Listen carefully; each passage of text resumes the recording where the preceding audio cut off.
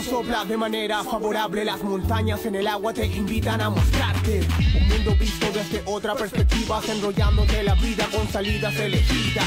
Pues no permitas que te roben tus deseos, tus visiones, tus anhelos, que los has cumplido y bueno, indaga un poco de su modo respetuoso en lo hermoso que te brinda este mar tan afectuoso. Amado point para empezar con energía, esas ondas matutinas te darán inicio a un buen día. Recibe con sabiduría lo que AM te ofrenda, mantén su transparencia, eso sí te hará leyenda. Rema con fuerza más allá de lo que piensas, identifica contra Ocho representa. Tú conectas con el mar y el mar conecta con la tierra, y la tierra es protegida por seres originarios. Continentes reunidos, siente fuerte, crecen los latidos. El mar te está invitando a que sueltes tu estilo. 7 continentes reunidos, siente fuerte, crecen los latidos. El mar te está invitando a que sueltes tu estilo. Seamos lo que representa el antepasado.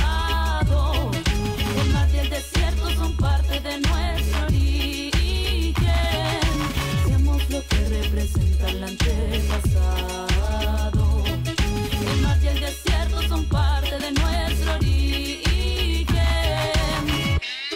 Club Budeo, yeah. Elemento Drive, Hare Krishna, Norclass, I'm blessed to be. yeah.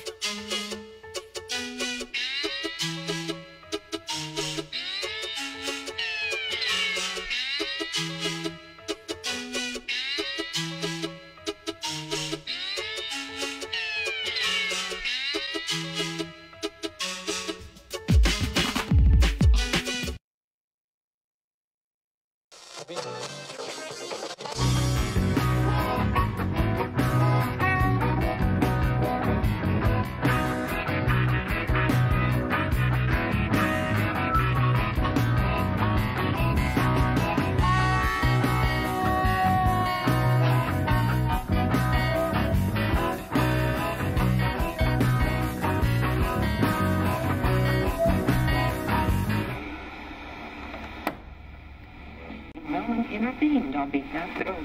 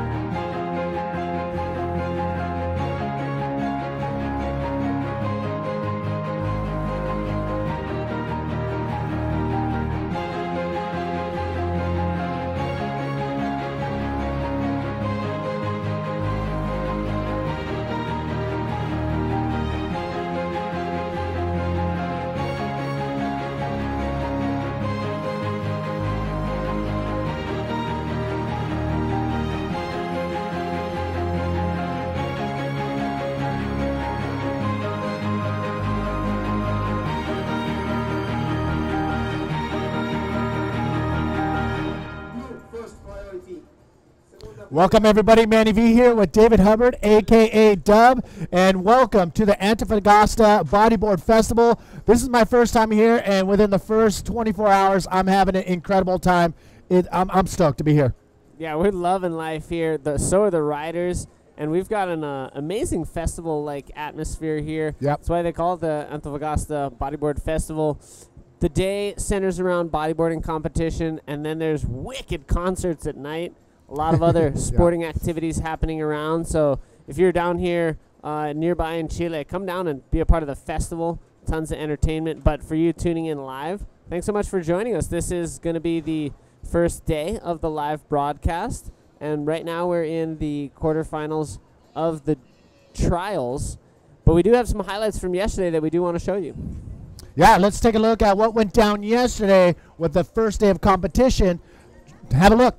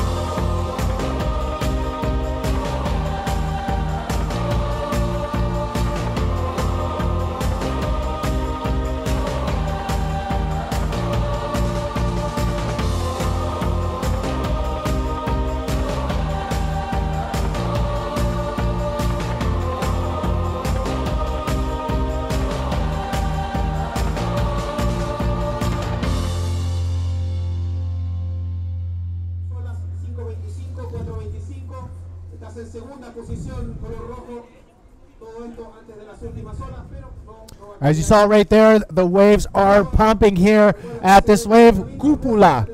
Ola Cupola is what we're at here in Antofagasta. The first day of action went down. What did we see yesterday?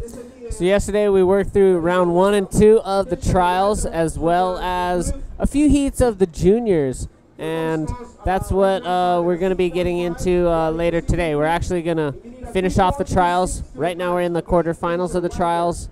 Then we'll finish off some juniors heats and move into men's main event round 1. So the quarters of the trials out in the water, trying to determine who will be those top 8 riders of the trials to advance on into the main event. That's what's going down right now. And the women's, we're going to see some women out in this in the wave as well. Yeah, so after men's main event round 1, we're looking to get maybe even 2 rounds of women's in the water. And actually, that reminds me, we did see women's yesterday. The first round of women's also went out yesterday. So full day of competition yesterday, full day today. We've got great conditions. Sun is out. It's nice and glassy. And you're going to see once we get out in the water, nice long reeling left-handers. Occasionally there can be some rights too, but Cupola de Poder, mostly a left-hander. And the name? Power Dome is the translation, and that's where the Antofagasta Bodyboard Festival is taking place in Antofagasta at the Power Dome. This wave is really tricky. For the last couple days, I've been watching this left-hander. There's actually a right on it too. It's quick, it's short, it's going to be a little tricky to maneuver, but the left, it really only has this one section on the inside. You can catch it from the outside, and this is in that medium-sized range right now. I haven't seen a giant yet, which is predicted towards the end of the week, but from what I've seen, there's that one section on the inside that is going to be critical for every rider.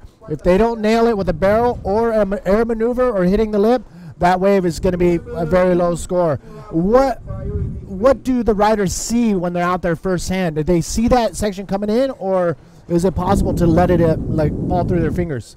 Yeah, it is a little tricky to read because it's a really uneven bottom contour out here. So you kind of wait for it. Sometimes if you wait too long, you end up behind the section, and sometimes if you release your speed line too soon and rush up to the lip, it might not yet be there. So we're going to see some miscues today from some of the riders, as a lot of these riders are pretty new to La Cupola and haven't surfed it a ton of times, but we're going to see the locals nailing it as well. And I think it's going to be interesting, and it'll be good to see. But once we get into the action, we will see that section that Manny's talking about. That is going to be the probably the critical component of advancing through heats. Don't get me wrong, some of the top riders we've seen out there already, and some of the locals that have this place nailed down are hitting that section perfectly, and you're going to see big backflips, big ARSs, big air rolls. Everything is on tap if you hit that section perfectly. So you know what? I think we're ready. Let's go out into the action and see where we're at with what's going on in the water in today's competition. Let's get out there. Yeah, so we've just got a few minutes left, just about 2 minutes remaining in the third quarterfinal. And top two out of each of these quarterfinals will be making it into the main event. So, as you said earlier, Manny, the top 8 riders of the trials making it into the main event, meaning the top 2 riders from each quarterfinal will make it into the main event, and the bottom 2 riders of each of the quarterfinal will be calling it end of the road. So here we see Wilder Schultz from South Africa. Doesn't need a lot, and it does look like he's sitting in last priority, though, unfortunately. Yasho Toledo had a terrific campaign at the Eureka event just last week. He's sitting in third spot, just shy of advancing into the men's main event, but does not need a lot either. David Barbosa, Nelson Flores right now sitting in those advancement spots. We do have the priority system in effect out in the water, which means the rider with first priority essentially has the option to catch any wave that rolls in through the lineup here. And second priority will be next to be able to catch the best wave. And, the priority system can be used as a strategy coming down to the last few minutes of a heat. If you are behind the 8 ball and need a high score, you have the opportunity to catch any wave. But if you have priority and you're sitting at that cusp of getting knocked out, you can use that as a tool as well to fend off any of the riders from catching a possible wave that will be able to knock you out. Yeah, so you basically just want to use your turn and priority to catch the next best wave, and whether you get a score on it or whether your opponents do not, either one would be to your advantage. So with just about 25 or so seconds left, this heat is really ticking down, and we're going to see 2 of these riders moving on into the men's main event, which will be taking place later today, Manny.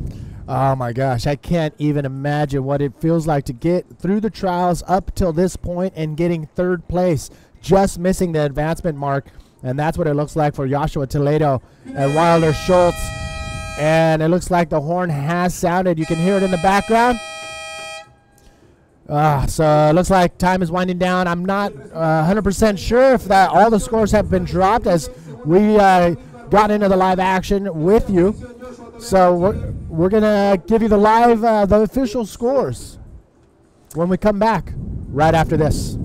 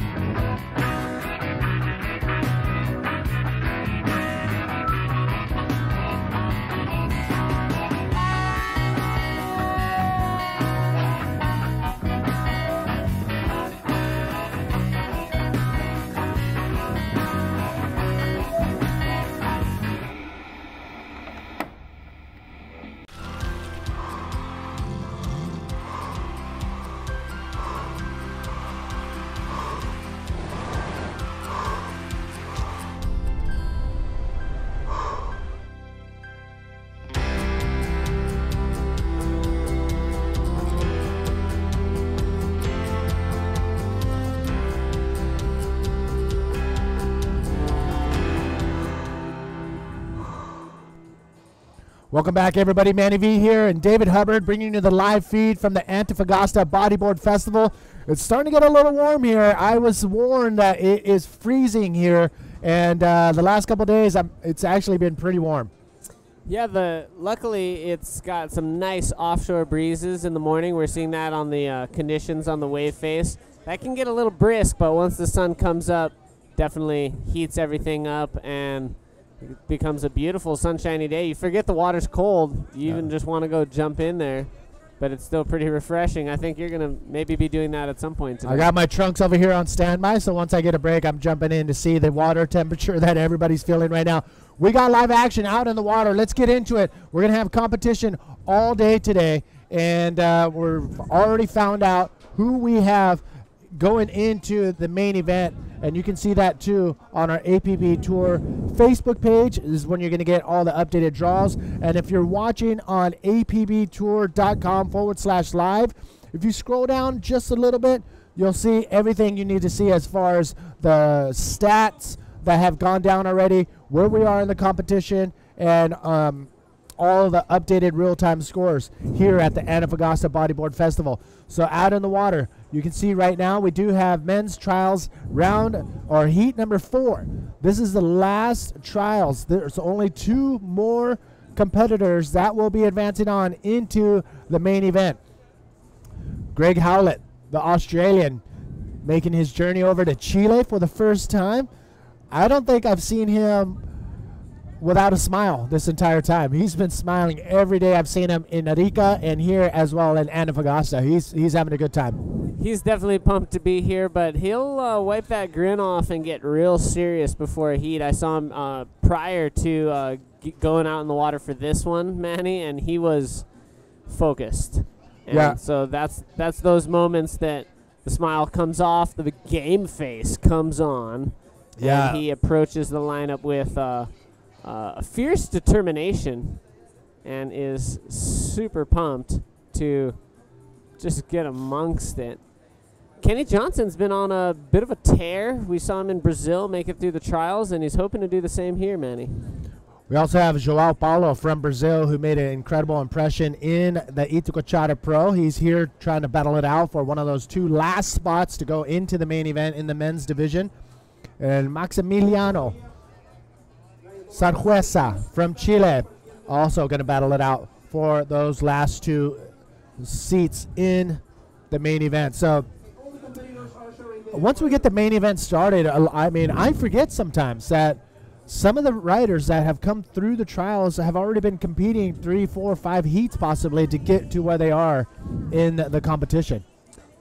Yeah, so, you know, for those riders, it's a whole extra day, and all those heats added to the wave experience, added to their wave knowledge, added to competitive momentum. Let's take a look at João Paulo from Brazil.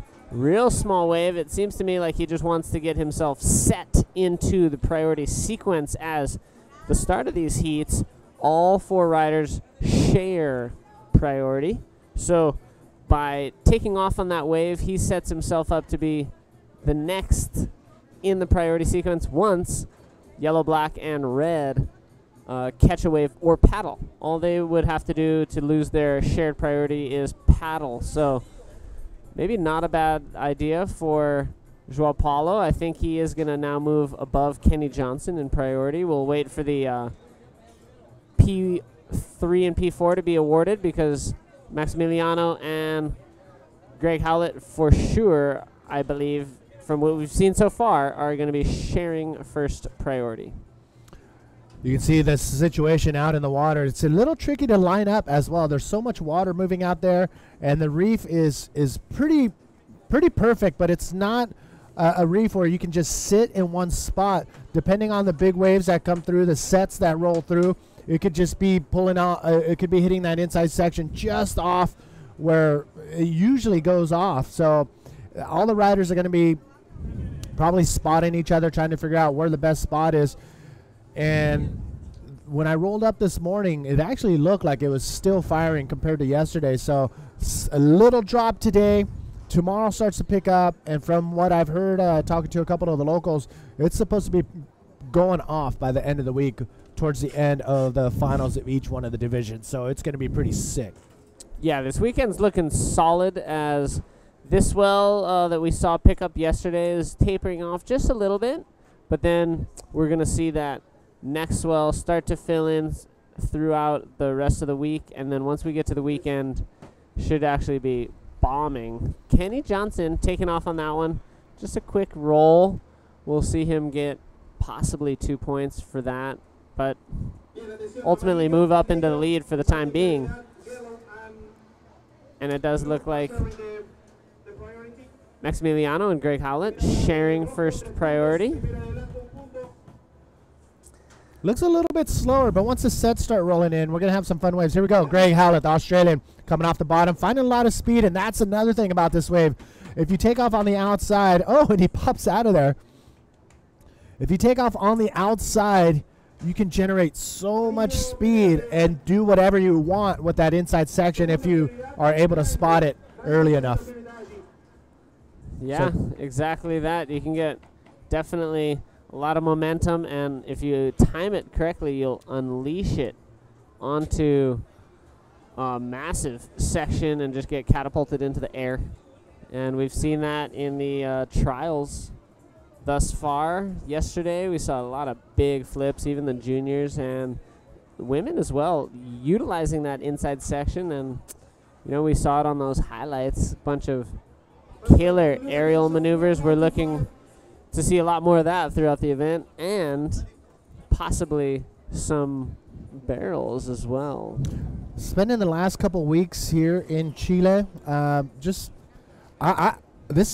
country is it's bodyboard country. I mean, you're driving down the coast and it's reef after reef, and they're perfect waves for bodyboarding. And rolling up to the contest site today, I didn't expect. I mean, I got here at like Dawn Patrol, and when I rolled up, there was a ton of bodyboarders in the water already, like a handful, 5, 10 bodyboarders already getting their practice in, and I could barely see past the lineup. But yesterday, I would look down the beach, and there was other bodyboarders just lined up all along the coast at these little particular reef breaks, and it's pretty. This country's pretty amazing. If you're a bodyboarder, definitely put it on your to-do list. Here we go, up and ready.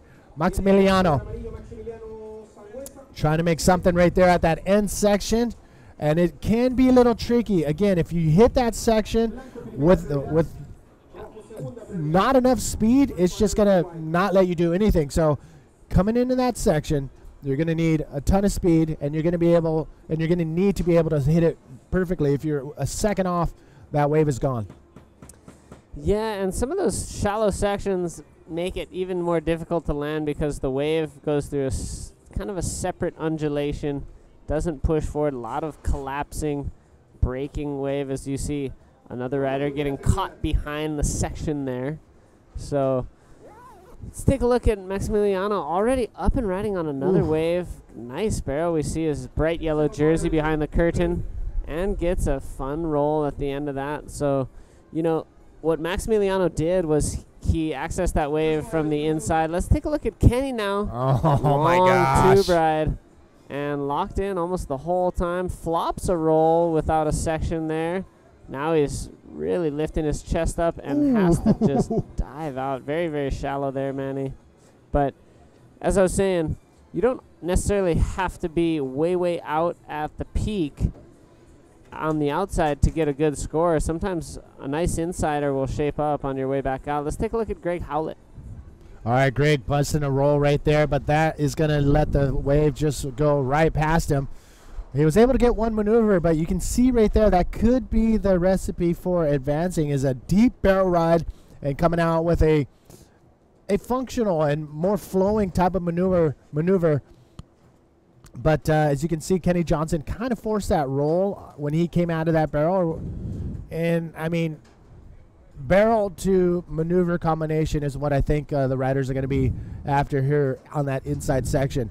Once the swell starts increasing, you're going to be seeing more and more riders taking off on the outside, maybe having an opportunity to pull a maneuver on the outside before coming into that inside section. But, again, that inside section is going to be all money for the riders to be able to advance on.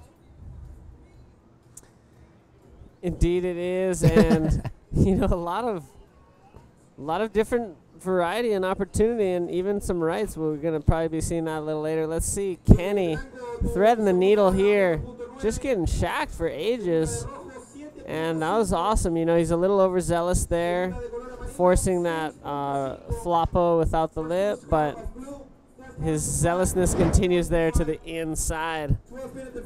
Back to continue your thought, Manny, on this country. It's got an incredible amount of coastline. So thousands of kilometers of coastline all the way from the tip of South America, more than halfway up.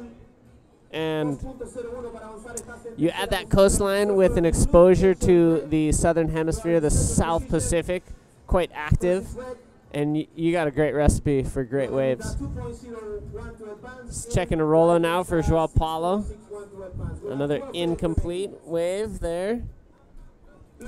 But yeah, I think that's something you know, you add some of the rock features, you know, that deep drop off from the fault line as the Andes pop up just right off the coast. Very steep drop off once you get into the ocean, and a lot of raw power connecting with the coast of Chile, making it definitely bodyboarder's paradise. I mean, the only gripe that I would have, I love the warm water. Yep, so it's just getting used to the colder water, as you're going to probably be in a full suit, if not more, all the time. Let's take a look at Maximiliano.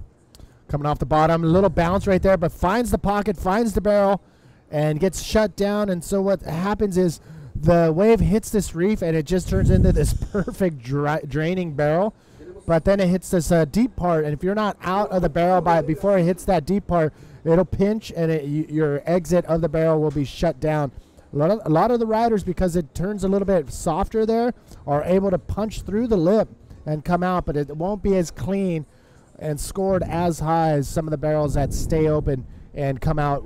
You come out with a clean open barrel. So very, very tricky inside section, and I'm very excited to see what the riders are going to be able to do with this last piece of gold at the end of this wave. Yeah, exactly Cupola. that. The power dome. Hola cupola. I had to ask a couple people what cupola means. Power dome. Cupola de poder. Ooh. The full name, everybody just knows it as cupola, but Cupola de Poder is the full name, the power dome. Oh, whoa, malfunction right there. Going for a boardless arse. Oh, maybe my not goodness. enough wax on the board there, as we see some gymnastics from Kenny Johnson. Let's take a look at Maximiliano on this one. Coming around that section, obviously has enough wax to stay on his board right there. That was pretty crazy to see that happen. But, I mean, a lot of speed and a lot of power from the ocean itself. If you're not able to maintain, let's take another look. So let's see exactly what happened here. Comes off the bottom, and right there he decides to go for an ARS, but just his board just got away from him. And here we go, live action. Joao Paulo. He's going to try to flip through the lip and will not be successful there. But, you know, it was that long barrel of Kenny Johnson that has him in the lead right now. Best wave of the heat. And Maximiliano is doing what he can to back up the second best wave of the heat, that 6.5. If he's able to back it up, he may be able to get some more points going on. Let's take a look. Greg Howlett now up and riding, Manny. Wow, the sun is out and the offshores are firing. And Greg trying to dip into a barrel right there, comes around the section. That wave shuts down. Again, this wave is a reef break and it is very susceptible to the tides as well. What are we looking for as tides as the day progresses? Well, I believe the tide's fairly low right now. It's going to come up. I'm not sure exactly how high or when the high tide is, but then it'll drop again throughout the end of the day. We had a nice low tide at the end of the day yesterday. So we are going to be seeing the men's in some pretty great conditions, you know, right now in the trials, and then the main event hitting the water as the tide drops again. So pretty excited about the run for the schedule today, Manny. No, I'm pretty stoked too to be able to see all the divisions today. We're going to see the men's, juniors, and women's division going down today, and that is all. I mean, in Arica, it's almost on clockwork where the wind would come up around 11, 12, 1 o'clock. Does that happen here as well in Antofagasta? You know, I think it's a little more fickle with the wind's response. Sometimes the wind can be here in the morning, but I think generally we do have that offshore breeze in the morning and wind coming up once the sun gets, you know, towards the middle of the sky. But depends on the direction of the wind, you know. In Arica, it's typically going to just come side on shore. But here, I think there is a little more variety in the possible directions of the wind. So we'll just have to wait and see, but I think we are looking at mostly a bunch of clean mornings, and hopefully most of the days hanging on to those decent conditions throughout. Well, I mean, not bad conditions right now. Glassy, 3 to 4 foot waves coming in. Occasional 5 foot streamer rolling through. And look at this. It looks like we may see one of the bigger waves of the heat coming through right now. Will the riders be in position to be able to take off? Priority is in Kenny Johnson's hand in the red jersey, and he's paddling, trying to get into that position, but unfortunately lets the wave roll away. And some of the bigger sets too, I'm noticing, are washing through that inside section. So maybe the bigger waves in some of the bigger waves aren't even, you know, worth taking off on. Maximiliano hoping for a section on the inside. Nothing there for him. Tough run, and we've just got about 6 minutes now remaining. And it's starting to get a little tricky for yellow and white. You know, they really want to get through this heat. It's going to be a taller ask for white than it is for yellow. Yellow's actually really close to that advancing position. Just a 2-point ride. 2.01 will get him there, Manny. Yeah, it's a very slow-paced heat right now, but once those sets roll in, if you're in the right position with priority, that could be the heat winner. Maximiliano, he has a 6.50. And Greg Howlett, he's got 2 lower scoring waves, so he's on the cusp of getting knocked out of this event if he doesn't get that second or get a higher score, because Maximiliano, for sure, within the next 5 minutes, can pull off an easy 2.01. But Joao Paulo not having the heat he has wanted, or he, of course, wants, two very, very low-scoring waves for Joao Paulo. What do you think's happening right now with Joao Paulo? I mean, he's used to being in the competition. He's used to the pressures, but do you think the priority is getting to him, or he's not in position, or is it just the waves aren't coming to him? Well, I'm just a little concerned about his strategy. You know, from the start, we've just seen him taking off on almost anything. And so I think his wave selection could just be a little off. It seems like he's really just trying to get any kind of wave and do any kind of maneuver instead of looking for a quality wave and going for quality maneuvers. So in that instance, he's also still not even found a rhythm with that strategy. You know, that could have availed him a couple 2s, 3s, maybe even a couple 4s, but he's just got a few 1s. And so it's been struggle street for Joao, but he's not necessarily out of it now. But take a look at that. We do see Maximiliano moving up ahead of Greg Howlett. Greg now needing that 5.91 to return himself to an advancing position. Let's take a look at our heat leader, Kenny Johnson. Kenny Johnson with priority, pulling into the barrel. That thing just got away from him. He pulled up on his board to stall for the barrel, and I think that might have been too much. Here he is out the back, Joao Paulo. Now he has a nice solid wave. Will it stay open? He does come out of the barrel. Clean carving reverse. That is the wave Joao was waiting for. And that forward spin to end that wave. He comes in inside. He knows he has to get as high a score as he can. That was probably going to be one of the best waves, I think, ridden of the heat. Joao Paulo needed that. 3 minutes remaining in this heat, so he's getting closer. He just has to head back out and cross his fingers. Another wave like that comes his way. Yeah, you know, I think he is going to get a decent score. Let's take a look at our rider who's now in second, Maximiliano. Goes for roll, incompletes it. But, yeah, you know, if Joao, who's finally gotten a little bit of rhythm, a little bit of relief from his simple scores, is able to come up with just one more ride, he could be knocking at the door. You know, not a long or necessarily very deep barrel, but a nice one. Series of 360s, and then follows it up with even a nice roll here on the inside. So very complete ride from Joao Paulo. And I'm expecting now what's required of him will probably be much, much smaller than previously. Does look like Greg Howlett moves down into 4th position as an 8-point ride is dropped for Joao Paulo. Joao now needing a 2.16. Wow. 2 minutes remaining for Joao Paulo, the Brazilian, making a last-minute strike here in the last couple minutes, and that was pretty insane. Every maneuver he did, that carving reverse was very smooth. There was no hiccups. It was full rotation without any bumps or anything, and then a forward spin. So a solid wave for Joao Paulo, and the judges like that. Coming off the bottom, big bottom turn, and goes for ARS. Maximiliano trying to better that 3.65. Here we go, Kenny Johnson. Here's our heat leader eyeing up a section. Nice big ARS. Duffs it on the return. Just catches that nose, but gets a reverse in and another roll on the inside. Kenny's excited. He really wants to make the main event, and I think that could improve on his 3-point ride, Manny, and extend his lead over the field. Yeah, that's the first time I've seen a lot of riders go all the way into that other last bit of section where it gets super duper shallow. I'm talking maybe 2 feet deep. So Kenny Johnson clocking in a solid ride. Here we go. Joao Paulo, was this a smart move?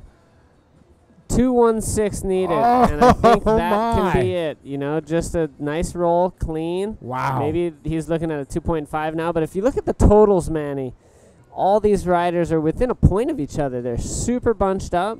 We'll see if Kenny actually does make a leap with his last wave. He separates himself now, and with 20 seconds left, it's going to be exciting if there's any other rides ridden, because we've seen quite a little shuffle here in the last few moments.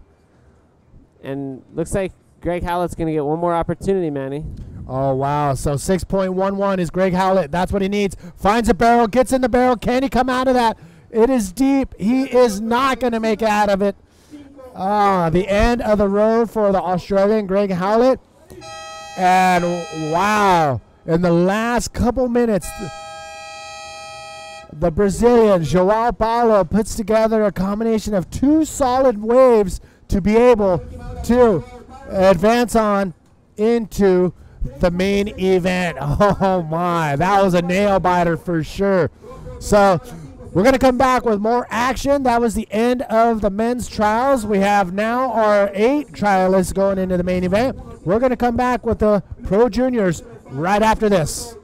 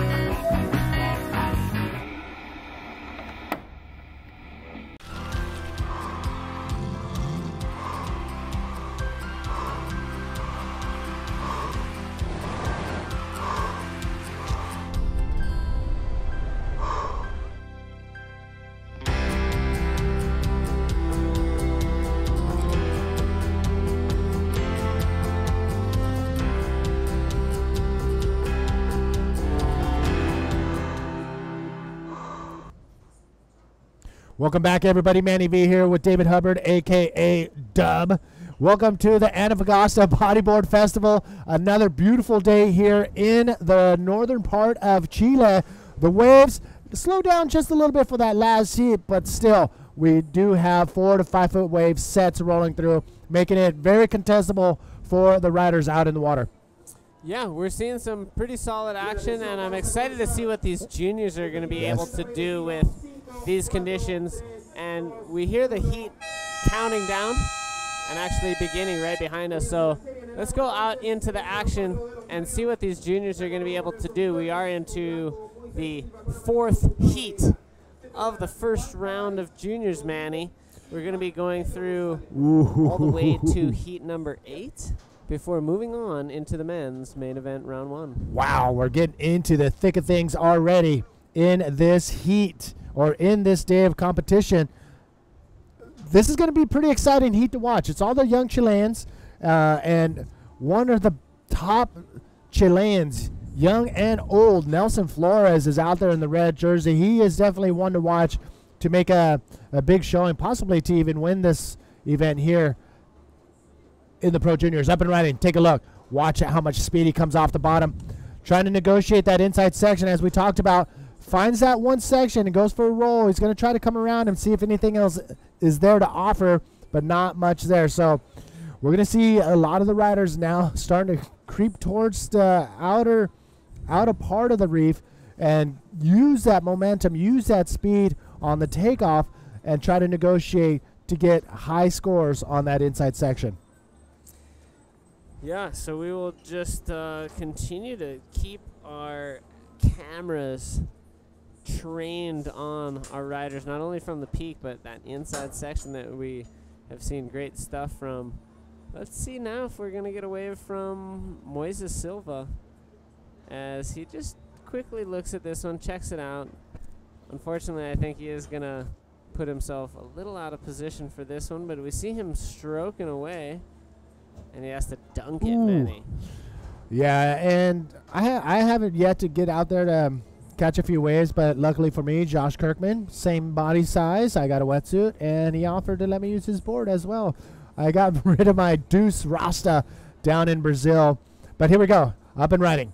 Moises Silva, nice clean bottom turn, punches through the lip, comes around that section right now, and I hear a lot of clapping on the beach for the Pro Juniors, all the Chileans out here, full support from around Antofagasta, Iquique, which is about a 6-hour drive up north, and Arica, which is another 3 hours from there. So about 10 hours up north, we have Arica, and it looks like they're going to get ready to put the ski out in the water for safety measures. And I hope they know what they're doing there, because it's pretty rocky, but they put it out there yesterday, so I'm sure they got this place wired. Gabriel Brantes from Iquique was on the ski yesterday. Oh, was that him? Yeah, he was Romeo. Yeah, he's in Antofagasta holding it down for the safety crew in on the ski. Here we go. Let's take another look at Moises Silva. All right, see him climbing up through that lip, pushes through, and completes that Rolo clean before diving for his life out of that wave. So you can see it gets really shallow, and we're seeing some of that backwash starting to surge up on that inside shelf. It really becomes an issue over on that inside, further the farthest most inside section.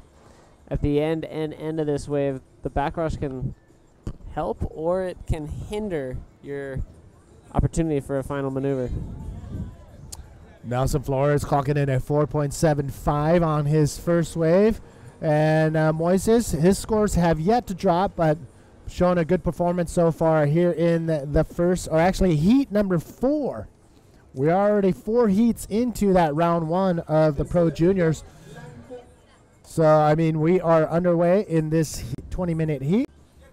So, to bring you up to speed on the first 3 heats of round number 1 in the Pro Junior, that first heat we saw Iago Nascimento from Brazil and Yurko Gonzalez advancing on. Here we go, up and riding. Moises, pulling back as he knows he doesn't have priority, giving it to the rider in priority, Gustavo Niera.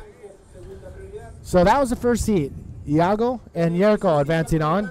Heat number 2, we saw Igor de la Mena from Brazil and Pedro Viegas from Portugal advancing on. And the other 2 riders in heat number 3 that advanced on. Menelik Nazir and Joaquim Soto.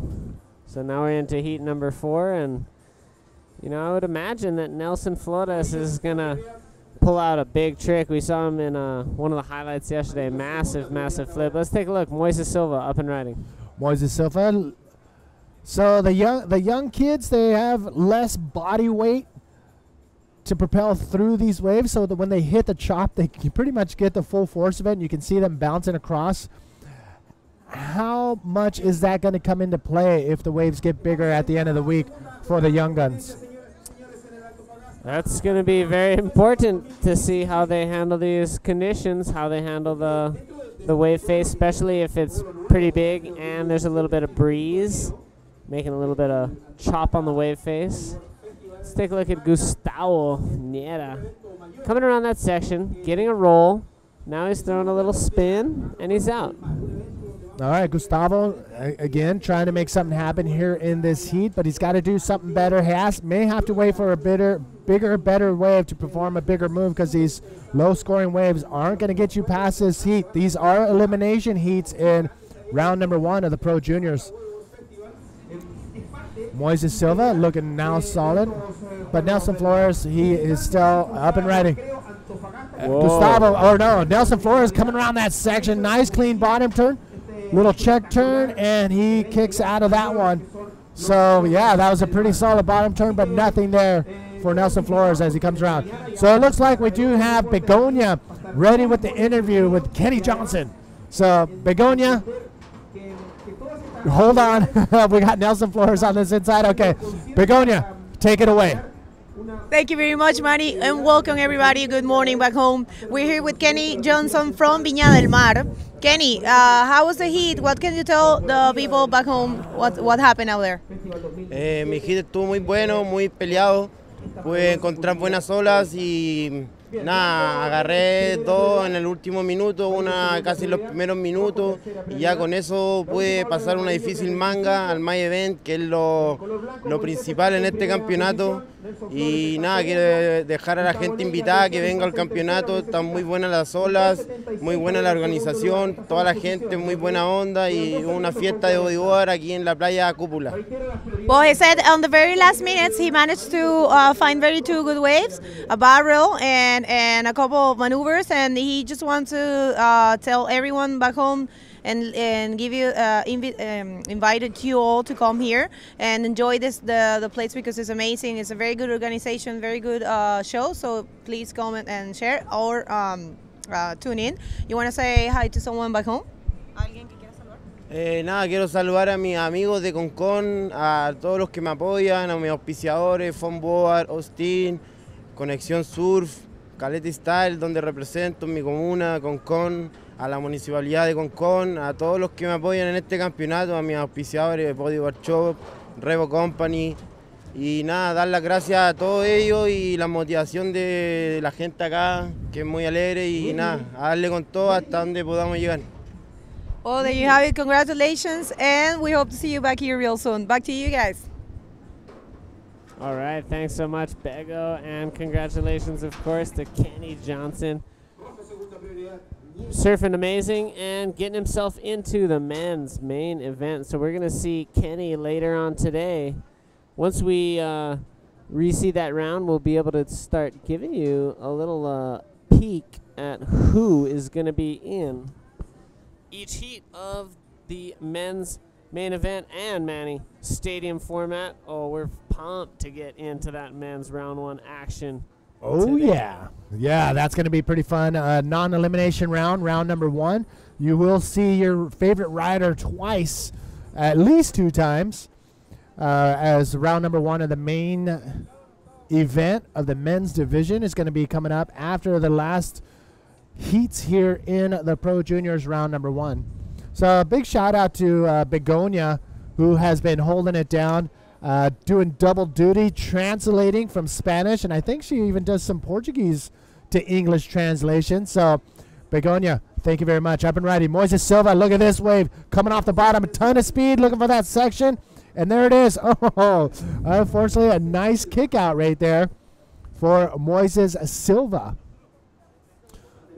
A little paddle battle right now, possibly. Yellow, Gustavo Nieta. Gustavo. Bottom turning right there. Kicks out of it. Not much there, so looks like Moises Silva looking pretty good. Unfortunately, it was mistimed that section right there. Nelson Flores, he just needs a couple, 2.11 wave to get back into that first place position. Again, out in the water, we are seeing round number 1 of the Pro Juniors.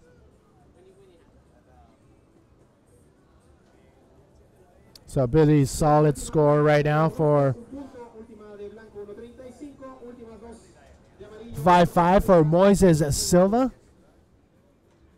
Nelson Flores, he's definitely capable of getting those higher scores. Again, Mother Nature taking a little bit of a nap right now as far as delivering the bigger sets on a consistent basis.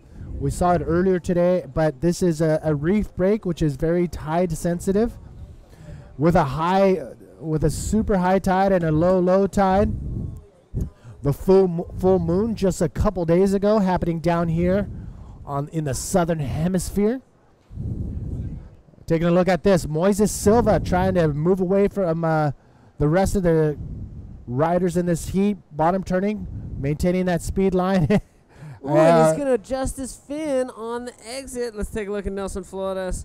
Nacho is what they call him, and he's going to pump a big smooth roll there. Hoping for something else. Cool 360. I got to say about this junior, very refined, very mature riding. Let's take a look at Gustavo.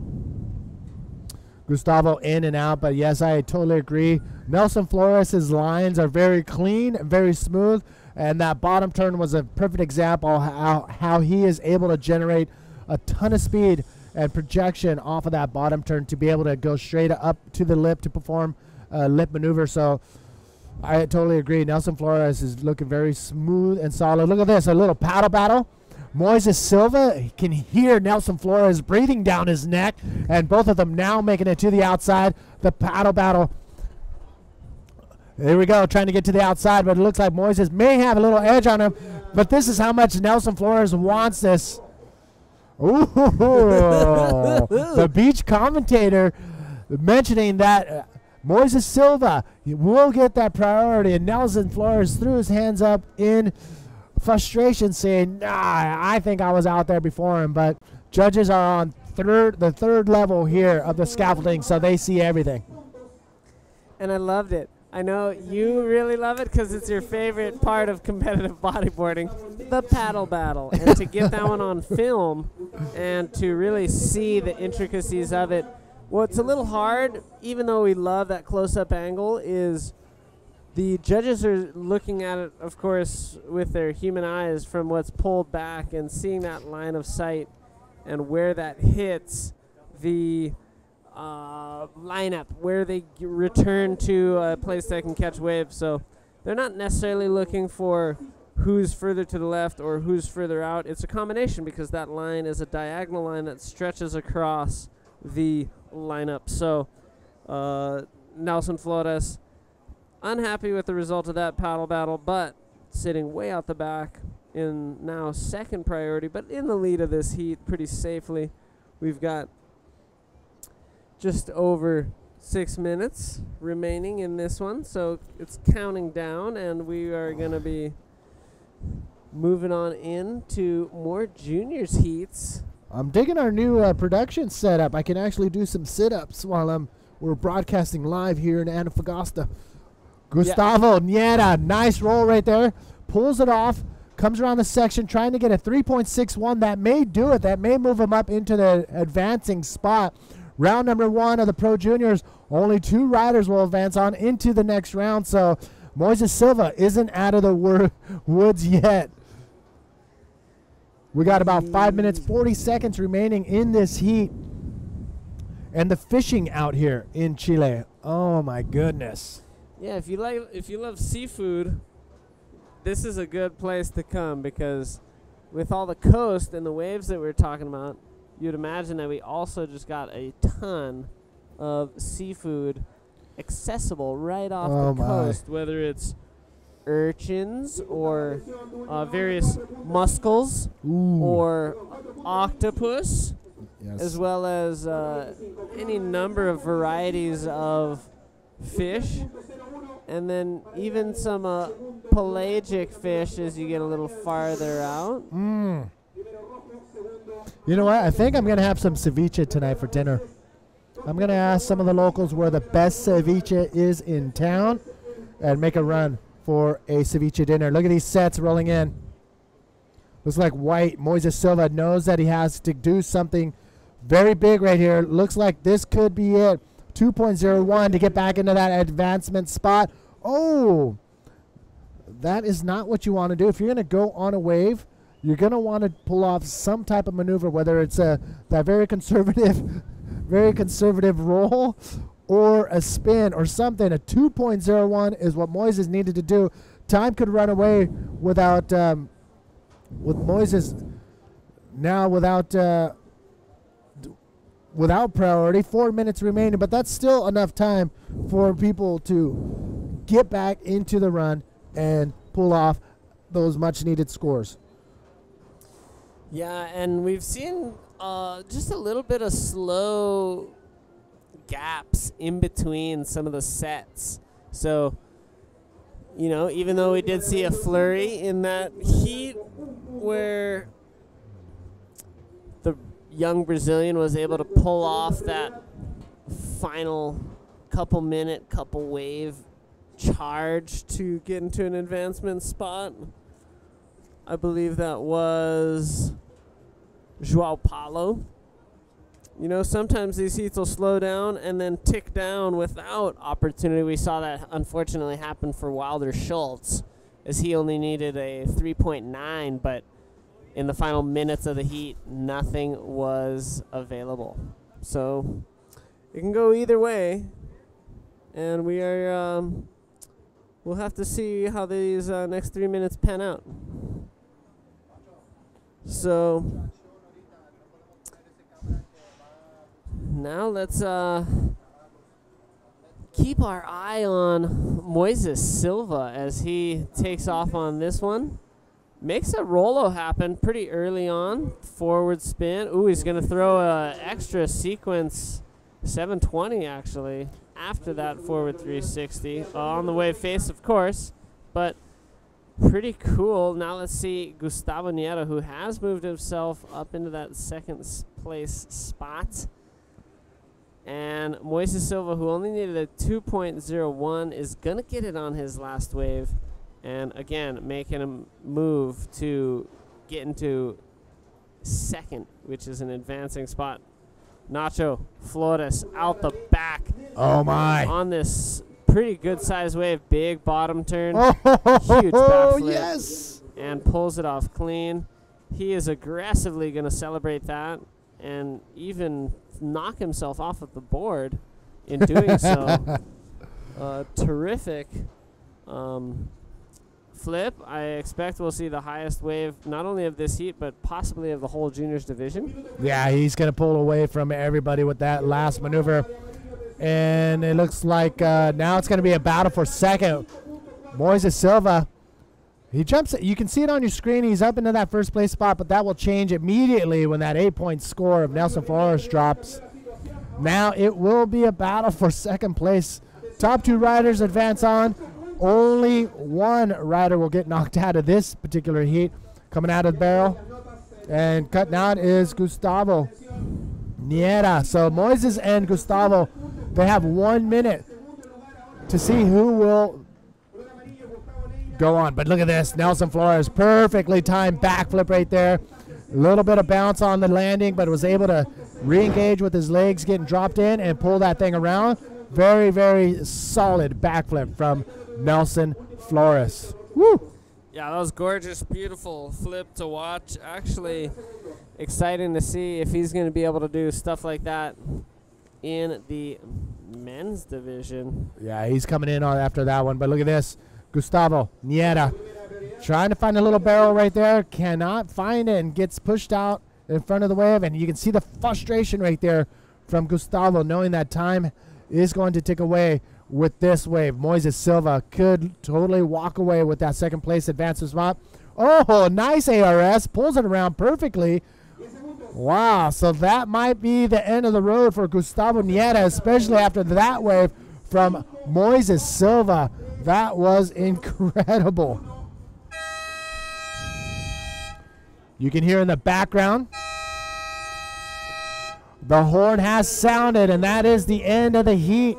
Moises Silva and Nelson Flores at the very end dominate that last heat and will advance on. Don't go anywhere. We got more action in the Pro Juniors and the women's division coming up right after this.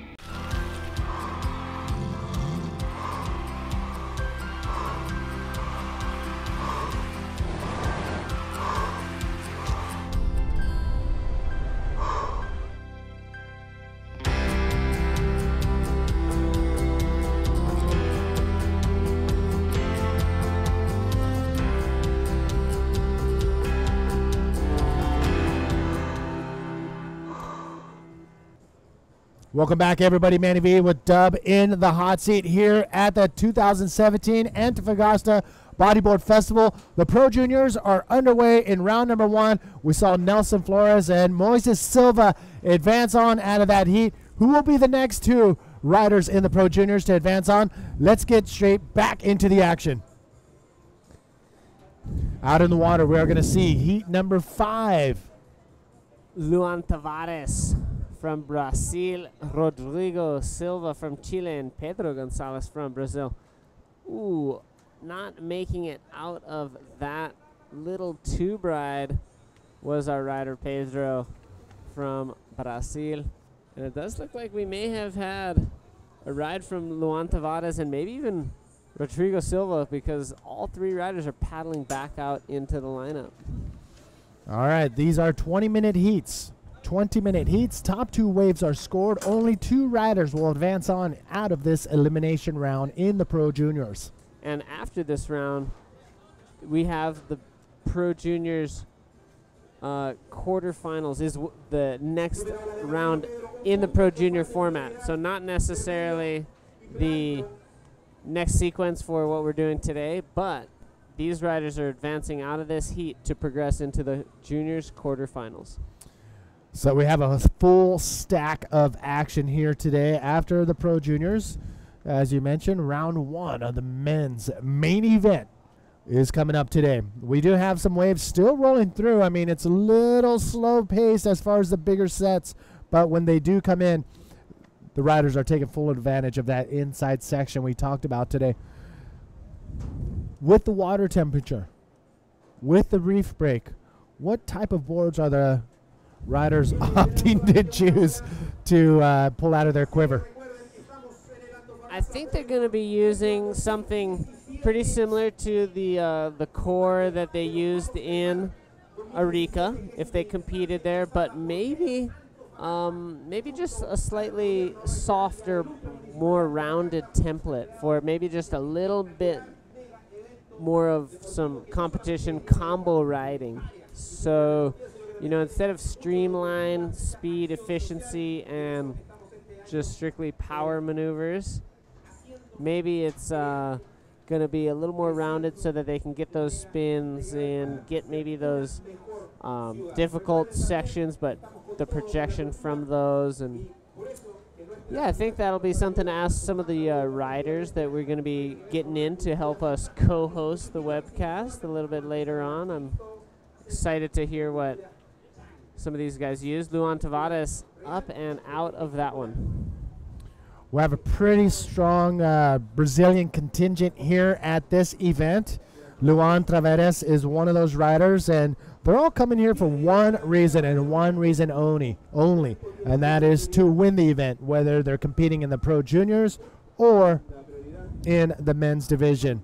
And all of these riders, including the likes of Uri Valdao, former world champion, Eder Luciano, who has been on a tear, as well as Roberto Bruno, who's coming off a high of getting second place in the last event at the Arica Chilean Challenge. So definitely some strong Brazilian competitors here on site at the Antofagasta Bodyboard Festival.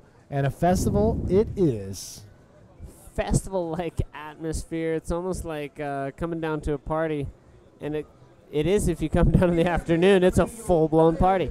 It's going to be pretty exciting. They're going to be setting up this ginormous stage for one of the bigger bands of Chile to show up and perform here, I believe, on Saturday or Sunday.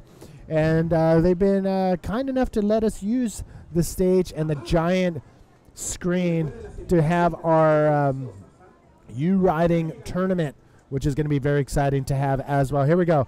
Up and riding, taking a look. Pedro Gonzalez. He's coming off the bottom. Yeah, he'll attack this wave and throw a nice clean roll before that section finishes. And just in case anyone was unaware that he had completed it, he lifted his arm up.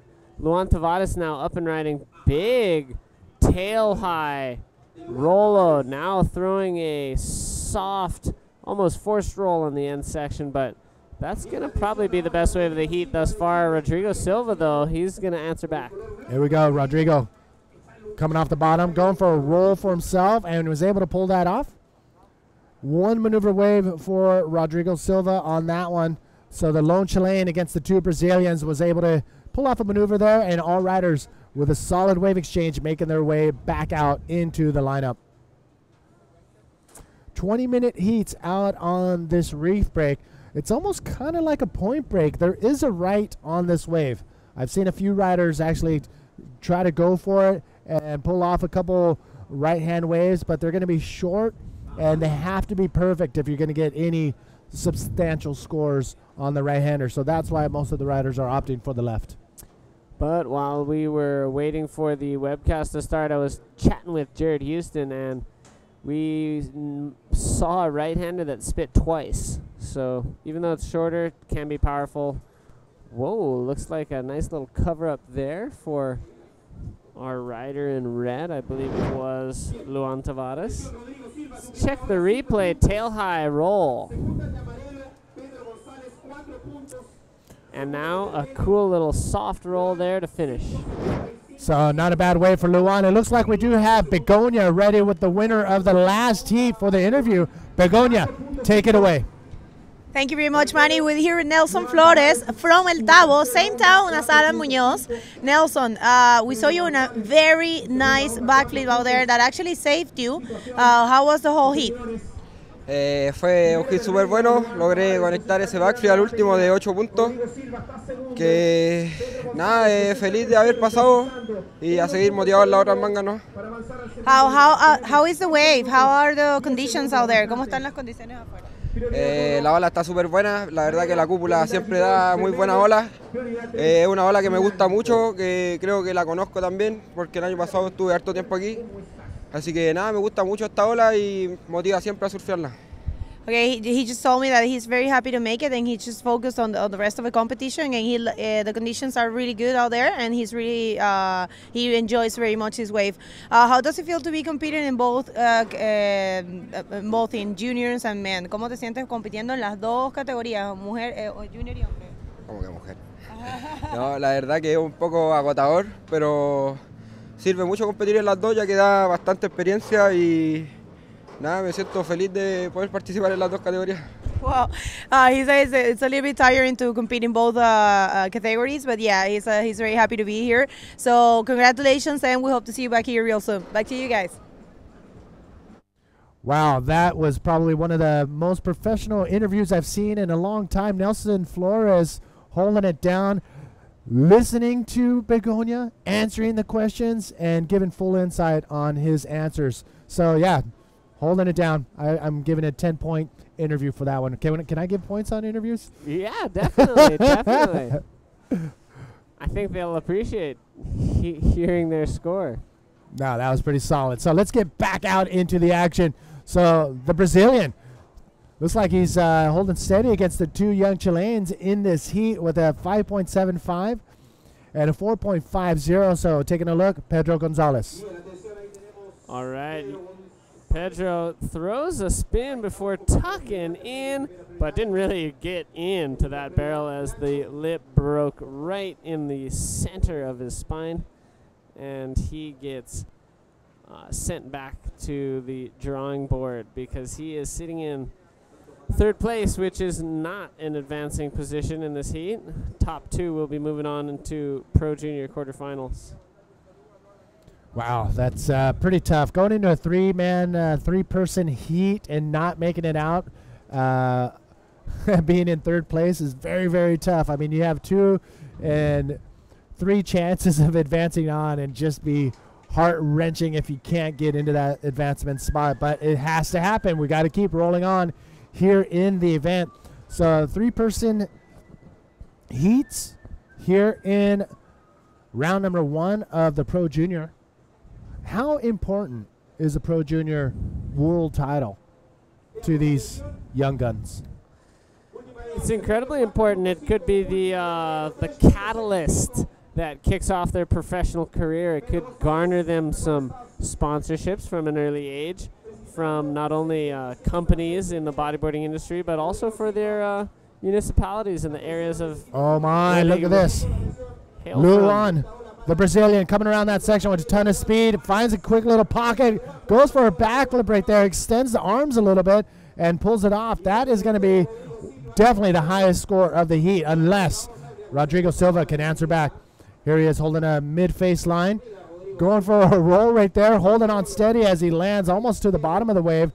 Out of those 2 waves, of course, Luan Taveras was pretty solid. Indeed, indeed. I did definitely appreciate Rodrigo's efforts. Paddle battle. Paddle battle.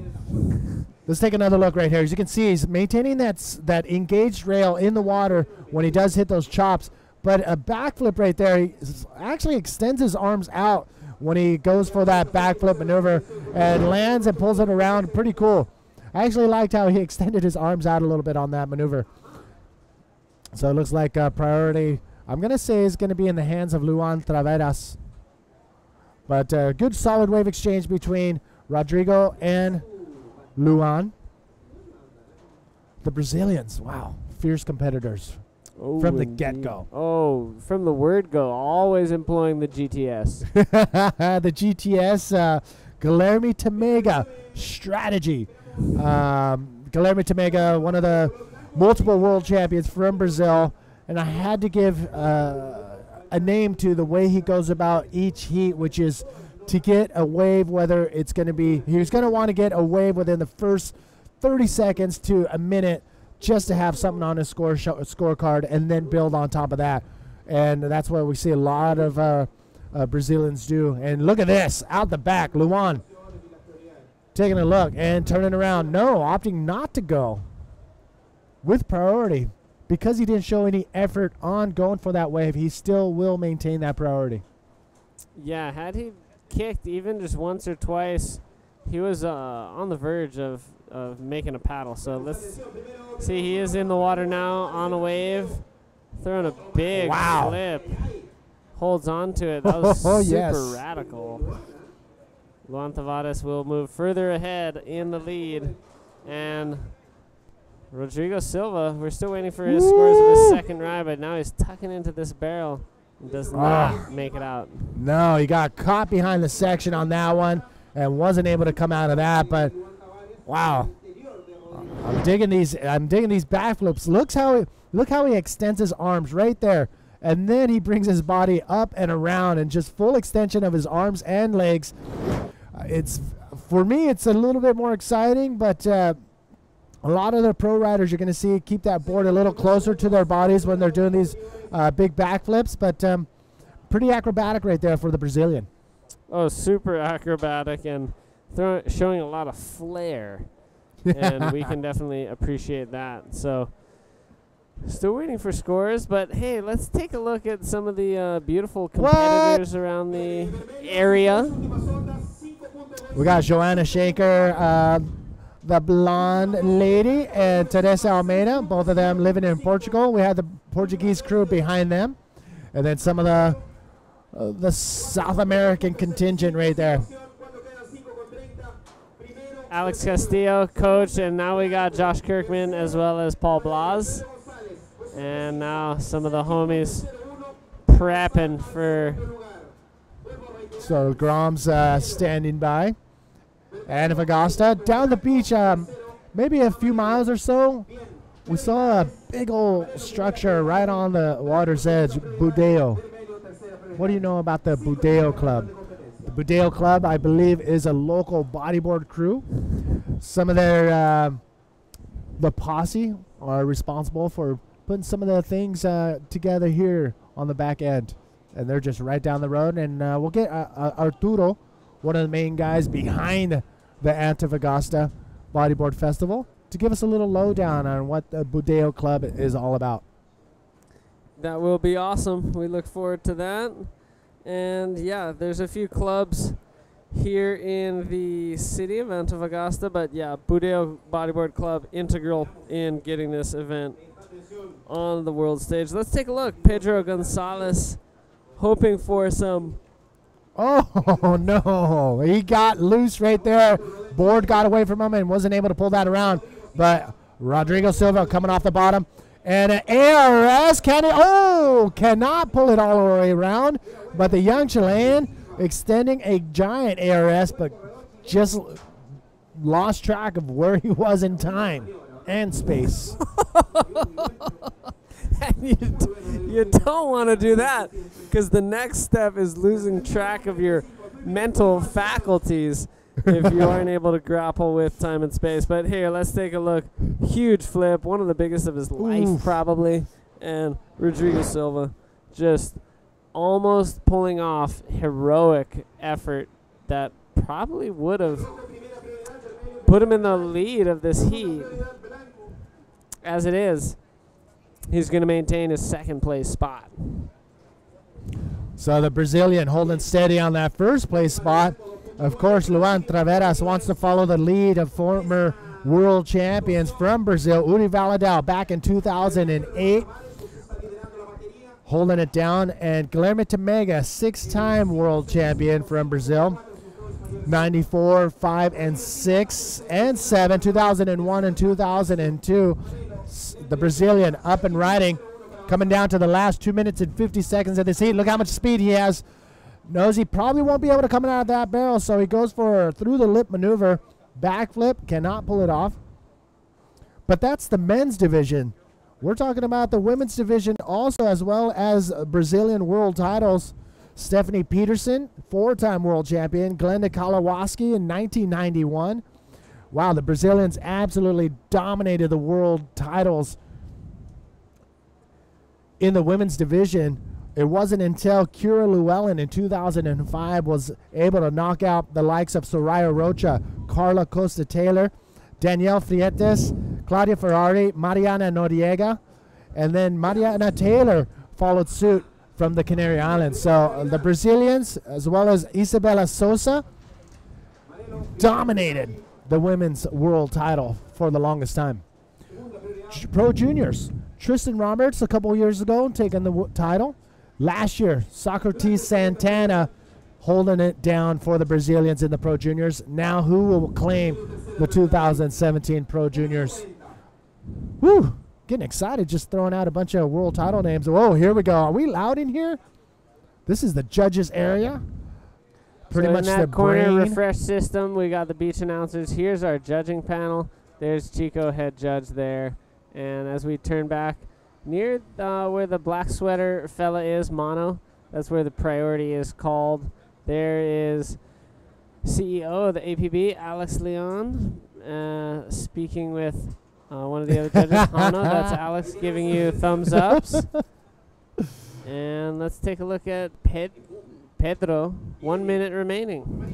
Pedro Gonzalez. Oh, scoop it into this barrel, and no, it's very tricky on that inside section. If you don't have enough speed, as you get into that barrel is just going to leave you behind. So timing is critical if you're going to pull into the barrel here.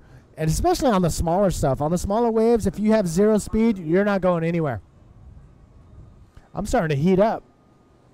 We got the sunlight starting to warm us up as the wind is starting to just lightly starting to breeze a little bit. Still got great conditions though.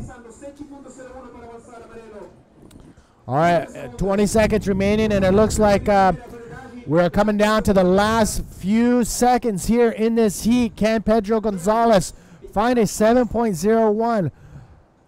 Woo! Paddling, digging hard, going into this. Luan, this is a victory lap, pretty sure. Finishes this heat with a nice big backflip right there. Comes in the inside section. A little victory lap right there for the young Brazilian. So, ladies and gentlemen, that is the end of that heat. Looks like we do have,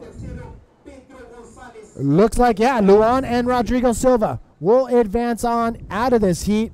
Don't go anywhere. We got the next heat of round number 1 of the Pro Juniors, and Joanna Schenker from Portugal, multiple European champion, is going to step in for me for this one heat. Don't go anywhere. We'll be right back.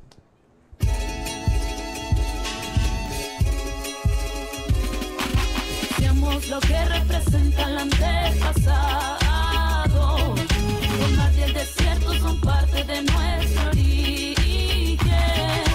Seamos lo que representa el antepasado, el mar y el desierto son parte de nuestro origen.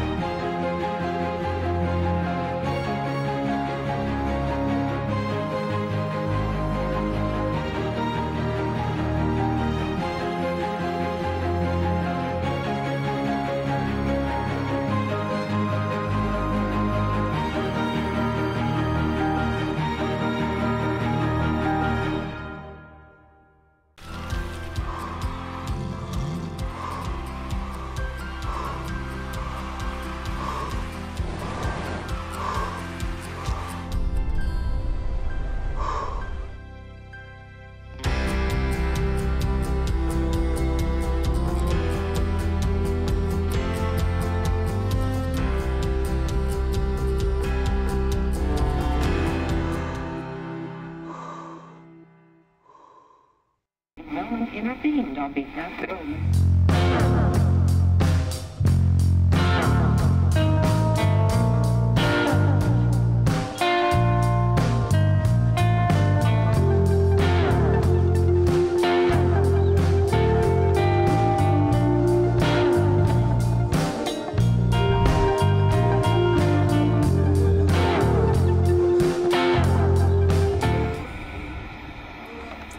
Ladies and gentlemen, welcome back to the 2017 Antofagasta Bodyboard Festival. David Hubbard, joined by Joanna Schenker. Thanks so much for jumping in. Yeah, thanks for inviting me in. Yeah, great to have one of the very powerful women's riders help us commentate for the juniors. So let's get out into the water. We got juniors heat number 6 happening now. So let's see what's going on out there. Okay. Who do we got in this heat, Joanna? Oh, we have heat number 6, Eduardo Guzman in red, in white, Pedro Lopez, and in yellow, Edgardo Aviles. All right, so just a few minutes into this heat as we did get started during the commercial break. So let's see what we have going on. It's all Chilean heat, right? Yeah, this is all Chile. And it does look like we will have 2 of these Chileans for sure moving on into the Pro Junior quarterfinal. And you're coming up later today in women's round number 2, is that right? It's right, yeah. Oh, how exciting. And that's because you're one of the top seeds.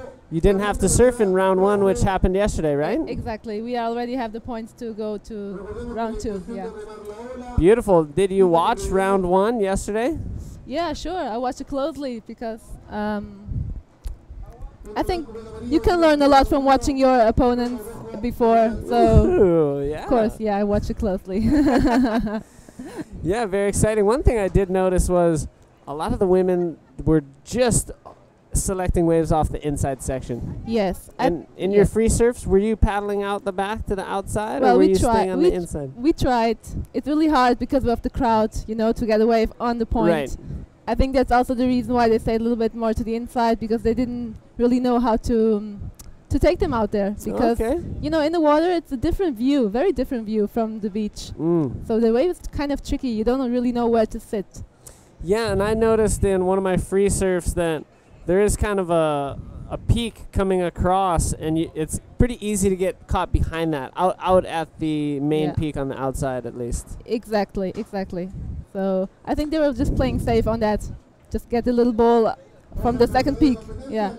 Yeah, second peak, that inside section a lot easier to read, so that's something we saw yesterday. But I do think today in the women's round 2, we are going to see the women heading out there and taking full advantage of the main peak, and probably, especially with the top seeds hitting the water like yourself, some pretty big aerial maneuvers. Were you able to pull off some big stuff in any of the free surfs you've had? Just a couple of rolls, yeah. Cool. It was a cool training, not too good, I think, but what was possible. Yeah. Yeah, sure. And when did you arrive in Chile? Oh, I arrived on Saturday. Okay. Saturday. Yeah, I had a little trouble with my flight. I lost them all. I lost my bag. No. It was bad, yeah. But you have your bags everything now. Yeah, I have everything. And you're here. Yeah. Finally, it was a long journey to get here, really long. Wow, especially coming all the way from Portugal. And yeah, you know, sometimes that's part of travel, missing flights, losing bags and whatnot. But luckily your equipment's here, you're here, safe and sound. And how long will you be staying here in Chile? Oh, I will really leave the night the competition ends. On Sunday night I have to go. Oh, wow. Yeah. Lickety split. Yeah, I had to change my flight to go earlier because otherwise I could lose them again. So I made it safe. Okay. Yeah. Understand. That's why I leave early, yeah. But you've been to Chile a few times now? It's my 3rd time. 3rd time here? Yeah. First time in Antofagasta. Okay. First time, yes. Oh, I only had been to Arica and Iquique before. Okay.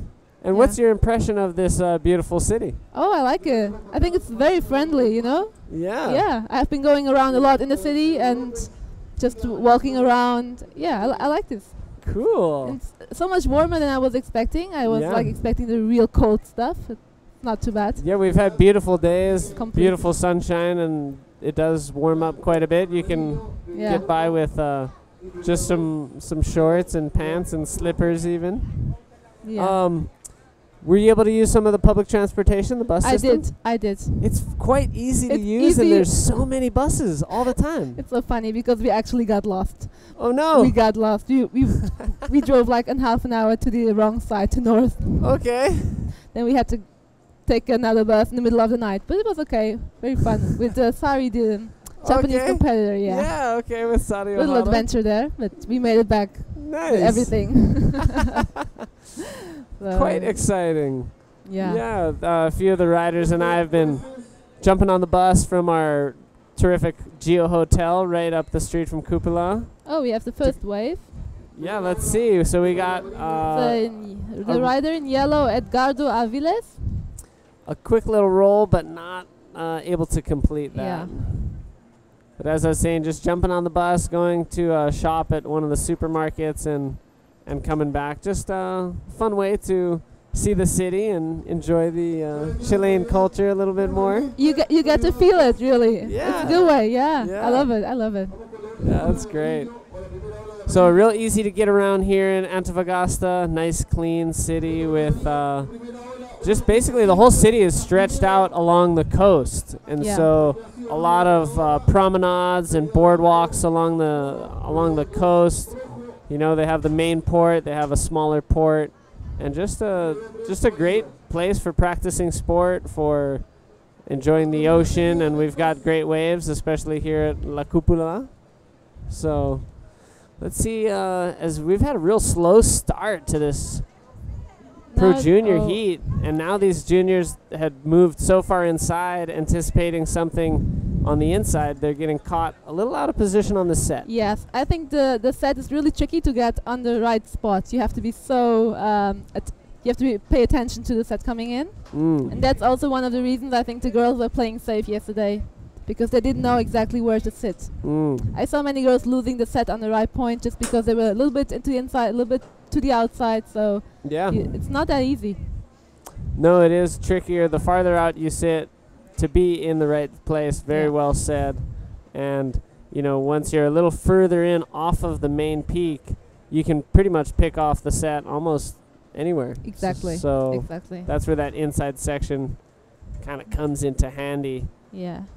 And I also think that inside section is just awesome for getting a backup score quickly. Yes. So let's say at the start of the heat you get a wave from the outside and it's a good one. Instead of going back out and waiting in third priority, you could quickly get a backup score. Yeah, easy, because some of the smaller ones, they have some potential. Yeah.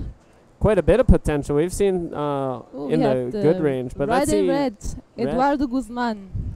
Let's see. Yeah.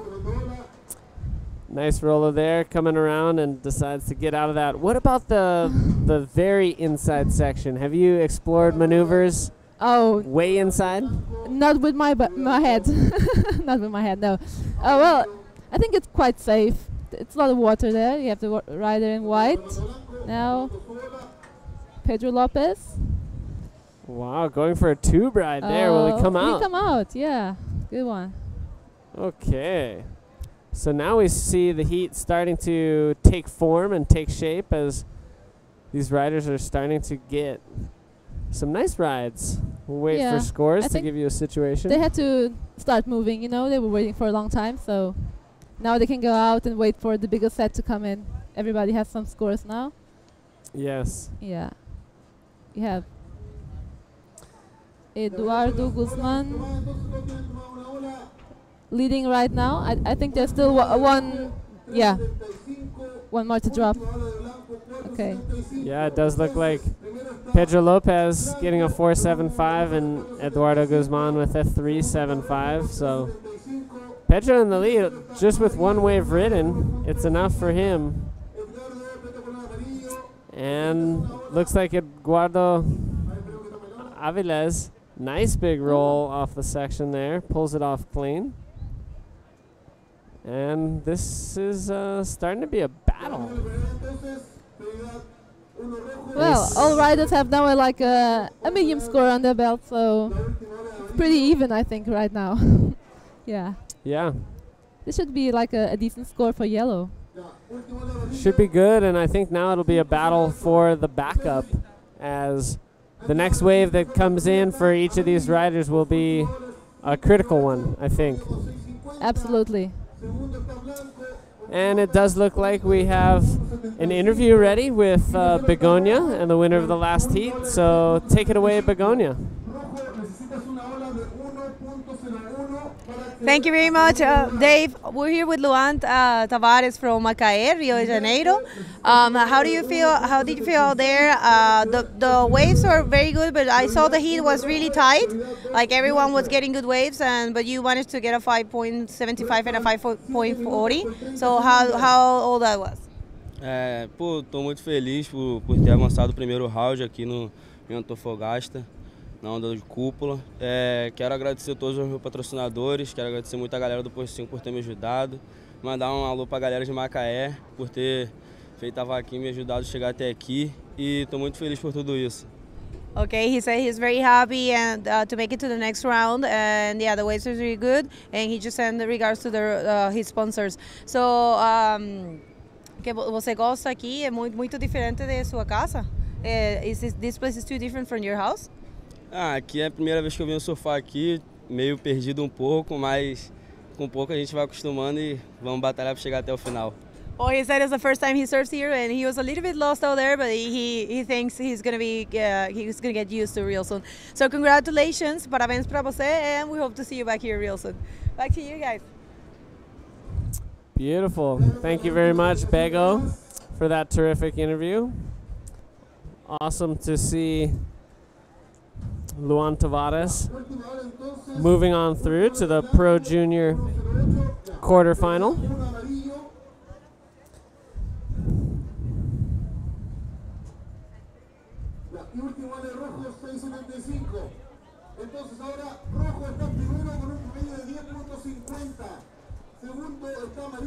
And so it does look like Eduardo Guzman steps up into the lead with the highest single wave score and a nice backup. So our rider in red from Chile starting to stamp some authority on this heat. Yeah, I think we lost like an interesting wave exchange during the interview, and looks like Eduardo Guzman got a really good one. 6.75 on his last wave. Yeah, that was awesome. So he's definitely stoked on where he's sitting right now. Quite a bit ahead of the rest of the field. And now it seems like it's starting to become a bit of a battle for second position. Well, anything can happen really. If you look at the score, they are both like pretty even. It's all about the next wave. Yeah. I agree completely. How important is priority and using the priority system the right way to make it through heats? Well, in this kind of wave, like a point break, it's like essential, I think. If you don't wait if you have priority and you just lose it for a bad wave, you could really lose your heat about that. And if you use this like in a smart way, you have a big advantage. Yeah. Because you get to choose the best wave of the heat of that moment, right? But it also puts a lot of pressure on you. Right. When you're like in priority and you're not sure if you should take that wave or not. So you have to be, it's a interesting thing. It is interesting, and I think you touched on what I wanted to ask about was the pressure for if you sit with priority and commit to waiting for the best wave, using the wave selection correctly, and actually taking the best wave, and especially out here at Cupola, to be able to determine the best wave of a set, let alone the best wave of a heat, it's quite challenging, and I've been trying to keep track of the sets and which wave in the sequence is best. And let's take a look at our heat leader on the inside. Eduardo Guzman. Oh, that was But he was kind of going for that approach of just backing up his score on the inside and not battling with yellow and white, who have first and second priority. So now he has the third priority. He has to be back in line waiting for his turn. Exactly. All right. I think the priority is really helpful, but you have to learn to use it quite well. Yeah. It also takes some experience and you have to be confident of your choices, Yes. And this is like a junior division. I don't know how used they are to the priority system. You have to be really smart about it. Yeah, and even just the small paddle. So let's see, red. Whoa. Trying for a move through the lip, doesn't complete it. Here's the thing, he was not in priority, so he took an inside wave. In white. Pedro Lopez. And he's getting a little bit of a pocket ride there, gets into the barrel. Nice reverse 360 and cuts out before that. Before the end section. On the hamburger, I think they call it. I'm not sure. Ooh, yeah, something like that. So, you know, with a few minutes remaining, if we have a little break in the action, what's been going on in Portugal, and what have you been getting up to over the last few months? Oh, we had a great winter. Really great winter. Yeah, I think everybody in Portugal is quite happy about it and had a full belly full of waves. Cool. Like we say in Portugal, you have a full belly. Okay. Yeah. Yeah, it was great. Awesome. And the competition just started to roll like the nationals. Yep. So everything quite slow at the moment still. Nice. Yeah. And are you excited for the European leg of the absolutely, of APB course, Tour? Of course. It's my home, so I'm more comfortable, of course. Yeah, I think when the ATB comes to Portugal is when everything gets really starting off. Yeah. And we are excited. We are waiting. Yeah, everybody's also waiting, especially the competitors. Of course, we're going to finish up here in South America and take a good couple-month break and then head over to your neck of the woods. Should be really exciting. We see some waves approaching. Let's see if there's any takers. Our rider in yellow has first priority and is going to go for it on this ride. Oh. Ooh, quite behind the section there and has to just dive out. So that was a good example of using priority in a way that did not give him an advantage and maybe losing some opportunity. Absolutely, absolutely. Yeah, it's not too easy to choose the right wave. It's so tricky, and I think time was running out for him, you know? So he was like, I'm going to go anyway. Yeah. I'm going to try. Yeah, well, he's in third spot, so better to try than just wait the heat out till it expires. So it is kind of a give and take. He needs a low score, like a 366 is not too much of a big score to get. So maybe he thought like doing a roll or something on even inside wave could get him through. So, well, it was his choice, like his play. Yeah. Yeah. Well, we've got a few moments. Did you want to send some salutations to anybody watching? Well, back sure. in Yeah, Portugal? everybody in Portugal is watching. My boyfriend Chico, if he's watching, I'm not sure. I hope everybody keep tuning in for the women's later today. Terrific. So as this heat counts down, it looks like Eduardo Guzman and Pedro Lopez will be moving on through to the junior quarterfinals. Thank you again so much, Joanna, for joining us. Thank you. And we're going to take a short commercial break, and we'll be right back after this.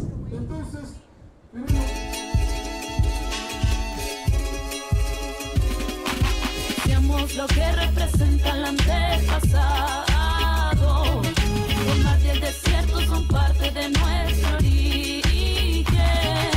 Seamos lo que representa el antepasado, los mares y el desierto son parte de nuestro origen.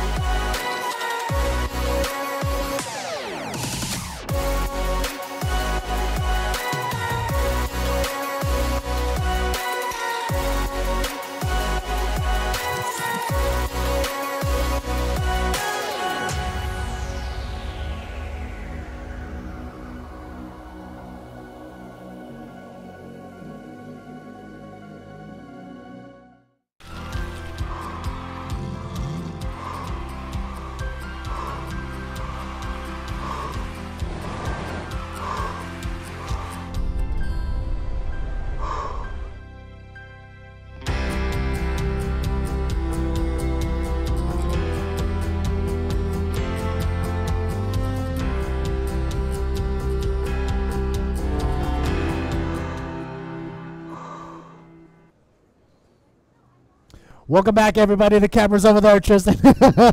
With me now is a South African 2000 and junior champion. 2015 junior champion, South African Tristan Roberts.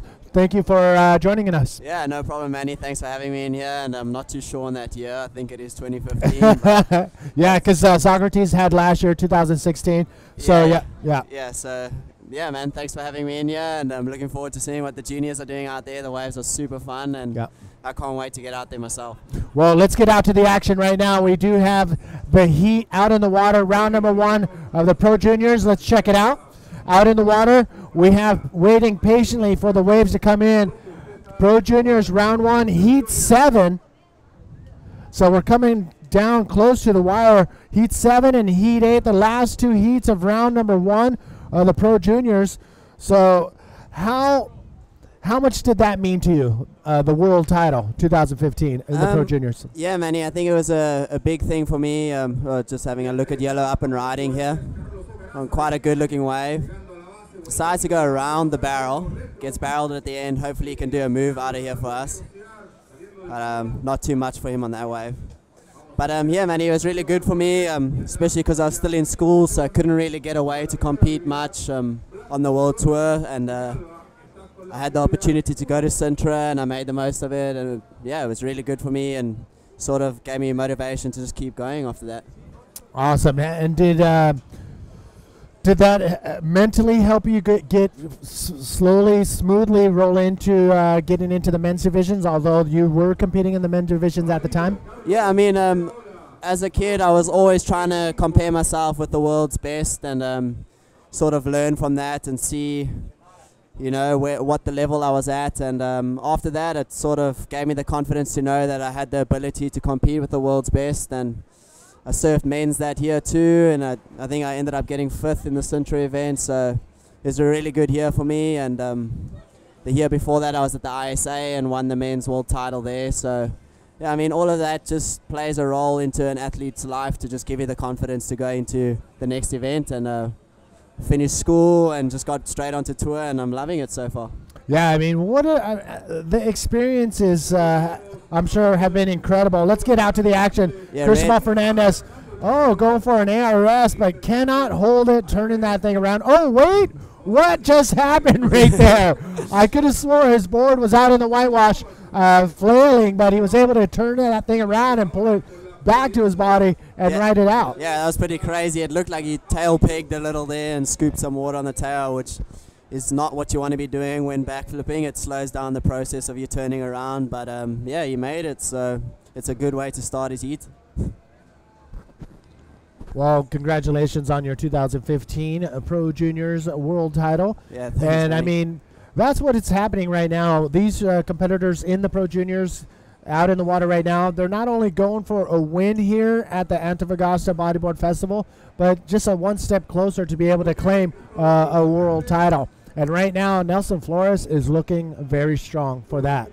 Yeah, I mean, Nelson, it's almost like he's been riding with years of experience that's above his age. He's doing really well against men riders, and I think he really applies the pressure on the men riders. But yeah, just going back to this one, you can see he flips and scoops water there on his tail, loses his board, but manages to grab it again.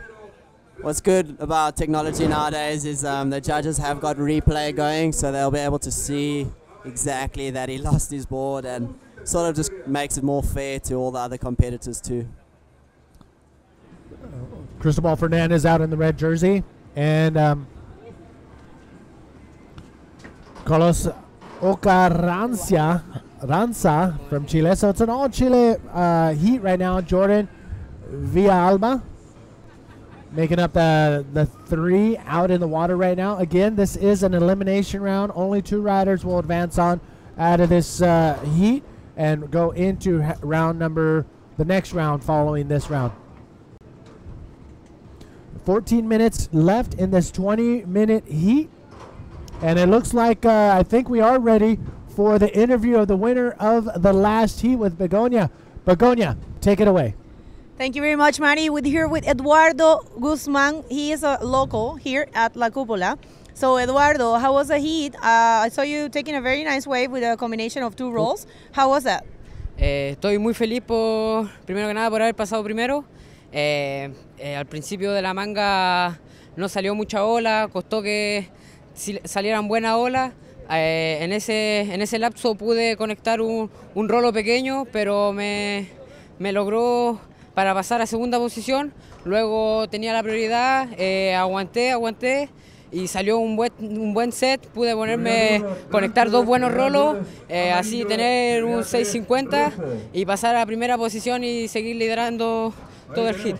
Well, I said at the beginning of the heat was a little bit tricky because the waves weren't coming, but he just got a little roll and stayed there with the priority and hold it until he got a nice wave with the 2 rolls, which gave him the 6.5 to advance to the first position. So how do you feel to have this type of contest, world contest, here in your wave, in your town?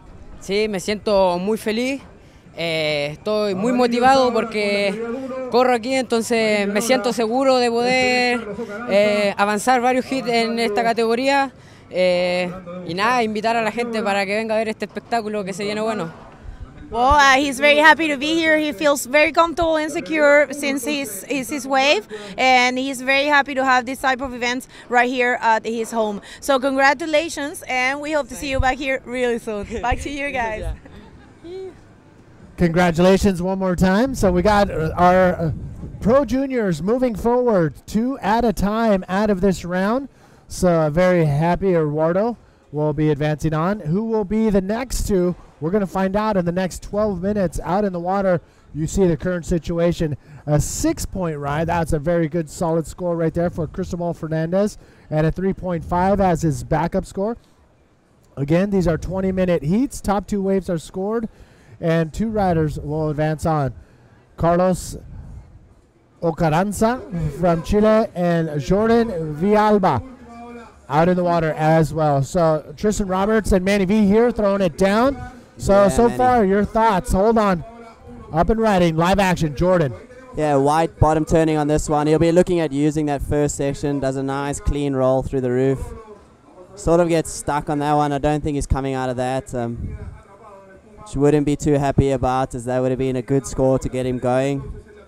That was his first ride of the heat too, so bit of a rattling start for him, but sure he'll be able to get another one. There's 11 minutes remaining. It is pretty slow out there. White will be in 3rd priority, so yellow will get 2nd priority right now, and red just sitting comfortably in the lead.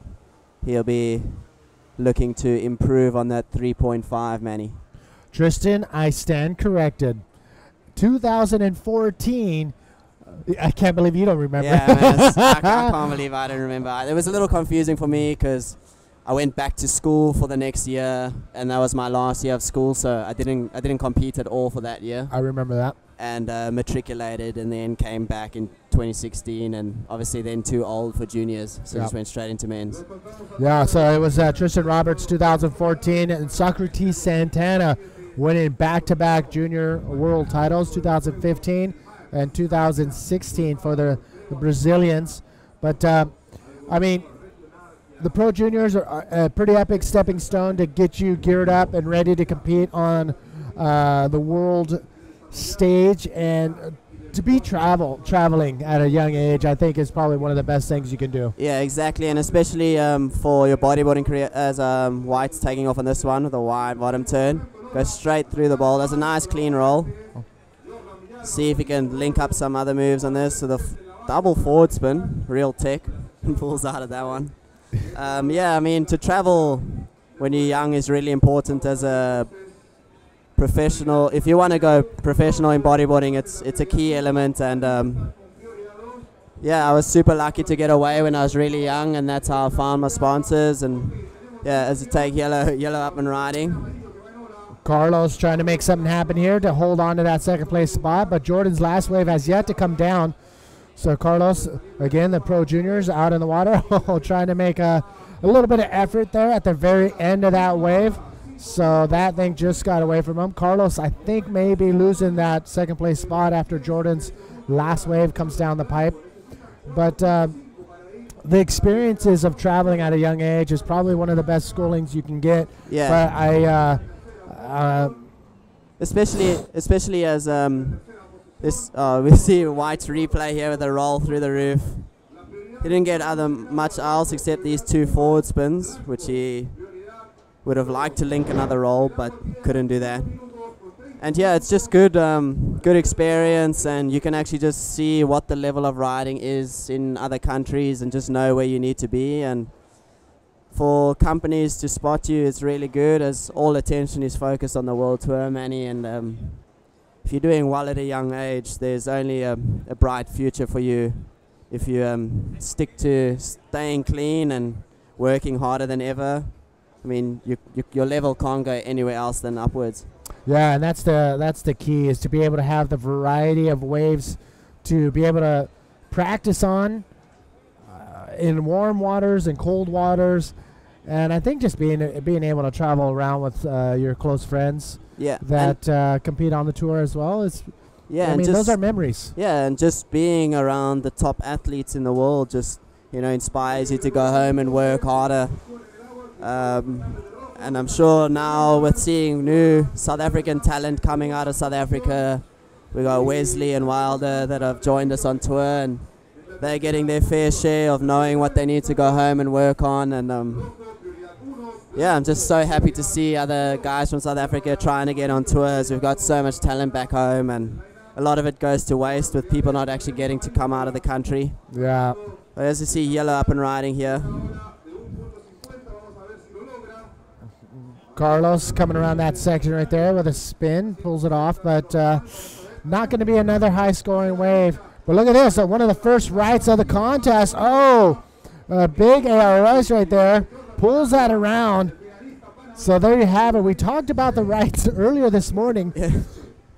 That's really interesting, Manny. I'd love to see how the judges are going to score that, especially because it's a predominant left. For guys to be going right, it's just an odd thing to do. You don't even look at the rights when you look at the waves out here, because you just see fun little lefts breaking along the points. So be interesting to see what the judges score that. Yeah, I mean, a lot of the riders, well, at the very top level, a lot of the riders are going to be able to be as confident and as strong going both directions. Yeah. And until you get to that level, or if you don't put in the practice, you're going to be a little bit more favorable going left or right. Yeah. And the people who have that and want to go right, they're going to be looking at the right-hander a little bit more, like this one right here. Yeah, you see he just goes to the wide bottom turn and hits that section a little late, but still able to pull off a nice RS. And that score came in at a 6.75, which moves him into first position. So he'll be super stoked with that, Manny. Now Cristobal Fernandez and Jordan Villalba are sitting in those first 2 comfortable spots. 5 minutes, 28 seconds remaining in this 20-minute heat. Wow, 15 minutes already went by. Yeah, it's pretty if it went by quick here in the booth, it must be flying outside in the water.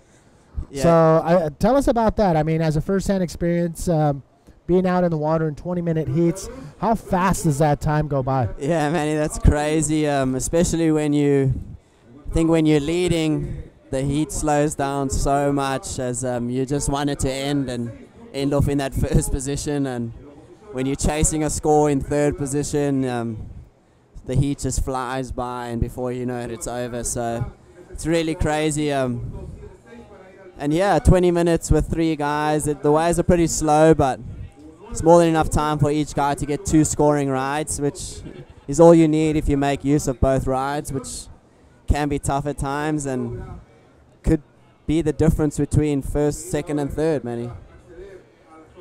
And I notice a lot of the riders, they're paddling 100%. When they catch a wave, they're going back out to the lineup to get back out into the lineup, and paddling and kicking as hard as they can to get back out into the lineup. So a lot of energy is being used. Obviously, it doesn't look like they're using a lot of energy waiting right now, but the mental game while you're sitting on the board actually takes a toll as well. Yeah, for sure, and especially because this is quite a longer point break.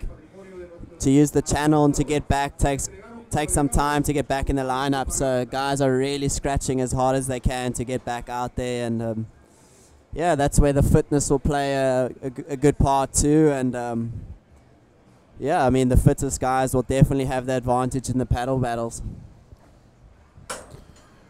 Those are some of my favorites, the paddle battles.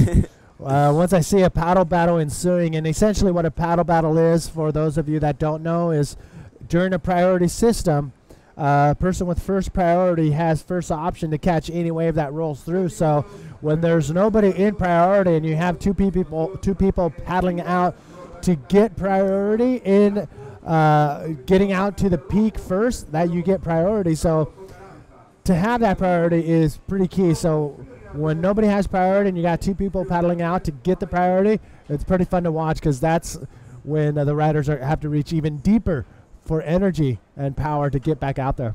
Yeah, 100%. And the best is in the later rounds of men's, when things are really serious, you'll see athletes really going at it, and pretty crazy how fast some guys can paddle onto a man. I see Maz and Guilherme Temega. I always bring up Guilherme Temega. It's just he's from my generation, so that's what's pretty much embedded in my mind. Yeah. But the guys like Maz and Jared Houston, these guys are going 100%, and you as well. I've seen you just go all in on paddle battles. Here we go. Yeah, up and Carlos. Coming around that section. Sorry, Tristan. Yeah, no problem, man. So he's not having the heat that he's of course he would like to have. But look at this one. Cristobal Fernandez, clean bottom turn, punches through the lip, goes for an ARS and pulls it around. I don't know how he was able to pull that off. He didn't have a ton of speed as he punched through the lip, but was able to still pull that board around and complete that ARS, an air roll spin. Yeah, Manny, that's definitely going to improve his 3.5. He only needed a 5.76 to move into first, so be interesting to see what happens there. I just see White up and riding with a wide bottom turn. Ooh. Just gets lipped over there. I think he was stuck between two minds of going for the section or going for the barrel, and unfortunately the barrel ended up on his head, Manny. Have you been out there yet? Have you been getting some free surfs in? I haven't just yet, as I had a late arrival. I ended up staying in Arica for a little longer and getting an extra day in there. So the contest ended in Arica on a Sunday, and you extended your stay an extra day there. Yeah. Were you able to get out in the water on that Monday morning where I think the swell was still lingering? Yeah, the swell was really good the Monday still, and just super clean. As you see White up and riding here, this is when he gets lipped on the head right there. And but yeah, Floppo's really delivered on Monday.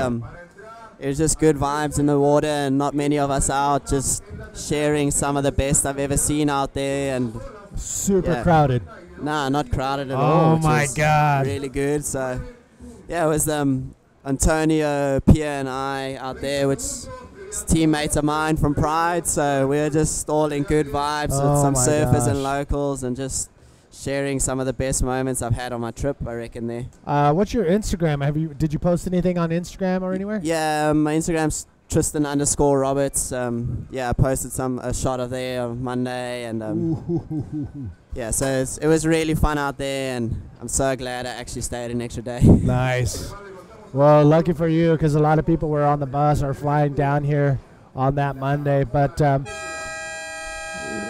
Tristan_Roberts. Check out his Instagram and see what went down Monday morning. But we're going to see Tristan coming up in round number 1 of the main event in the men's division, which will be coming up shortly, right after the last heat, coming up next in round number 8 of the Pro Juniors. We're going to jump right back into the action. Tristan's going to hang out, so don't go anywhere. We'll be right back.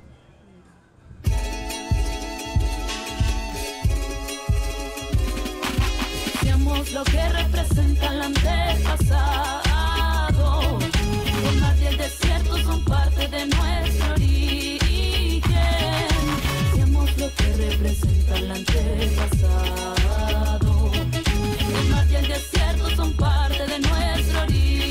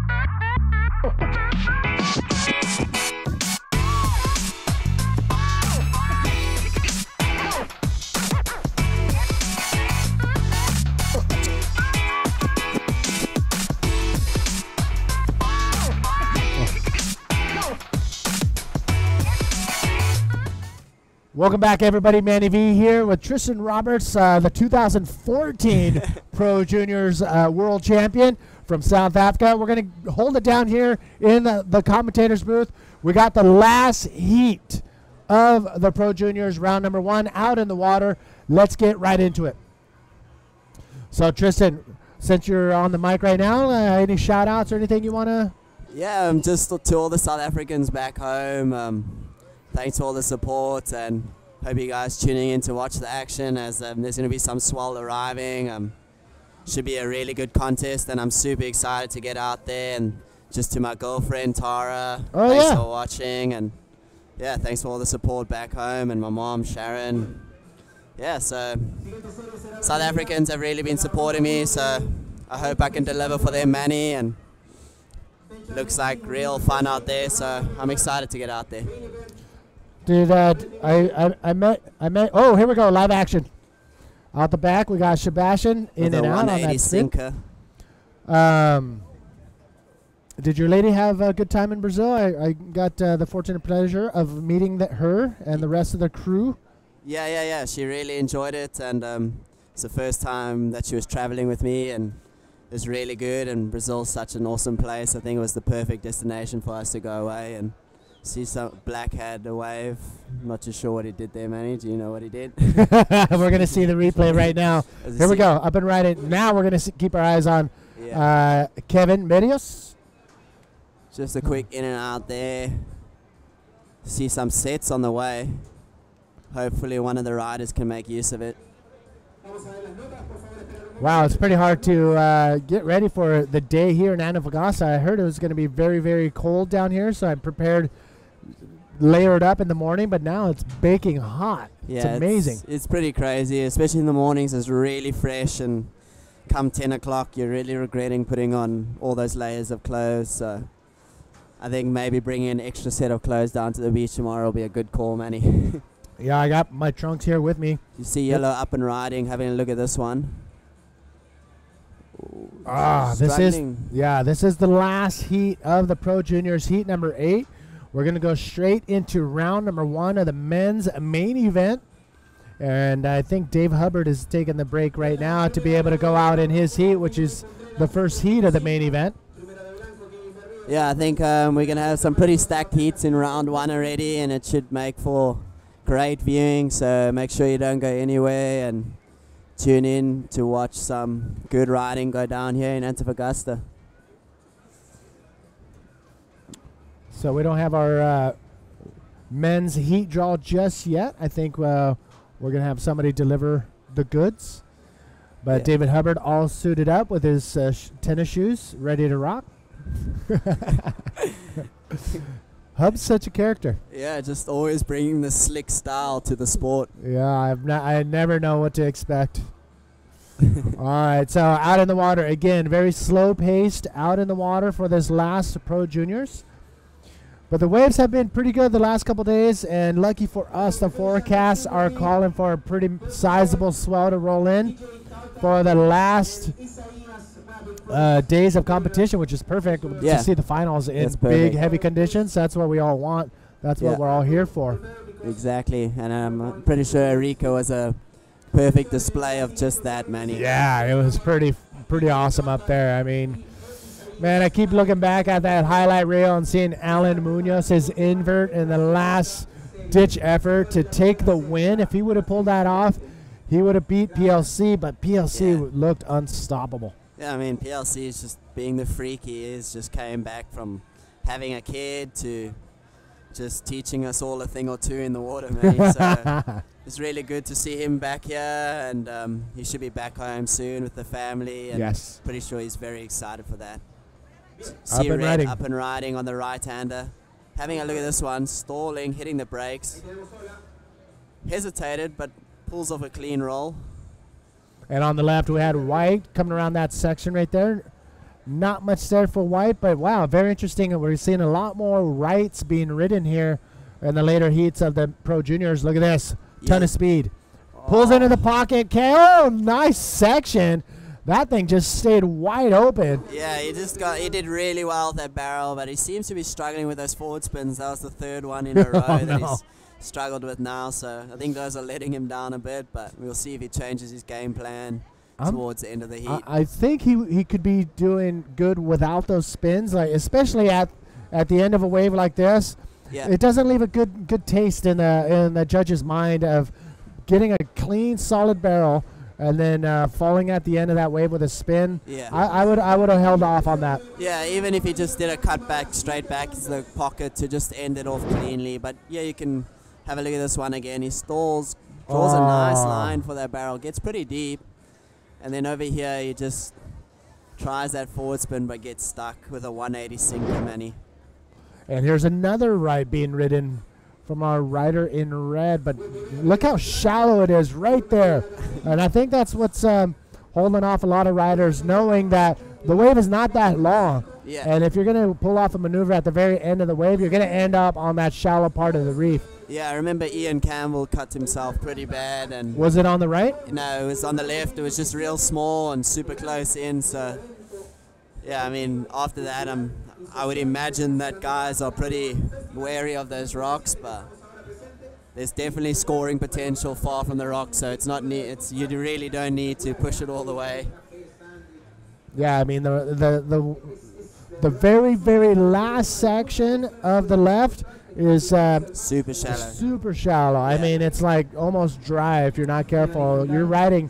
You're going to either ruin your board or you're going to cheese grade your body and wetsuit. Here we go. Another right for Miguel Contreras. Those rights are just looking very short, Manny, and I don't think there's too much scoring potential. There is one or two good rights, but at this point in time, the lefts are looking really good. All right, Tristan, it looks like we do have Bego ready with the interview with the winner of the last heat. Bego, take it away. Thanks a lot, Manny. We're here with Cristobal Fernandez from Easter Island. Cristobal, you've been competing here before, but how does it feel to be right here in Antofagasta? You're coming from very far away. Easter Island, it's part of Chile, but it's far away, so how do you feel? Bueno, esta es mi tercera vez aquí en Antofagasta, mi primera vez aquí en un mundial aquí, nada, la manga estuvo súper apretada ya que hubo muy corto de ola, no entró casi nada, pero logré obtener 2.6, que eso me hizo pasar a la primera posición. Nada, estoy muy feliz también porque acabo de entrar al evento principal también, así que nada, vamos con todo y ojalá la copa se quede en casa. Well, he said it's his third time here in Antofagasta, but first time competing on a world tour.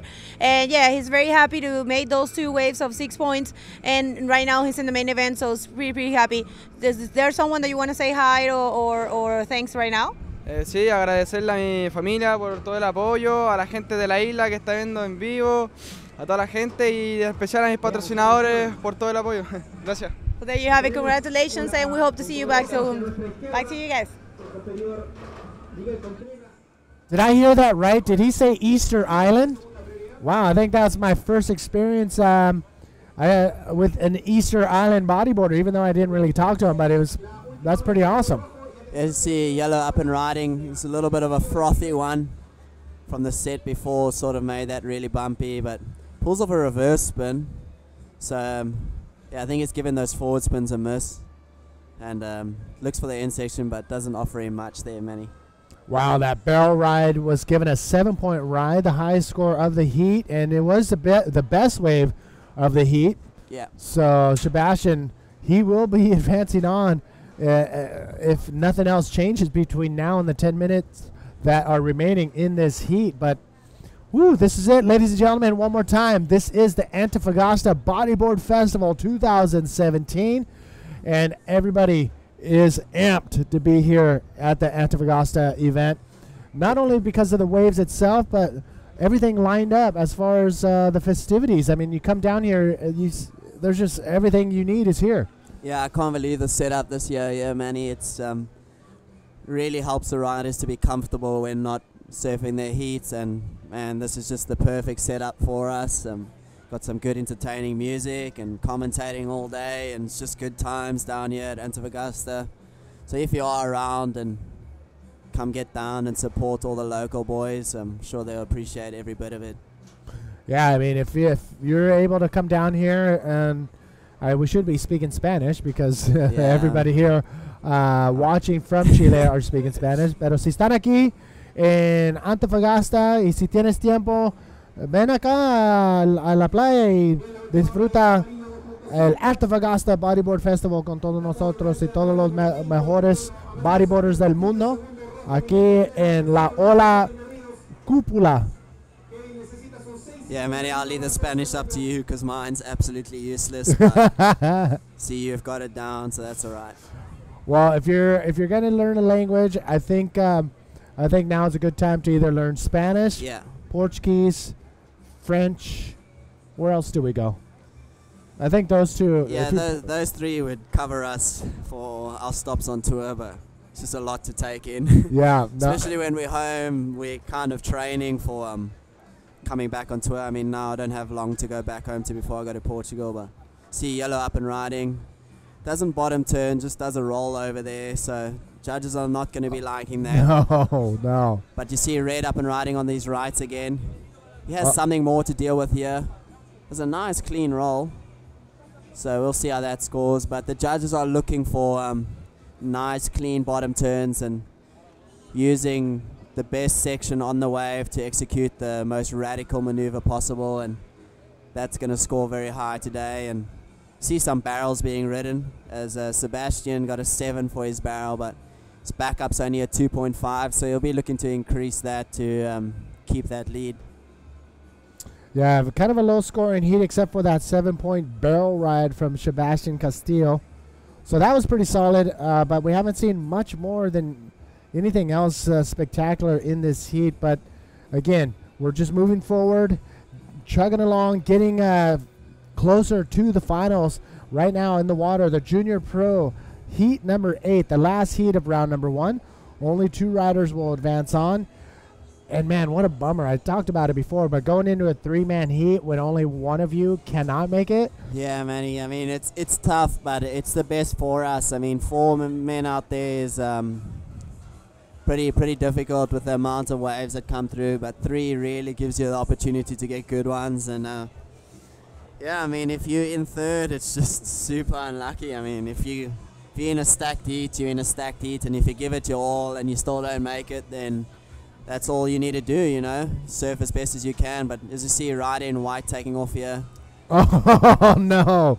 That was just total, complete mistiming from Kevin Berrios.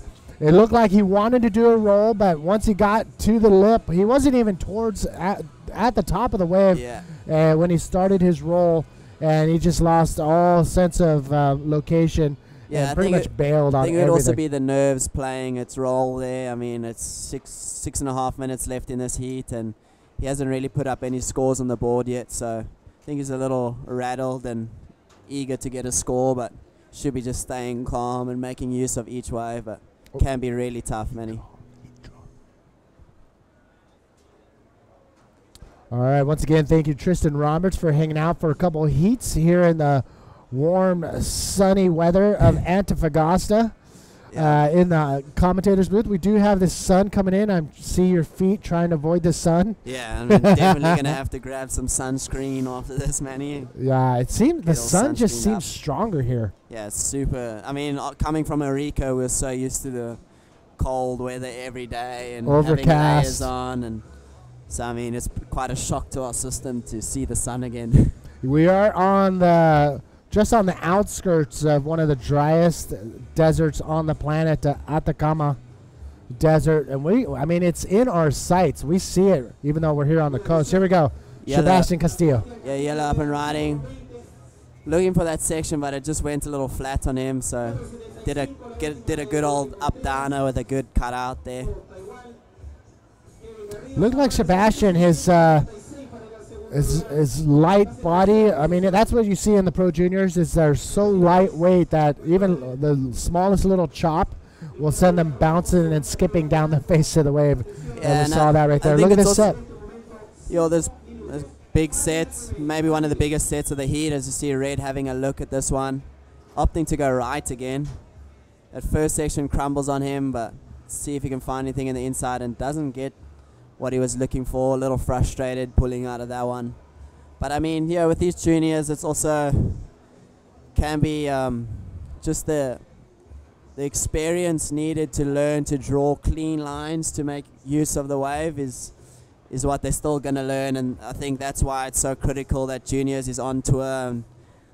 I mean, they can watch this footage when they go home and just learn from it, and I think that's a critical part to any athlete's career in the sport of bodyboarding, is analyzing footage of yourself and just seeing the mistakes you do and just try bettering from that, Manny. Yeah, I think you nailed it right on the dot. I mean, being able to draw those lines and take advantage what each line means, and that's what they're trying to do, is just to figure out what line is going to work the best. Here we go. See White using his priority to keep Red off this one. Does a nice clean roll. It'll definitely be the start.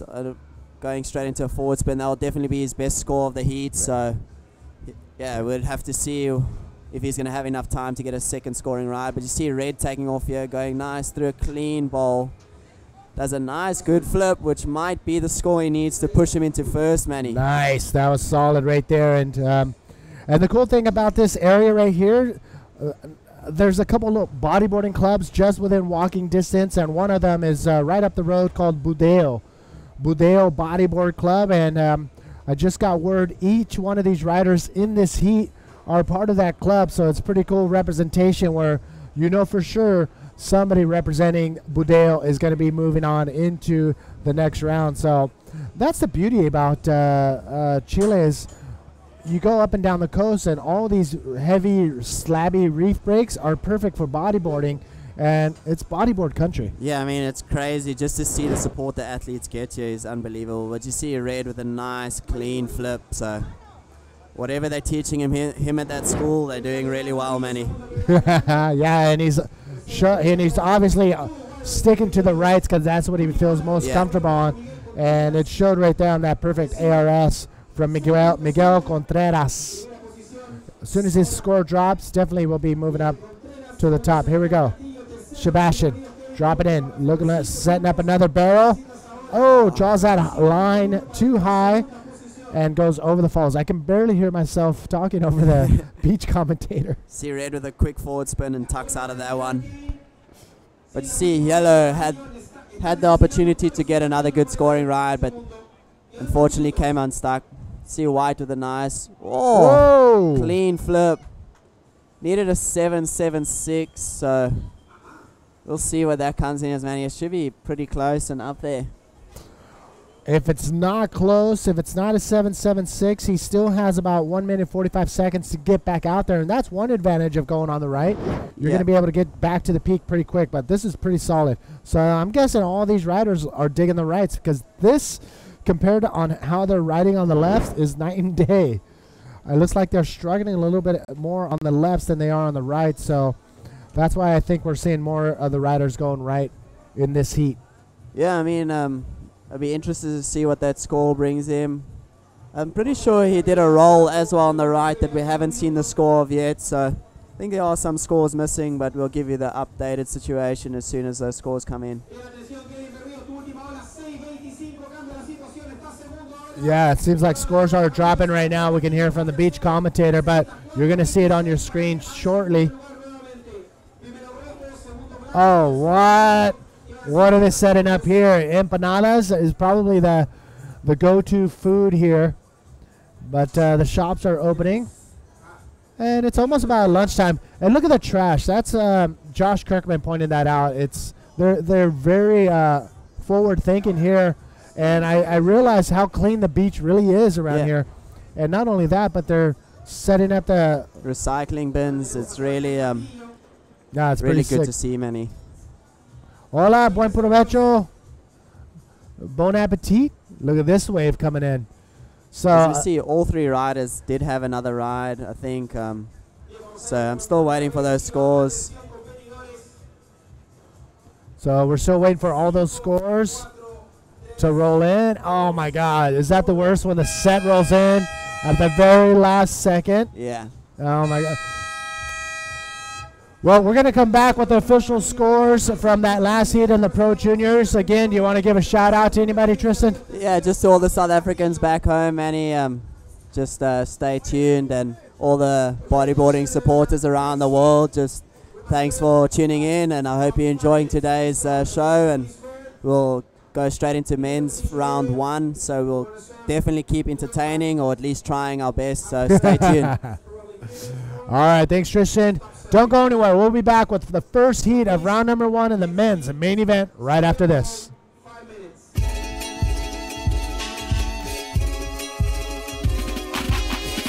Lo que representa el antepasado, los mares y el desierto son parte de nuestro origen.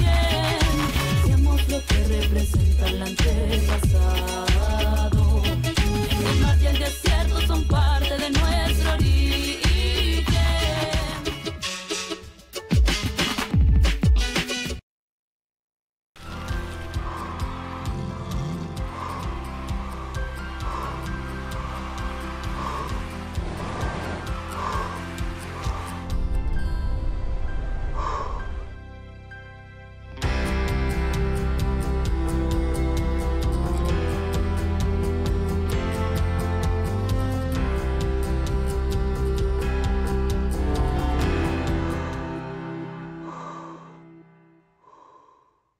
No one intervened on behalf of...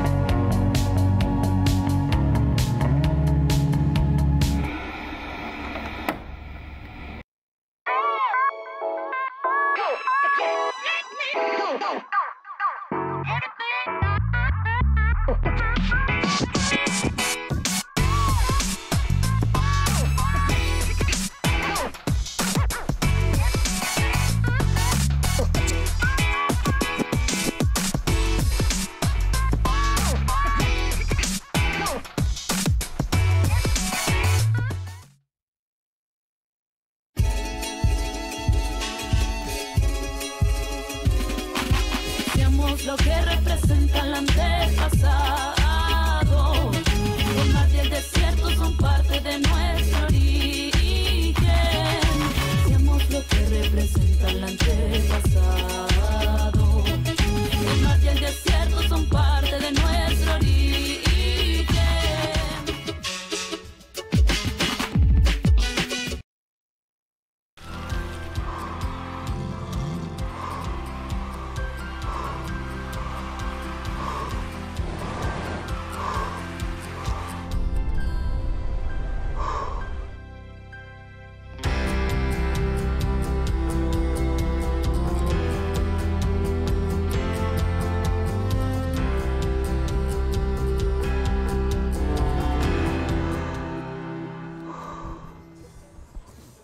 Welcome, everybody. I have bodybuilding champion from Maui. How's it, everybody? That's good. Nah, Manny V here with Jacob Romero. We are ready to get round number 1, heat number 1 of the main event here at the Antofagasta Bodyboard Festival. Yeah, we get Dave Hubbard, PJ, Tartak, and a trialist. So it should be an interesting heat. What is your Antofagasta experience like? Have you been here before? Yeah, this is my 5th time here, and I love it here. It's beautiful. I stay with a really amazing family, and they just really embrace me and Ian in their home, and yeah, I'm stoked. 5 times? 5 times. Wow, where have I been? I don't know. In California, his Baja trip things that he do. Let's get into the action. I think we are ready to rock with heat number 1, main event, round number 1. Yeah, let's get out there. Non-elimination. Non-elimination is key. You're going to see these riders once again, but what's happening is first place will advance on to round number 3. Second and third will go into round number 2, where they will go into an elimination round number 2. And it will be a man-on-man elimination round. So should be a fun heat. There's nothing to lose in this heat. You just need to get first and you skip around. So should be sick. So the advantages and disadvantages of winning your heat in round 1. The advantages is basically one thing, is to jump around and you go straight to round 3. If you get second and third, you're going to be in the first elimination heat, which is going to be in round 2, man on man. Yeah! So what about the riders that end up in second and third? They get a little bit more time to get to know this wave a little better. Yeah, that's for sure. They get to surf again, one more heat than the guys in round 3. So, you know, it might benefit them more than the guys skipping around. But hey, if you can skip around, I'll take that. I want to keep surfing. So yeah, I'll skip that. And plus, all the riders here wants to skip that round. So we'll see. And then it looks like we're gonna get started.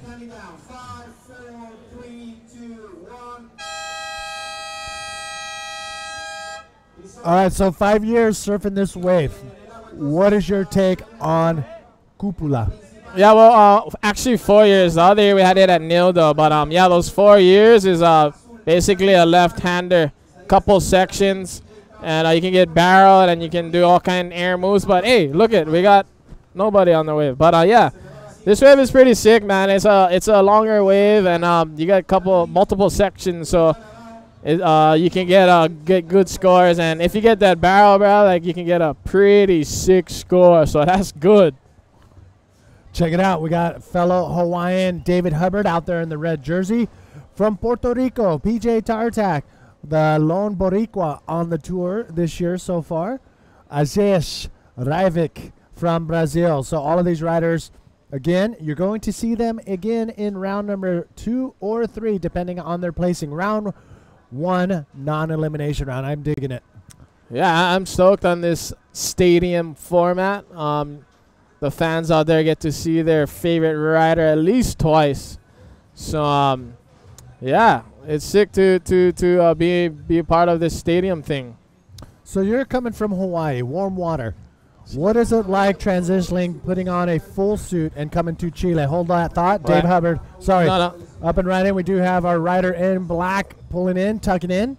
Getting a little cute barrel with a cute roll. Nice way to start his heat. That's the Isaias Raivik from Brazil, trialist. Yeah, he's the first one on the board. But going back to your question, Manny Vargas. Yeah, putting on a full suit every day kind of gets irritating for me, especially if it's wet. It gets super hard, like it sticks to your skin like that. But you gotta do that, or else if you don't use a full suit, you can get frozen and you're not gonna be able to move. So yeah, I don't like putting on a full suit every single day to surf. I'm not used to it. You know the secret trick on putting on a wet full suit, right? Use plastic bag, yeah?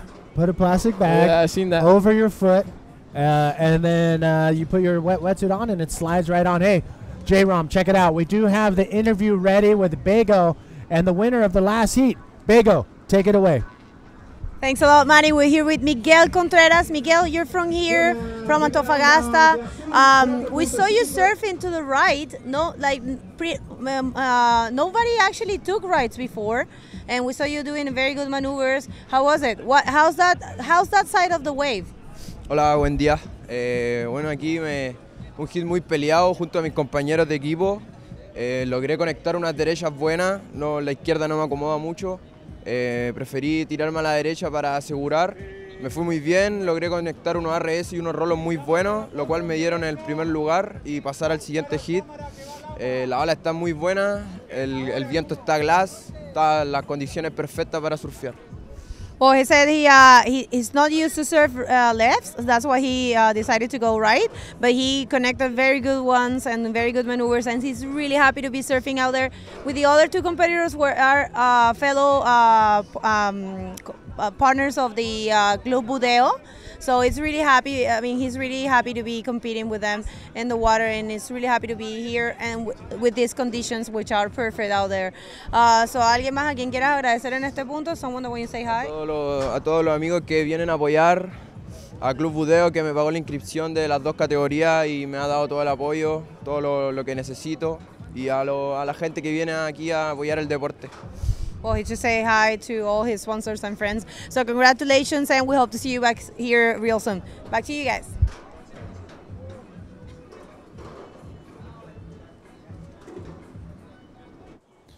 Thank you, Bego, for another amazing interview, and congratulations.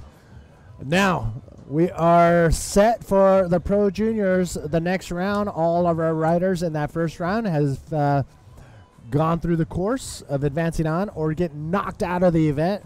And here we are straight into the thick of things of the main event, round one, heat number one in the men's division.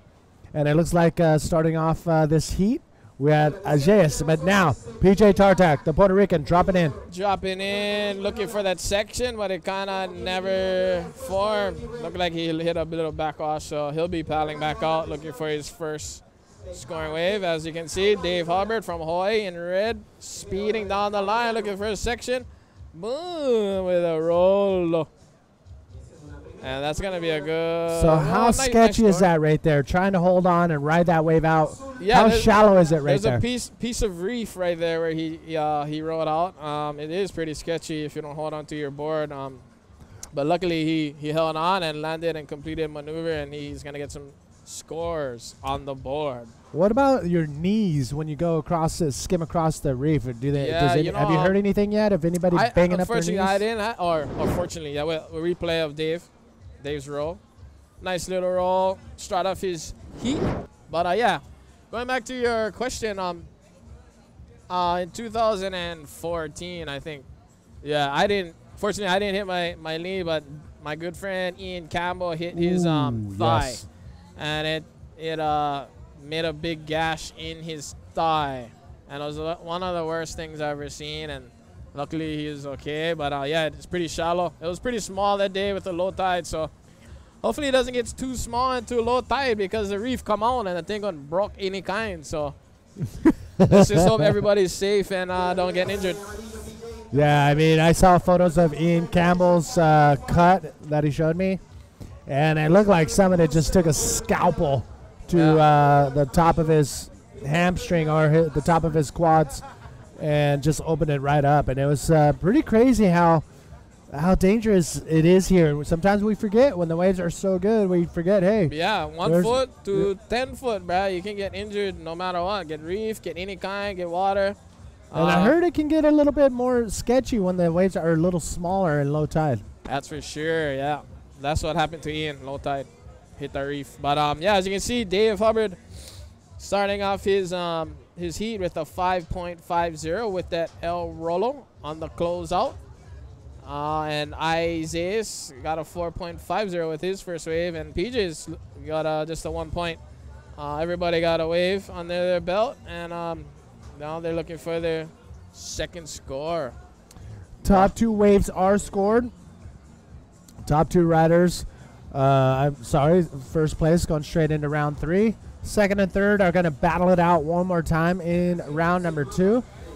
And this is just the beginning. We have 12 heats of round number one to rock through in the men's main event. Yeah, and then we're gonna see the women's division.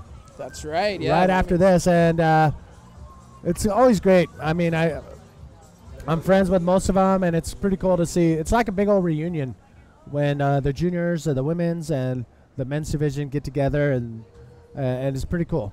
Yeah, it's nice that the guys in Antofagasta put on this event with the juniors, women's, and men's. It's a sick event, and everything is like organized here, and it's a nice, refreshing place to be.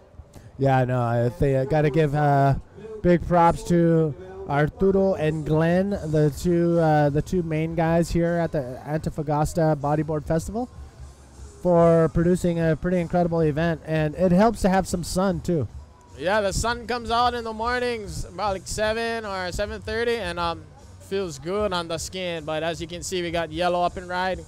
PJ Tartak from Puerto Rico kind of did like a little sod and did like a little saw again in the barrel. And claimed, or I don't think that was a claim. I think that was more of like a frustration punch in the air. And there we go. We got the trialist Isaias with a nice roll. So yeah, guys are getting some scores on the board, and yeah, doing the thing out here. Yeah, BJ tried to do a spin at the early part of that section, and he knew that would have been a bad choice, so he straightened out and rode it through to do a spin under the lip and was able to pull that off. But very, very tricky inside section. Yeah, I think it gets more tricky when the tide is a bit high, and I think it's high tide right now. It gets a little more backwashy, and it hits the lip, so you go up and draw your line, and you're gonna hit the lip, but then it backs away. So yeah, good thing it's a non-elimination heat. These riders can feel out the wave and get to know the wave better. And you know, if they're in the round 2, they can do a better job at doing some maneuvers. So here we go. Let's take another look at what went down the last wave right here from, ooh, nice extended roll.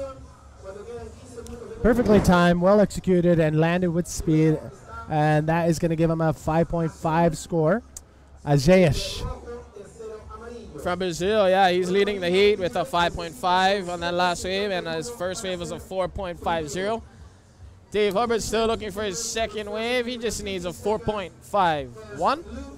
And PJ Tartak, he needs a 3.01. So, yeah, this heat's looking pretty cool with some cool little scores. Yeah, that's good.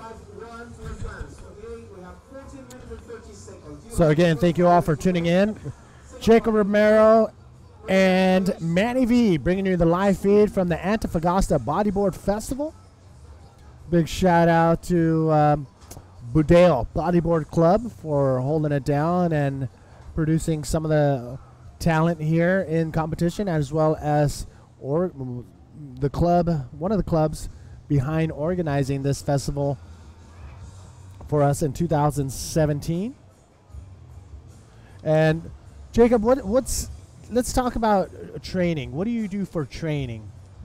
You know, but when I'm on the road, it's kind of hard to train and do all this stuff that I do at home. But when I'm home, I do some running, do some core workouts, and I recently became a pescatarian. So I don't eat meat, red meat, or chicken. And you know, it makes me feel better. I don't feel too sluggish. I have more energy, and yeah, just basically do that and eat good and surf as much as I can. But yeah, not too much crazy training I do. How hard is it to keep and maintain a proper nutritional diet when you travel abroad? Because some of the things aren't available here in the different parts of the world. Yeah, so this is my first time traveling and being a pescatarian, and it was pretty hard, difficult in Brazil especially, but here in Chile, there's a lot of seafood I can eat and grind, and chopped vegetables I can grind like that. So yeah, I find it pretty easy here in Chile. But yeah, that's good. Do you miss your malasadas and spam musubis? Well, I don't eat musubis. Malasadas I try to eat a little bit. Wait, here's a trialist. I'll go back to your question. He's up and riding. Azeas, the trialist with a fillet. Oh my! Nice fillet. He did. I think it'll better his 4.50. So that's gonna put him in a nice position at first. That's pretty solid. I mean, we're going to see a lot more of those types of maneuvers on that inside section once we start rolling through these men's heats. And what is it like when you're coming down to the last few minutes and you're behind the A ball? Because we've seen that a lot throughout the Arica event and already through a few heats here. Yeah, what goes through your mind? We'll get back to that. Dave Hubbard, up and ready. Dave Hubbard, looking for the barrel, getting a nice shack. Coming out with a nice roll with a spinner. He's looking for his second wave to put on the scoreboard, and that was a nice combination. I'm pretty sure that's going to be the best wave of the heat, and it's going to be nice for David Hubbard. And he's only looking for a 6.76. So, yeah, that's good. Back to Manny's question. Last minute on the heat, yeah. Yeah, I mean, the pressures. Yeah, the pressures. It's not a good feeling, you know. especially if you need like a big score. But how do you maintain from stressing out and don't get too carried away and just freeze up? Well, yeah. How do I deal with it? In my abilities, I know I can get the score. If it's a 9, a 10, or whatever, I can get the score. I just need the wave to come. And, you know, you're not just dealing with your competitors. You're dealing with Mother Nature. And if it doesn't come in the wave, then you won't be able to perform on it. Yeah, but, that's the hardest part. For me, and I'm for all these riders here in the main event, you know, or even the open, their abilities to do a maneuver and get the score, they're confident enough to get it. So I'm pretty sure if a wave comes in and they do their moves, they'll get the score. And yeah, it does get nerve-wracking. I do get nervous and stuff, but bruh, you just gotta blast any kind or get barrel out of that. That's what Isaiah did right there. Exactly. And this is Dub's barrel. To right here, look, he did a roll coming out of that. See, he did see. See means yes in Spanish. But did you see that spin he did after the roll coming out of the barrel? He actually, yeah, it shows like he was very what's that? That's the word I'm looking for. Not committed, but he had control in the barrel. That's why he had control in the barrel, and he wanted to show that he had control with the roll coming out. And I think judges will award him, and they did award him with an 8.25 on that last wave. Whoa, I think that may have been probably one of the highest scores of the day so far. We did see an 8-point ride earlier today, but look at this. Answering back. We got PJ Tartak up and riding in yellow, looking for a nice rolo. Coming around that section. If he comes around that section, what's waiting for him? Probably another section. But he pulled back, and look at this with a ton of speed. Big backflip right there and pulls it around. Wow, the Brazilian throwing it down right there. Isaiah Reivik with a solid score. Yeah, and Isaiah is looking for a 7.01 to take that first place away from David Hubbard. And I think that, yeah, the score might be around there. We'll just have to wait and see and let the judges come up with the score. But, yeah, nice. PJ, I think he needs to pull out all the stops to get one of the bigger rides and bigger maneuvers if he's going to compete with Ajesh and Dave Hubbard, especially in this heat. Look at those scores, a 8.25 and a 6.75. So the scores are going to be dropping shortly, but PJ, he's got to pull out all the stops right now. It looked like he was playing a little bit of conservative on his moves so far. But now we're going to start seeing some of the bigger moves, the bigger backflips, bigger ARSs. Yes. And that end section is given the opportunity for them to produce. Here we go. There you go, a replay of Isaiah's trialist with a big backflip. Nice, clean maneuver. The Georges will reward him for sure on that, and he did get a 7.90 for that big backflip. And that pushed Dave Hubbard into second place, and he's looking for a 6.41. And PJ Tartak, he's in third place, and he's looking for an 8.46 to jump into the first position. All these riders are looking for the first position. The first position skips round 2 and goes into round 3. And we talked about it earlier, the advantages of skipping a heat. You save energy. But second and third, you actually get, there's a little advantage there too of getting to know this wave a little better by surfing one more heat going into round number 3 before going into round number 3. So there's a couple of advantages. The only problem with round number 2, it's an elimination round. C means yes in Spanish, Manny. And oh, you're picking up some Spanish along the way. ¿Cómo estás? Yeah, it's a elimination round. But wait a second. Yeah. No, we're going to check on your Spanish skills right now. No, muy poquito. All right, this is nice. PJ's spin off the top. That's been something new. A little bit of variety and a big roll. Ooh, lands in the explosion. You saw him bounce, and there he is. He pulls out in front of it. Out the back, David Hubbard answering back. Yeah, we got Dave Hubbard from Hawaii looking for a 6.41 on this wave. Drawing choke speed. Big invert. Yeah, this is a really good heat. Everybody's getting good scores on the board, and we'll see what Dave Hub gets on that wave, and PJ Tartak I like how PJ Tartak did a spin out the back and then re-engaged and used hit the gas to go as fast as he could. Wasn't able to get too far ahead of it, which is probably a good thing, but was able to have a lip maneuver and pull off that big roll. I thought he may have lost it right there because of where he landed. We call that section the V, where the wave breaks into the flats and it creates this V section, and that's where you don't want to be. But he was able to get right above that, right ahead of that, right here. Here's he a just replay. completed its spin. Yes. Ton of speed. Drawing and his right line. here, watch his landing. The wave breaks and then boom, he gets caught right before it goes into that V. And here's a replay of Dave Hubbard going up to the section, doing a nice invert. And he's looking for a 6.41, I believe. And he did get the score with a 7.25 on that last invert. While PJ Tartak got a 6.0 for his spin to roll combo. So yeah, with Dave's last wave, it pushed Isaias back into second place. And he's looking for a 7.61 with priority 1. Wow, PJ's, even though with that nice 6-point ride, he still needs an 8.66 to get into that second place spot. So that's how high scoring this heat is, and probably just a peek at what to expect for the rest of round 1. Yeah, for sure, Manny.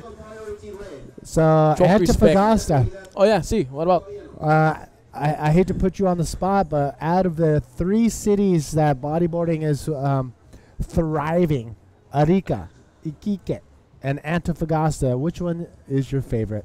My favorite? Ooh, yeah. Or thriving for your favorite? Oh, my favorite. You don't have well, to I spent a lot of time in Arica, and I would have to say Arica, just because, you know, the wave, flopos. Ooh, yes.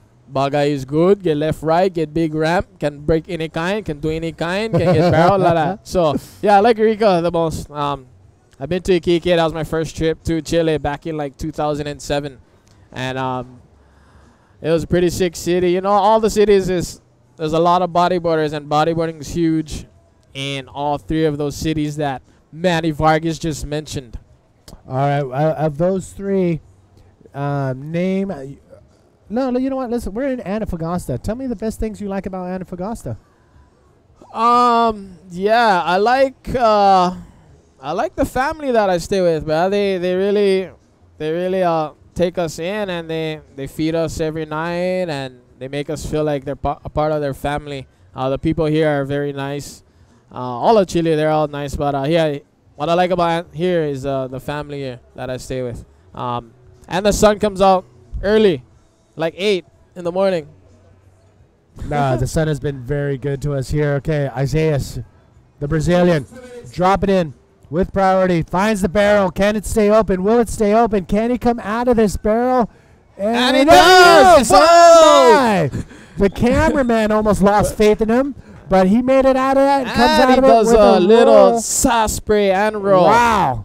He's looking for 7.61, Manny, and you know, it's going to be close. I think that was deep. I'm not a judge, but I think he's going to get the score. That was probably one of the deepest barrels we've seen so far in the competition. Deep, long, and yeah, he did really good. And he connected a couple maneuvers when he came out of the barrel, so it's going to be interesting. Here we go, a replay. Not the biggest wave, but it stayed open. Barrel, barrel, barrel, barrel, barrel, barrel, barrel. There Comes he is. out.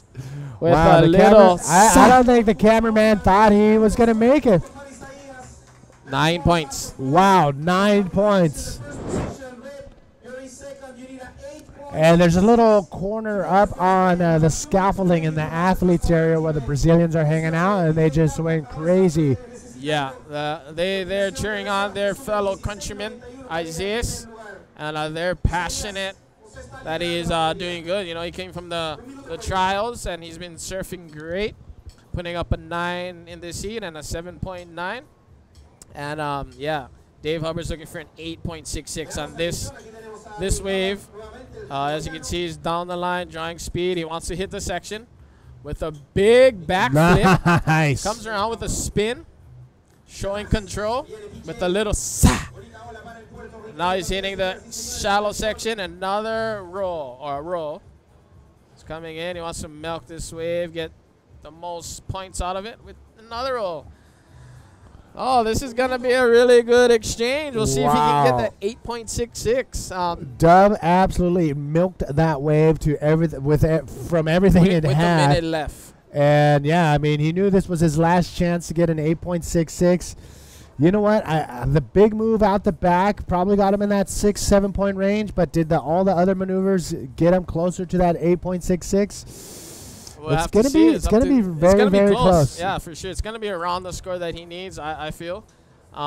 He did have a big maneuver on the outside and milked it on the inside. So he used the wave to its full-on potential, and the judges are looking for that. So we'll see if he gets rewarded with that 8.66 with 20 seconds left. Oh, my gosh. Did you ever bring me that Hawaiian banana nut bread that I asked for? No, I did not, Manny. But I did bring some chocolates. Ooh.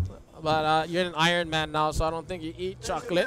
Oh, man, my diet goes on hold when I go on these things. Here we go. Replay of PJ's wave. Roll up. Oh, nice. I think that was maybe after Dave's wave. All right, we're going to come back with the official results. Oh.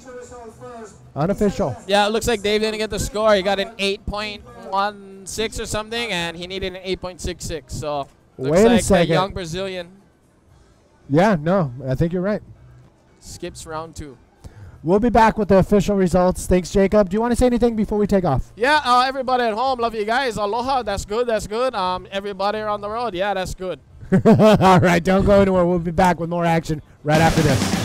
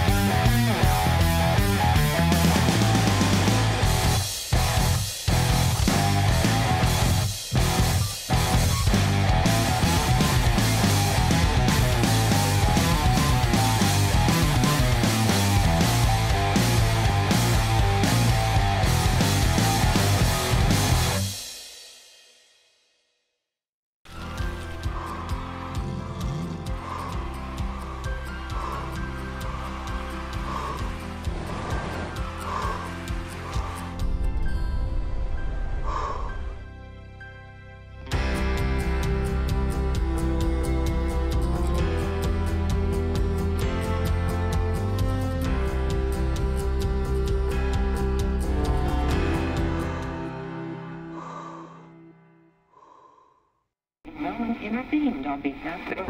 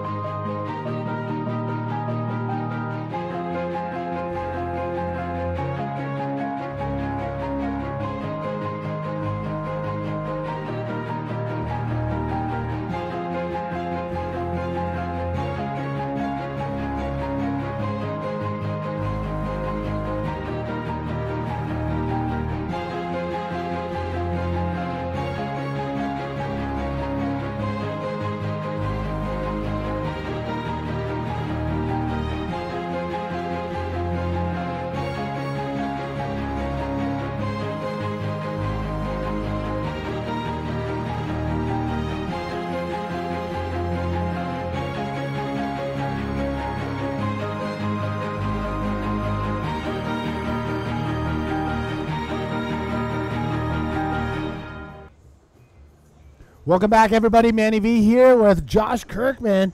Wait, pronounce your middle, or what's going on? Well, okay, yeah. So it's these days it's Joshua Borghete Kirkman. My wife and I, we shared last names when we got married. So I did a little weird thing for an Aussie bloke, took her last name and mashed it up. But now it's too long to fit on any official documents or heat draws. So Josh Kirkman works. Everybody out there, it's still me. All right, so Josh and I bringing you the live feed. Heat number 2, round number 1, main event of the men's division. Let's get out there. So we are going to see in the yellow jersey with already one wave under his scorecard with a 5.75 is former world champion Uri Valadao from Brazil, Sasa Damianic from Chile. Looks like a 1.0 scored for his first wave.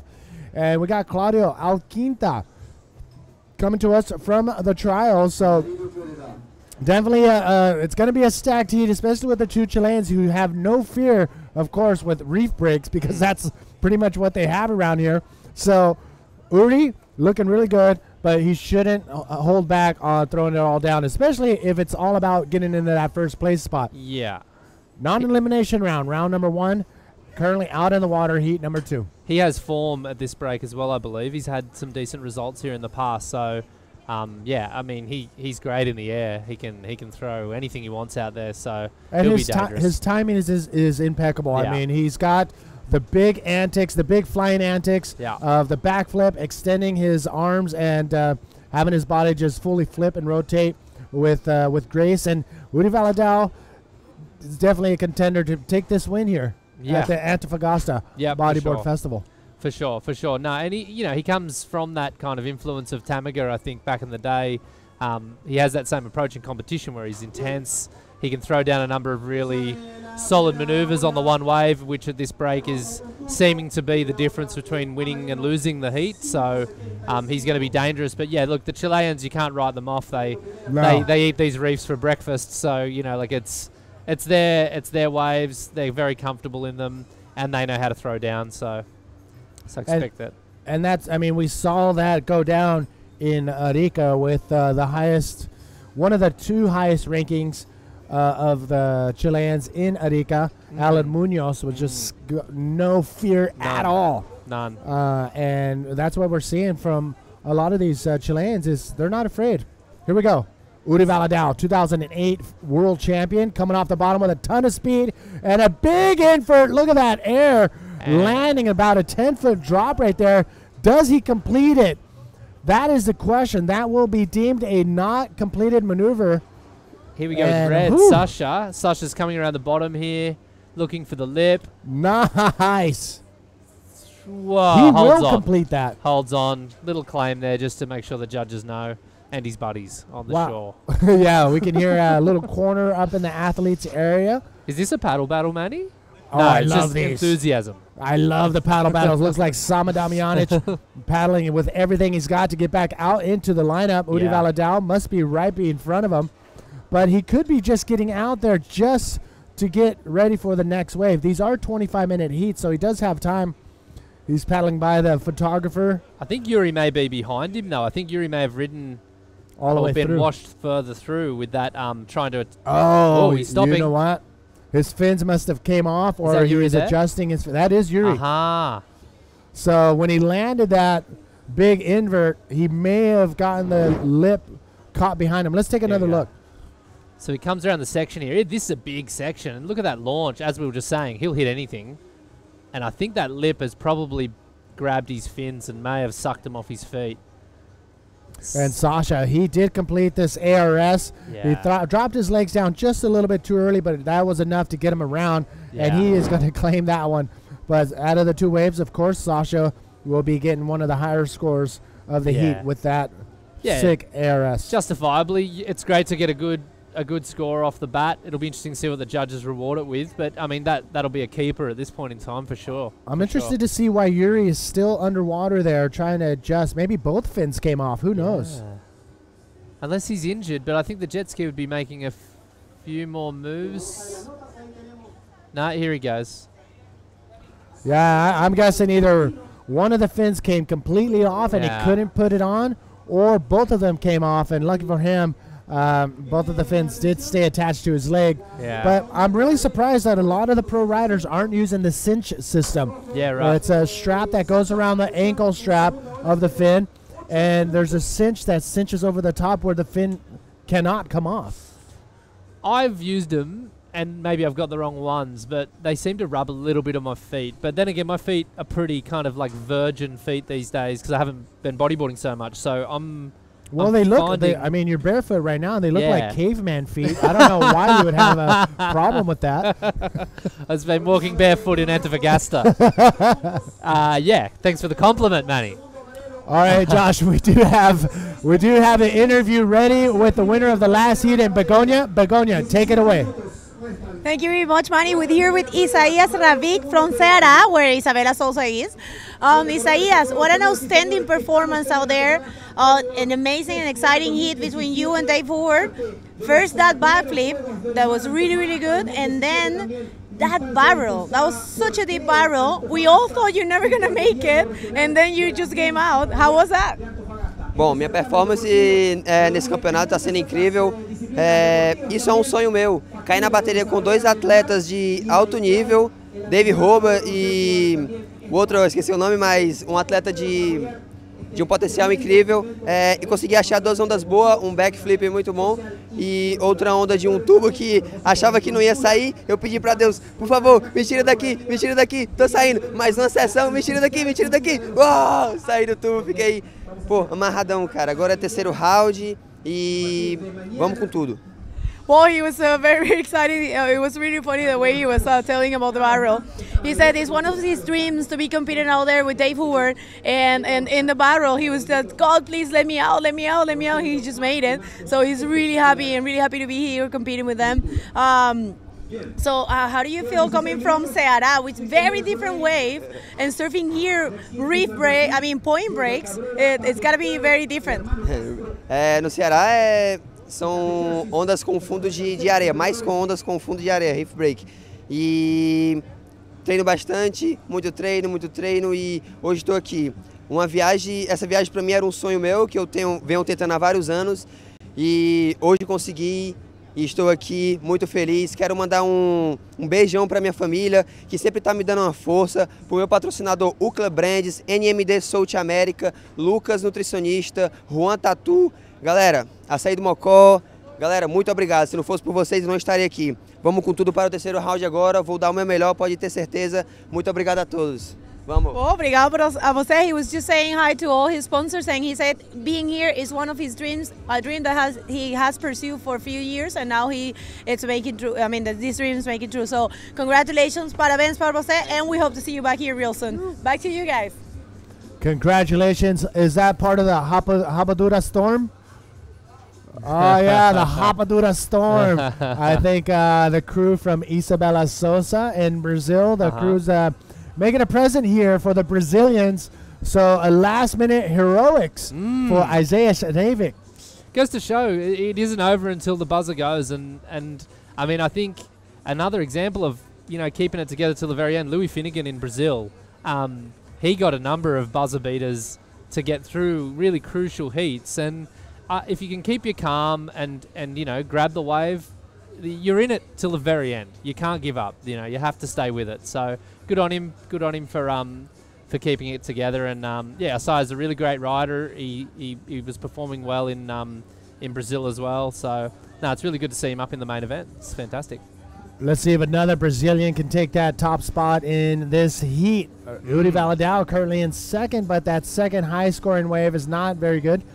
So he'll be able to improve on that. But Sasha Damjanic's 8-point ride is holding steady. That's a solid score for that. I didn't actually think it was going to be quite as high, given how early it is in the heat. But, I mean, he hit it and went for it, so he's been rewarded for that. Yuri's up now.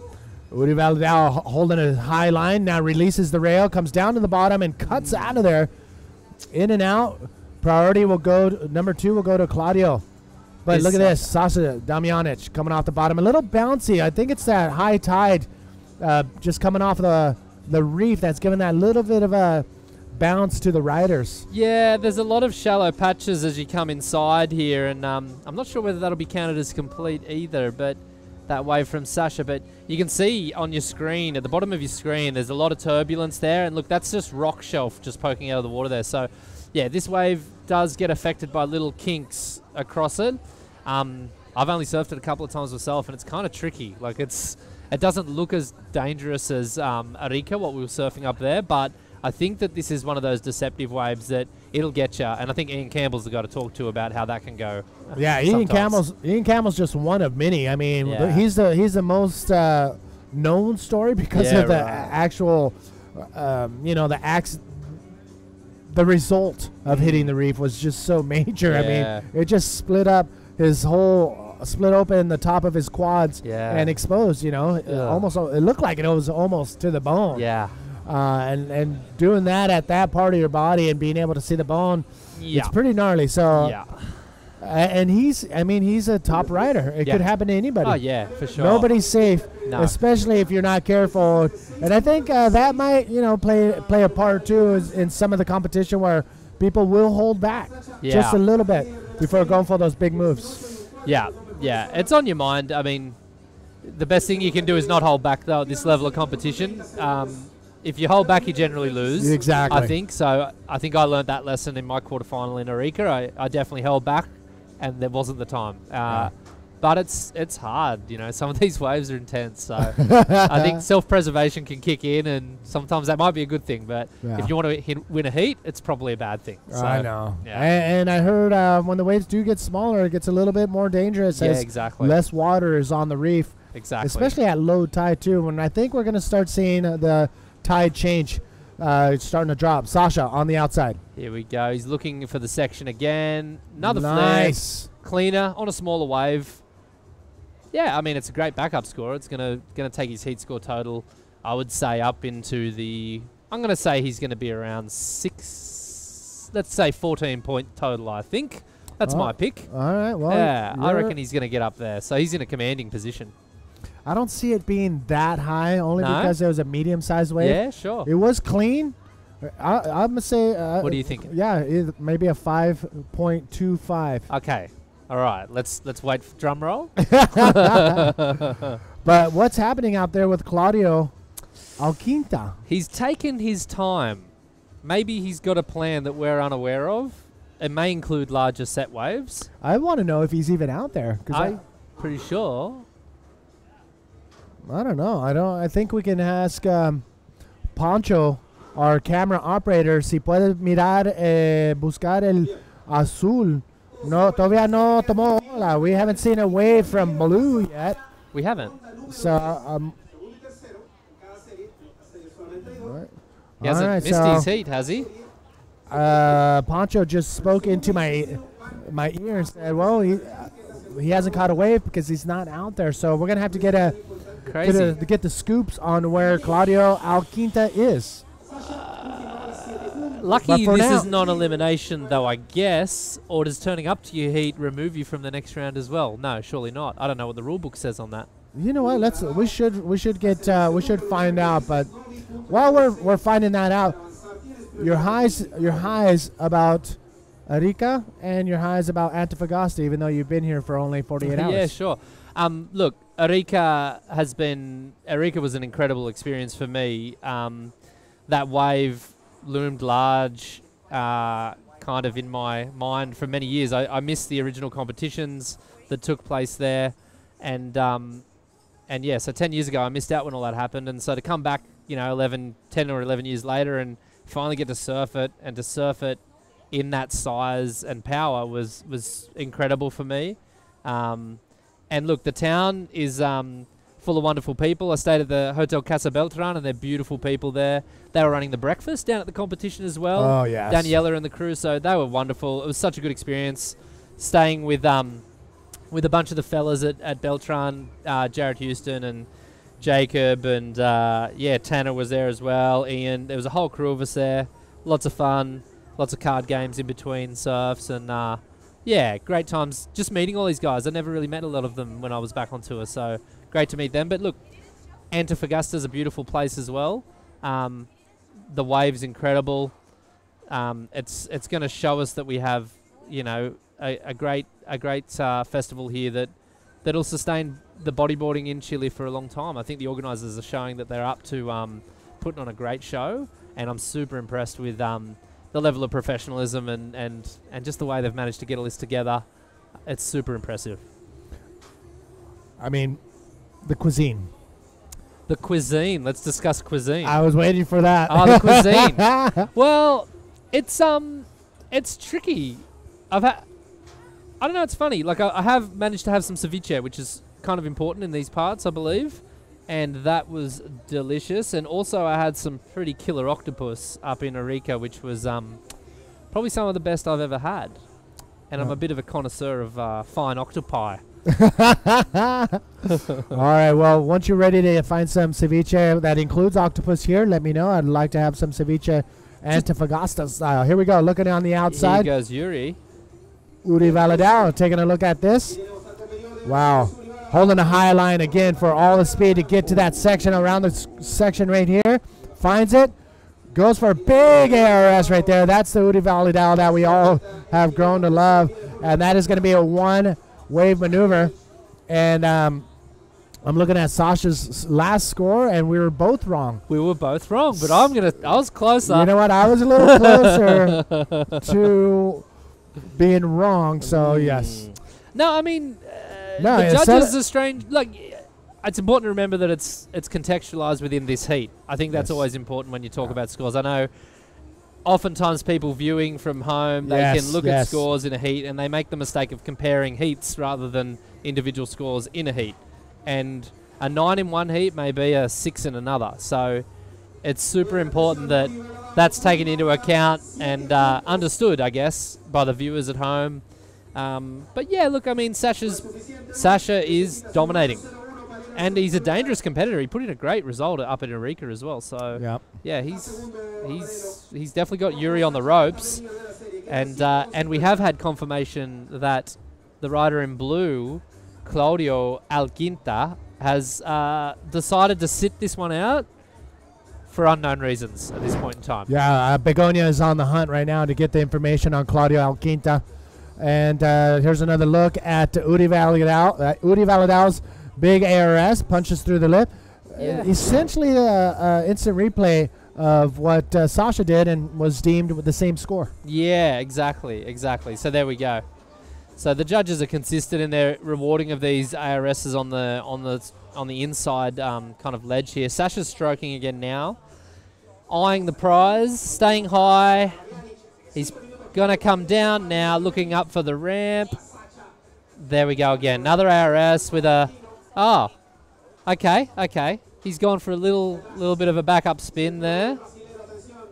Yuri Valadao now on another ride. Wave selection's proving critical. And look, it's important to remember that even though the third rider isn't in this heat, I mean, what's up for grabs is jumping past round 2 into round 3. So that's why these two competitors are still going for it. Yeah, and it's a battle for first place right now between these two. And obviously they're both going all in. Uri Valadao has 4.5 minutes to get a better score than his second highest score, which is an 8.01 to get into that first place spot. Yeah. Totally doable. He's just going to have to be patient and wait for the set, though. I don't think he's going to find the score that he needs on these smaller waves, and I'm sure he realizes that. He's a very experienced competitor.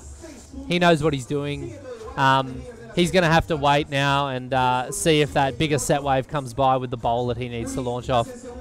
I imagine he'll do a massive backflip or ARS off it if he finds it. Exactly. And I imagine he'll get exactly the score he needs. So it's a matter of whether Mother Nature wants to provide.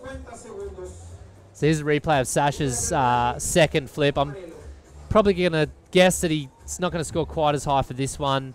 Goes for the secondary spin. Look at him. He tries to regather and maybe turn it into some kind of pop shove-it-esque maneuver.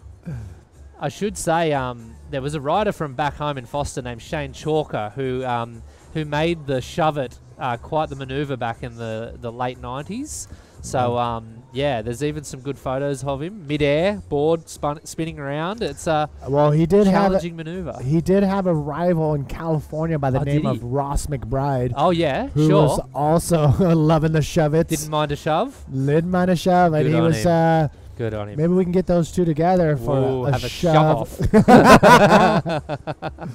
All right, coming up next, we're going to see heat number 3. Diego Cabrera, Patrick Orr, and Hermano Castro. They're going to be coming up in heat number 3, round number 1, the main event of the men's division. And I see Dino Carmo up on the scaffolding, getting ready in a full suit in this heat. I don't know how he's doing it 2 heats ahead of time, because I'm burning up just sitting in jeans in the shade. He's got a powerful warm-up routine. He has a powerful game. So I don't know what he's listening to when he's doing it.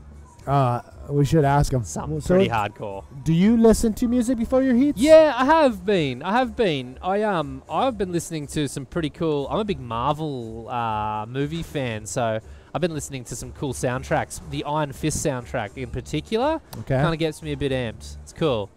It's a good time. Up and riding, taking a look at this. 2 minutes remaining. Sasha Damjanic. Wow, just putting together an incredible performance in this heat. Yeah, he's really shown that he's here. He's not here just to take part, that's for sure. So Yuri, he's still waiting. We've got 1 minute and 52 seconds left. Yuri's stroking for something now. If it's the right size, I mean, hold on to your seats, folks.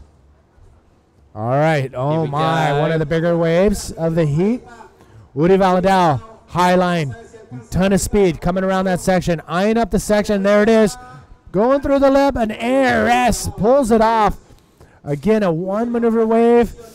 It's going to be hovering around that 7-point score. And look at this. Sasha on the outside answering back. He's going to come out of this barrel for sure. Look at this. And come on, man. Oh, my gosh. I'm guessing he may have wanted a little bit more tube time and hit the brakes just a little bit too much. Where is he? Not sure. There he is. He traveled quite far in that. He must have been really driving the legs in there to try and extend the tube time. That's a shame. That would have been a nice punctuation mark on his campaign, but he surfed an incredible heat either way. So Sasha dominating that heat with 2 solid scores. Uri Valadao just couldn't come up with the goods for that second high-scoring wave, which had to be an 8.0. And Claudio Alquinta, we heard there he couldn't show up for personal reasons, but we wish him the best, and hopefully things get resolved there. Yeah. And we'll get you more details on Claudio. But it looks like Sasha will go into round number 3. Uri Valadao will go into round number 2. And here's another look at those wave exchange. Yeah, look, Yuri, he was looking for it, but I think the fact that he had to punch through the lip on that really was what stopped him from getting the score he needed. If that was a clean launch, I reckon he may well have been able to get the score that he wanted there. But anyway, that's all she wrote. And Yuri has to go and fight through the next round. Never write him off. Just another surf for him, so I'm sure he'll be back in action and in good form. Don't go anywhere. We'll be back with more action in the men's round 1, a non-elimination round, right after this.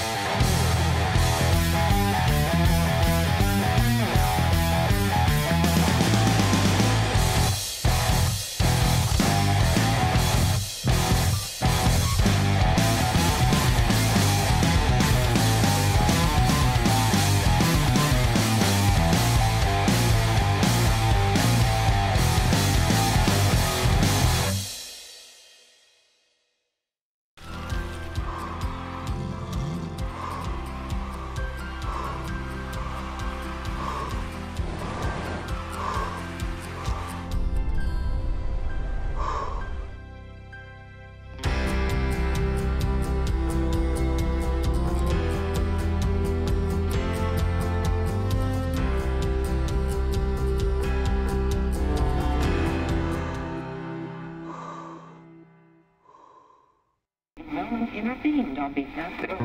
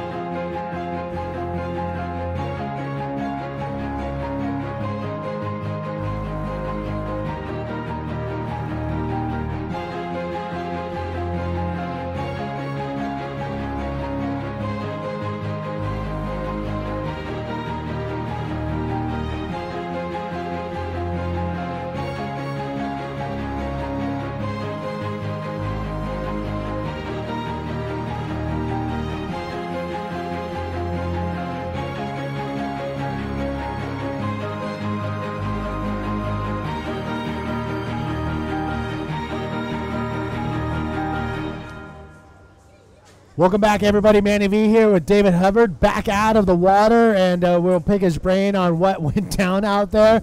But a situation change happened in the very last seconds of that heat. It was Uri Valadao that advanced on into round number 3. That was incredible. So we're going to hear what happened with Bego in just a few seconds. But, Dub, let's get into the action, and I'll start picking your brain. Yeah, let's get out there. Right out into heat number 3 of the men's main event, round 1. We've got Diego Cabrera, Patrick Orr, Hermano Castro.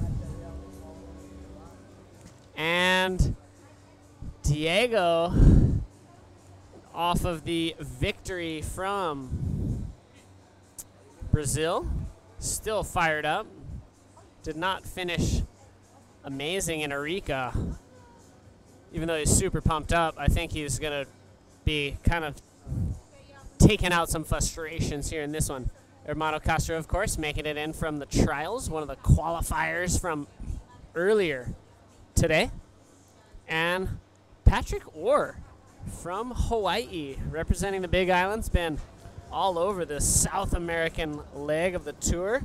Looking to get a solid result. He's kind of yet to crack some of those later rounds.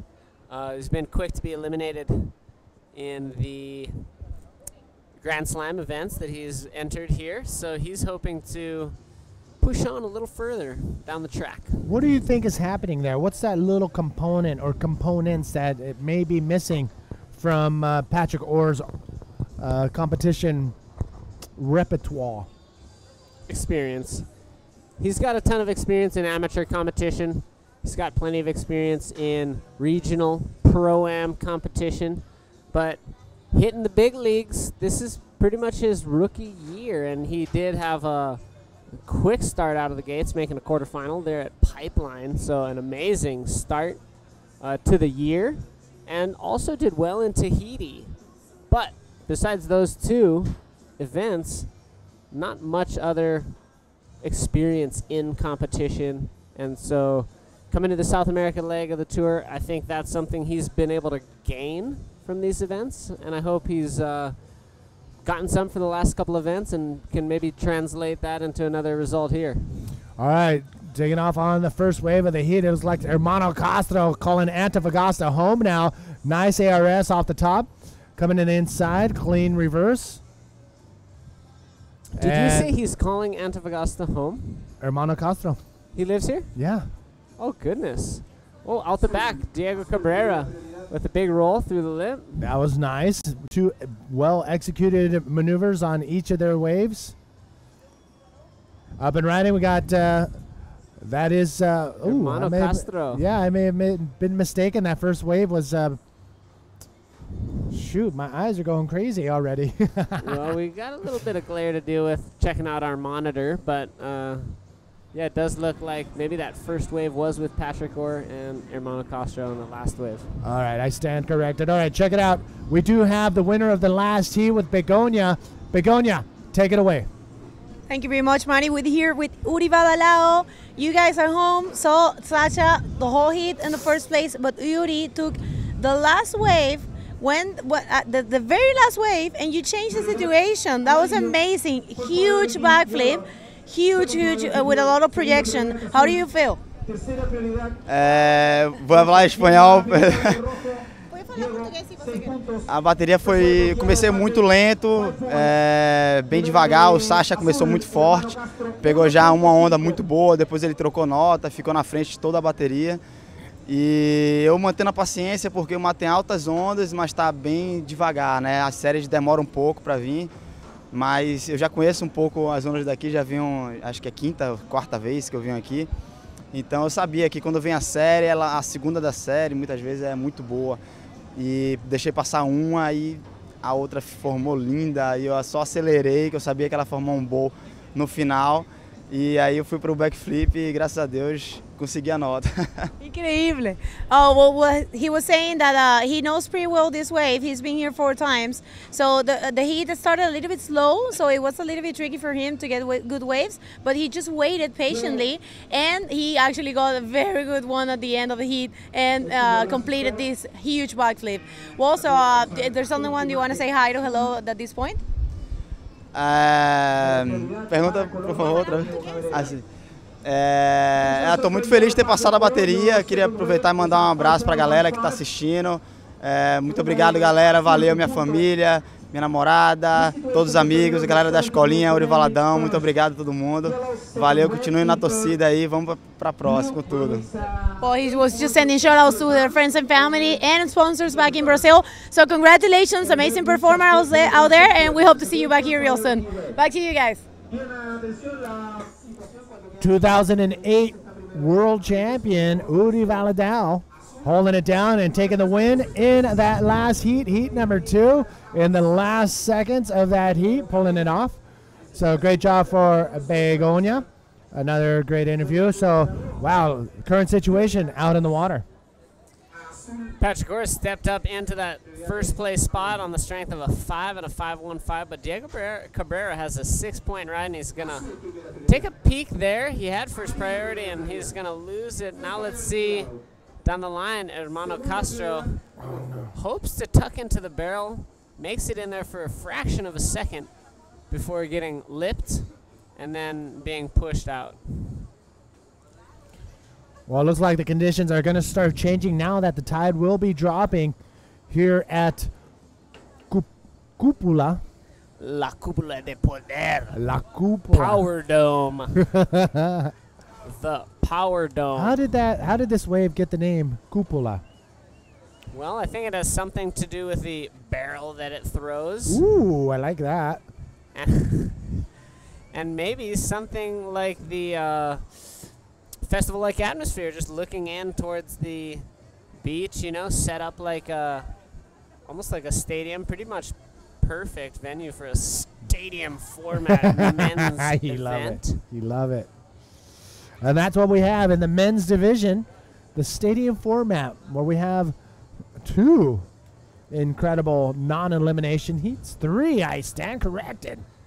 We got non-elimination in the beginning, in the middle, and at the end. Okay, the last one got me. The semifinals The last one got is me. non-elimination. So one of the key components making the stadium format the premium wave riding format on any world tour. Booyah.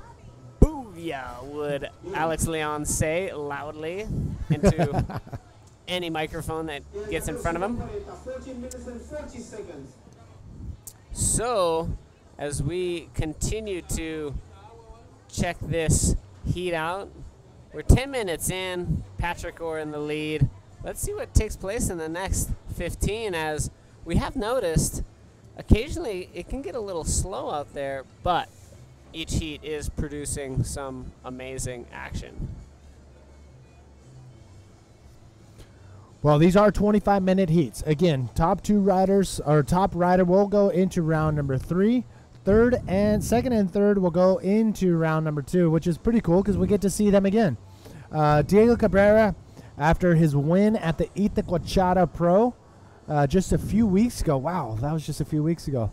It's been all getting all mushed together, but Diego Cabrera with a win going into Arica was so focused, but unfortunately wasn't able to get past the later rounds to get into the finals.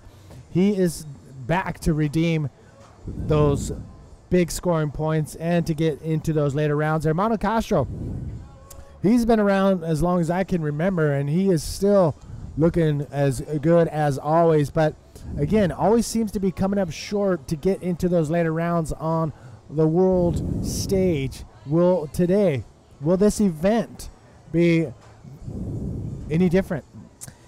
Well, man, he's got tons of experience, and he's now calling this beautiful town of Antofagasta home. So Patrick Orr looking for a big move on this one, gets underneath the lip for a through the lip roll and completes it. So Patrick Orr consistently attacking this wave, and I love how he's taking the opportunity to work on improving his situation.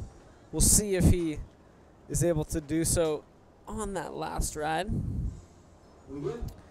But Diego Cabrera has now regained priority positioning in this heat. He's got a 6. He's got the best wave of the heat thus far. Just needs to back it up. Doesn't need much.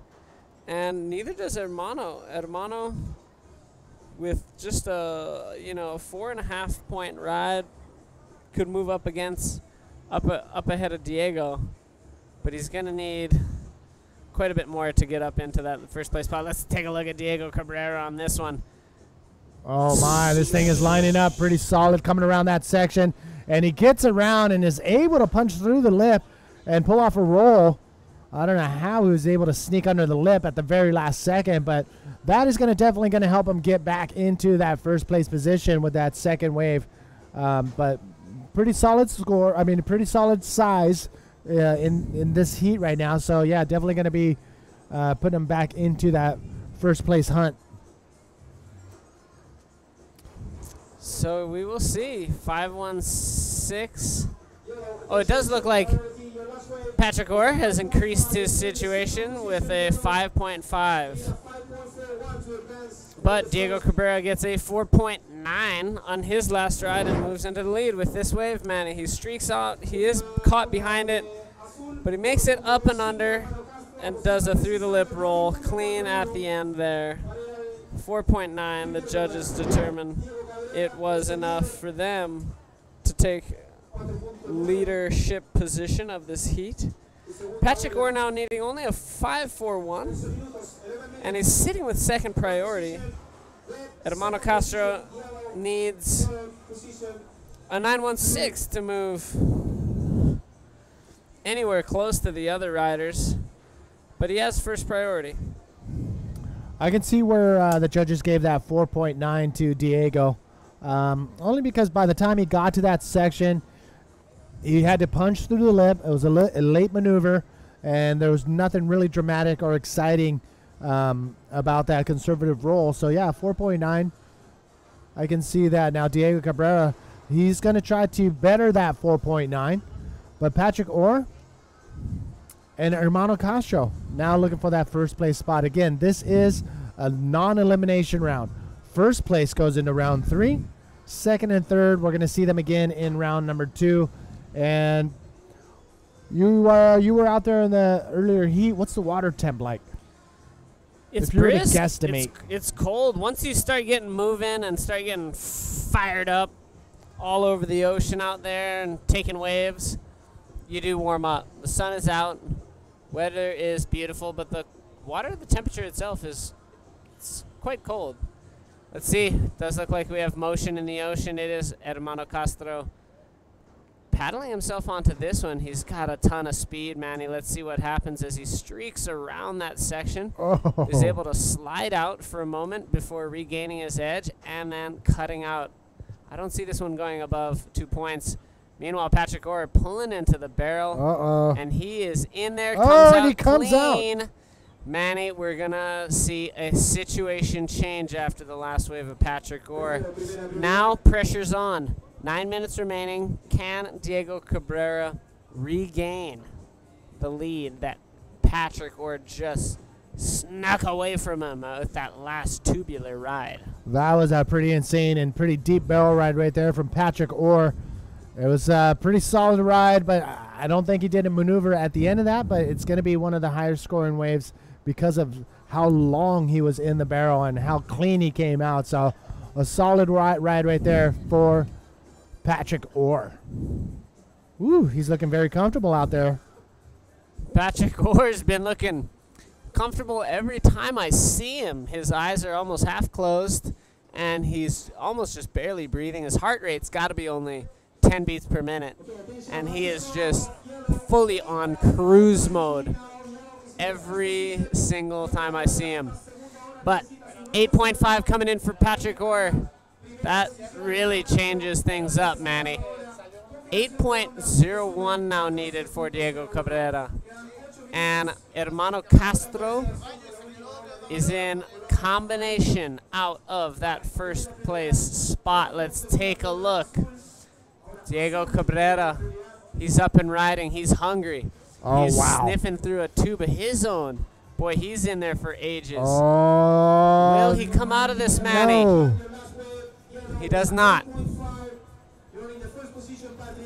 Hermano Castro, now his turn to see what he can deal out on this wave. A ton of speed, comes around the section, goes up and over. Big invert right there for Hermano Castro. He's not done yet. He's kicking into this final section, and it just down on him. And he cuts out of there. But a big, nice invert from Hermano Castro. And I love when the riders take off on that deeper section before coming into that inside wave is turning away from them, or if it's just that tough to get the perfect timing. It is a little challenging, and also once you release all that speed, the same lip line that you start looking at does shift and change just a little bit. So when our riders do connect with the power section and really boost high, it is special. It's a special thing for sure. And when they're able to get up there and it's slightly mistimed, you know, I understand why. Patrick Orr looking really solid. An 8.5 and a 5.5 is holding steady in that first place spot. Diego Cabrera in second place was a 6 and a 4.5. So, again, it's all about first place. Here's another look at Hermano Castro with a ton of speed right there, and there's that second.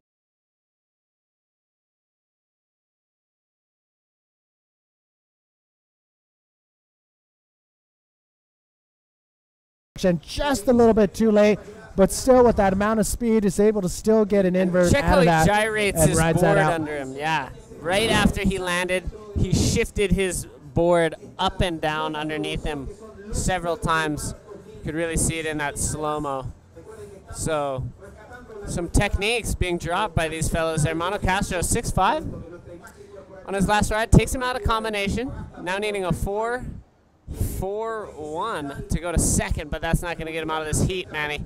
He needs a 7.51 to go into first place. And Diego Cabrera looking still for an 8.01. Guess who's in first priority with 5 minutes remaining? Wow. Patrick Orr from Hawaii. Wow, So if he can surf this like this throughout the entire event, just consistent and confident, he will definitely make it into those later rounds. And there he is, using that priority to fend off Diego Cabrera on that last wave right there. And that was just amazing salesmanship from Diego Cabrera. Yes. That wave wasn't going to be an 8. Patrick Orr definitely made a priority error.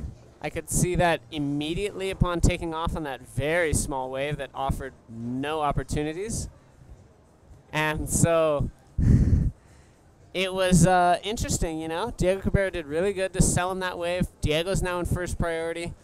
Diego has set himself up to take back the lead if the opportunity comes his way, because he's in first priority, and he's needing an 8.01. Hermano Castro sitting in third right now. 4 minutes remaining. And we still have waves. Waves have been pretty good all day long. Yesterday we saw a little bit bigger waves, but man, look at this right here. Diego Cabrera up and riding. And I think his wave selection is off, Manny, because I just could sense it immediately that he was way too deep on that one. He's going to start back over. Is Patrick Orr in the lineup? But Hermano Castro, he's eyeing up this end section. Flips it grizzly underneath that section, incomplete. Diego Cabrera regains first priority, so things are still possible. Patrick Orr now in second priority, and we'll wait for Hermano to get third priority. Diego was able to get that first priority because he kicked out of that wave and was still on, kind of on the outside still, so he was able to get back out to the outside before any of the other riders and regain that first priority. Second priority is with Patrick Orr. So now Patrick has a little bit of an advantage right now. He's in that first place spot, so he can bait Diego into going for a smaller wave to lose his priority, or he can go on a good size leftover wave like this right here. But no, it is Diego Cabrera who opts to go on this with his priority. He's got a ton of speed. This wave is lining up pretty nicely. Oh my goodness. That was a fun bank reverse, but it looked like it was incomplete. Now, Patrick Orr's out the back. He's got a nice section and flings around a pretty radical ARS. I tell you, I think that could improve on his 5.5. Let's see if he hits that inside section. We're gonna lose him in the camera. Let me know. 5 seconds. Wow. All right, Dub, check this out. GoPro was on your back. Tell us what went down on this wave. Whoa, how's this angle? All right, so I guess that's me in a barrel somehow. What? And this is the power dome. Oh, and a big roll. Yeah, it looked like I rolled out No. through a spin, ARS. then another reverse spin, and then I think I rolled on the inside there. So that was one of my 8-point rides. What? That was sick. So, yeah, Dub, we could put the GoPro session on Dub's back, and this is what he came back with the goods. I guess so. You know, I don't really know how those things work, but somebody strapped it on me before I went out, set all the settings, and I just went and did my thing, and that's cool, you know? Was it in the way at all? No, not at all. Oh, In fact, it was less than in the way, if that's possible. We need to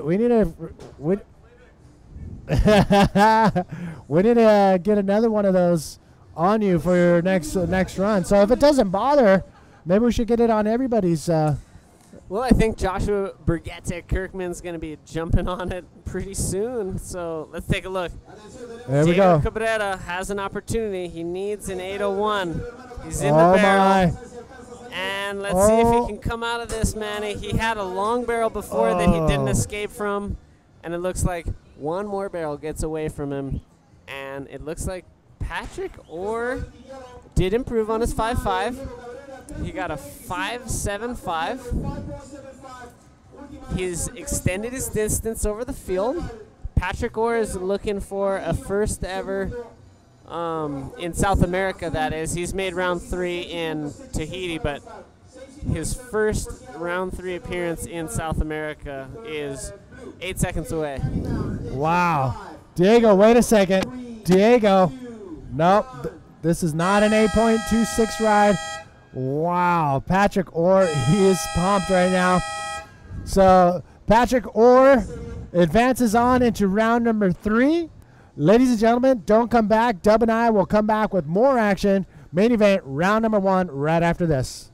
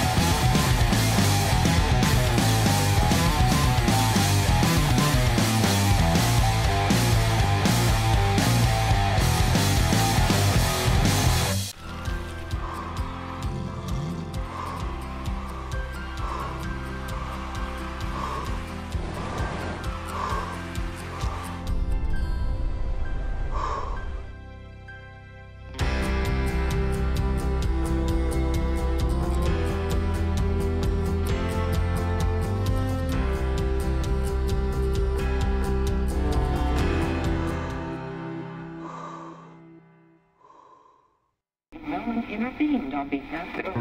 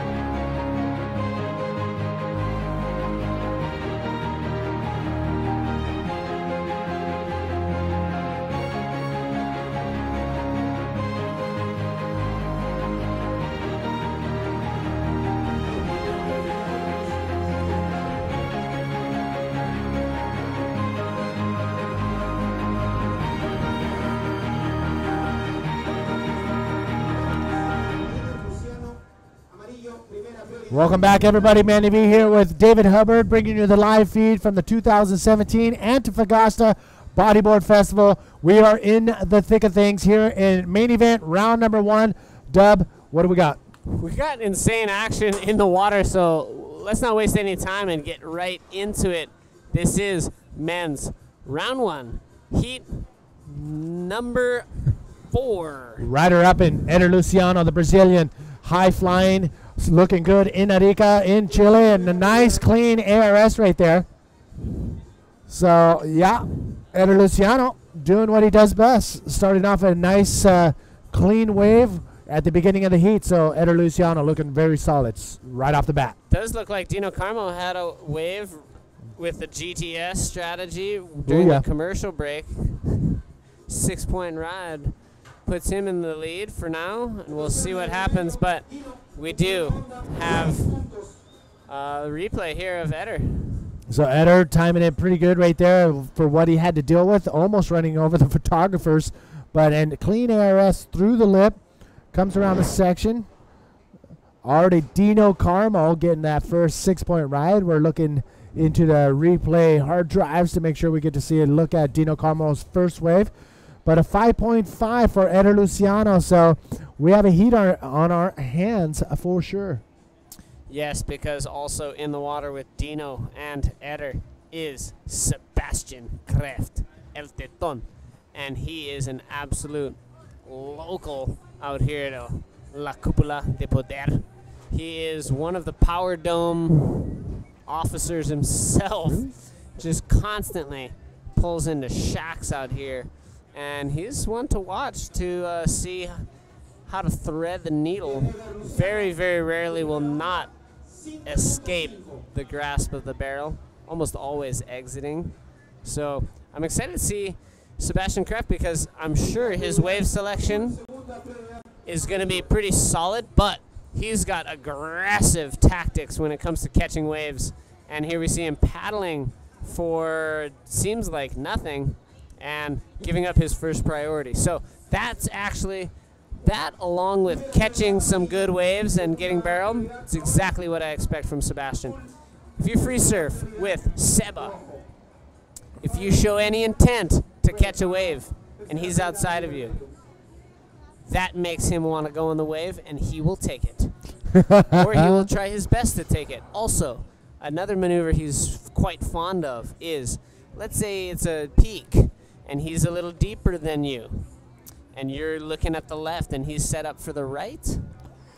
Just because you're looking left, he's going to pretend he's going left. As soon as you back off because he's deeper, he's going to turn to the original direction that he was trying to catch, the right. So keeping people off of waves is almost a thrill to him. It's almost like giving a juke in basketball. If you're going to make someone try to get by somebody as you're dribbling, you can fake left, fake right, can be on soccer or football. Yes. So, yeah, so, I mean, there's no rules against it. He lives for it, yes. He loves it, and we're going to see him pulling some maneuvers like that. But I think we do have an interview with Patrick Orr and Begonia, so let's send it down to Bego. Take it away. Thank you very much. We're here with Patrick. Patrick, oh my God, you told me that was your first surf here. Yeah. You never did. I mean, you never surfed since you arrived, and that was such a great performance out there. How was it? What can you tell people about it? Yeah, thank you. For the first time, I would have to say it was very fun. Got like one barrel and a couple little ramps, and I'm happy with the result that I managed to get out here, and I hope to continue with this momentum and go all the way through. Yeah. Well, so this is the second year you're doing the tour, but you just told me this is the first time you're gonna follow the whole stages of it. So yeah. How do you feel about that? I'm happy to do it. Follow all the way through, and then end it at El Fronton, the scariest wave in the world. Dub. Well, congratulations, and we hope to see you back here real soon. Back to you guys. Congratulations one more time to Patrick Orr and Begonia holding it down. So Patrick goes straight into round number 3 in the men's main event. Here with the stadium format in place. Now out in the water, Heat number 4 of round number 1. Dino Carmo 6.0 is his first and only wave. And going for that one, but he has third priority, so he will remain in that third priority. Eder Luciano with 1 wave of 5.5. Sebastian Kreft waiting patiently for a good wave to come in. And here we go. Eder Luciano with priority, coming off the bottom, a ton of speed, bounces in and out of that one. Poor choice of waves for Eder. Sacrifice priority for virtually no points. Puts Seba Kref in first priority. And Seba does not yet have a wave, so this is going to be super interesting and exciting to see how Seba matches up against Dino and Eder. I just saw Seba throw up his hands right there as he's sitting on his board asking for the wave gods to deliver something. But he's going to sit deeper than everybody with priority or not. It seems like that is his strategy here in this heat. But he may even use that to even go right as well. We don't know. We've seen a few rights being ridden earlier today when the tide was just a little lower. And here we go. It looks like a paddle battle for this wave. Priority is in Sebastian Kreft's hand, and he is going to go for it. Sebastian Kreft up and riding. So he's got a clean line. No surprise that he tucks into the barrel there. Makes it out clean. Throws a cool reverse. And that's all she wrote for Seba. All right, taking a look. Really interested in to see Eder Luciano even paddle for this wave. Didn't look like that thing was going to shape up for anything, but I think he just wants to get that second wave. He knows he has this lower scoring wave of the riders right now, raising their hand up. Dino Carmo is raising his hand to get a heat situation from the beach commentator. And that's what is happening right now as the beach commentator will give the rider who is requesting the situation out in the water how much time is left, how many points that that rider has, and what they need to get into that first place spot. And every rider can wave their hand in the middle of a heat to ask for the situation. And it helps them as far as letting them know what do they need to get, how are they doing it, and how much time is remaining. You know, there is some information that the speaker is going to be giving them. There's some information visually, but there's also information coming from friends and locals of the same beach. See Teresa Almeida holding up a board. I saw that. At the right time to signal some secret information to Dino. So there's a number of ways that riders get assisted. Some information comes directly from the event, scores, priority, time, etc. But there's some information, secret signals that can be given from fellow riders on the beach. Maybe we can get a cameraman over there to see what those secret codes are being sent over to Dino Carmo, who is currently out in the water in the red jersey with priority. And it looks like he is on the inside, I believe. Nope, that's Sebastian Kreft fighting another barrel. But this time it's going to shut down on him. He was on his way back out and decided to turn around on that on his way back out to the lineup. Dino Carmo in the red jersey with priority. Yellow, Eder Luciano with second priority. Eder Luciano wearing those white fins that he's known for. And I love it. I love those white fins. Okay, Dino Carmo is up and at him. Using his priority on this one, Manny. Does find a nice flip, but botches the landing. Nope. No completo. No, not a completed move right there for Dino Carmo. Going for a big move in a pretty critical part of the wave right there, but could not land it and pull that thing around. And things are running nice and smooth here at the Antofagasta Bodyboard Festival. Right over here this way is where you're going to find all the action. Antofagasta Bodyboard Festival. I can't wait for the weekend. We're going to have some incredible waves. We're going to have some incredible bands, incredible music. And we're also putting together the U-Riding tournament, the first ever here in Antofagasta. 32 competitors will go head-to-head. Up on the big screen, on the stage. Yeah. And I think, we'll get back to that, but up and riding, Dino Carmo. He dives out of this one. And looks like we got more waves out. Later, but look at this. A little late, but really surprised he didn't go for another maneuver on that very inside section.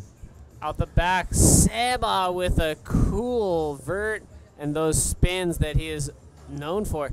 And another aggressive spin right after. Poking the nose probably helped him spin it around.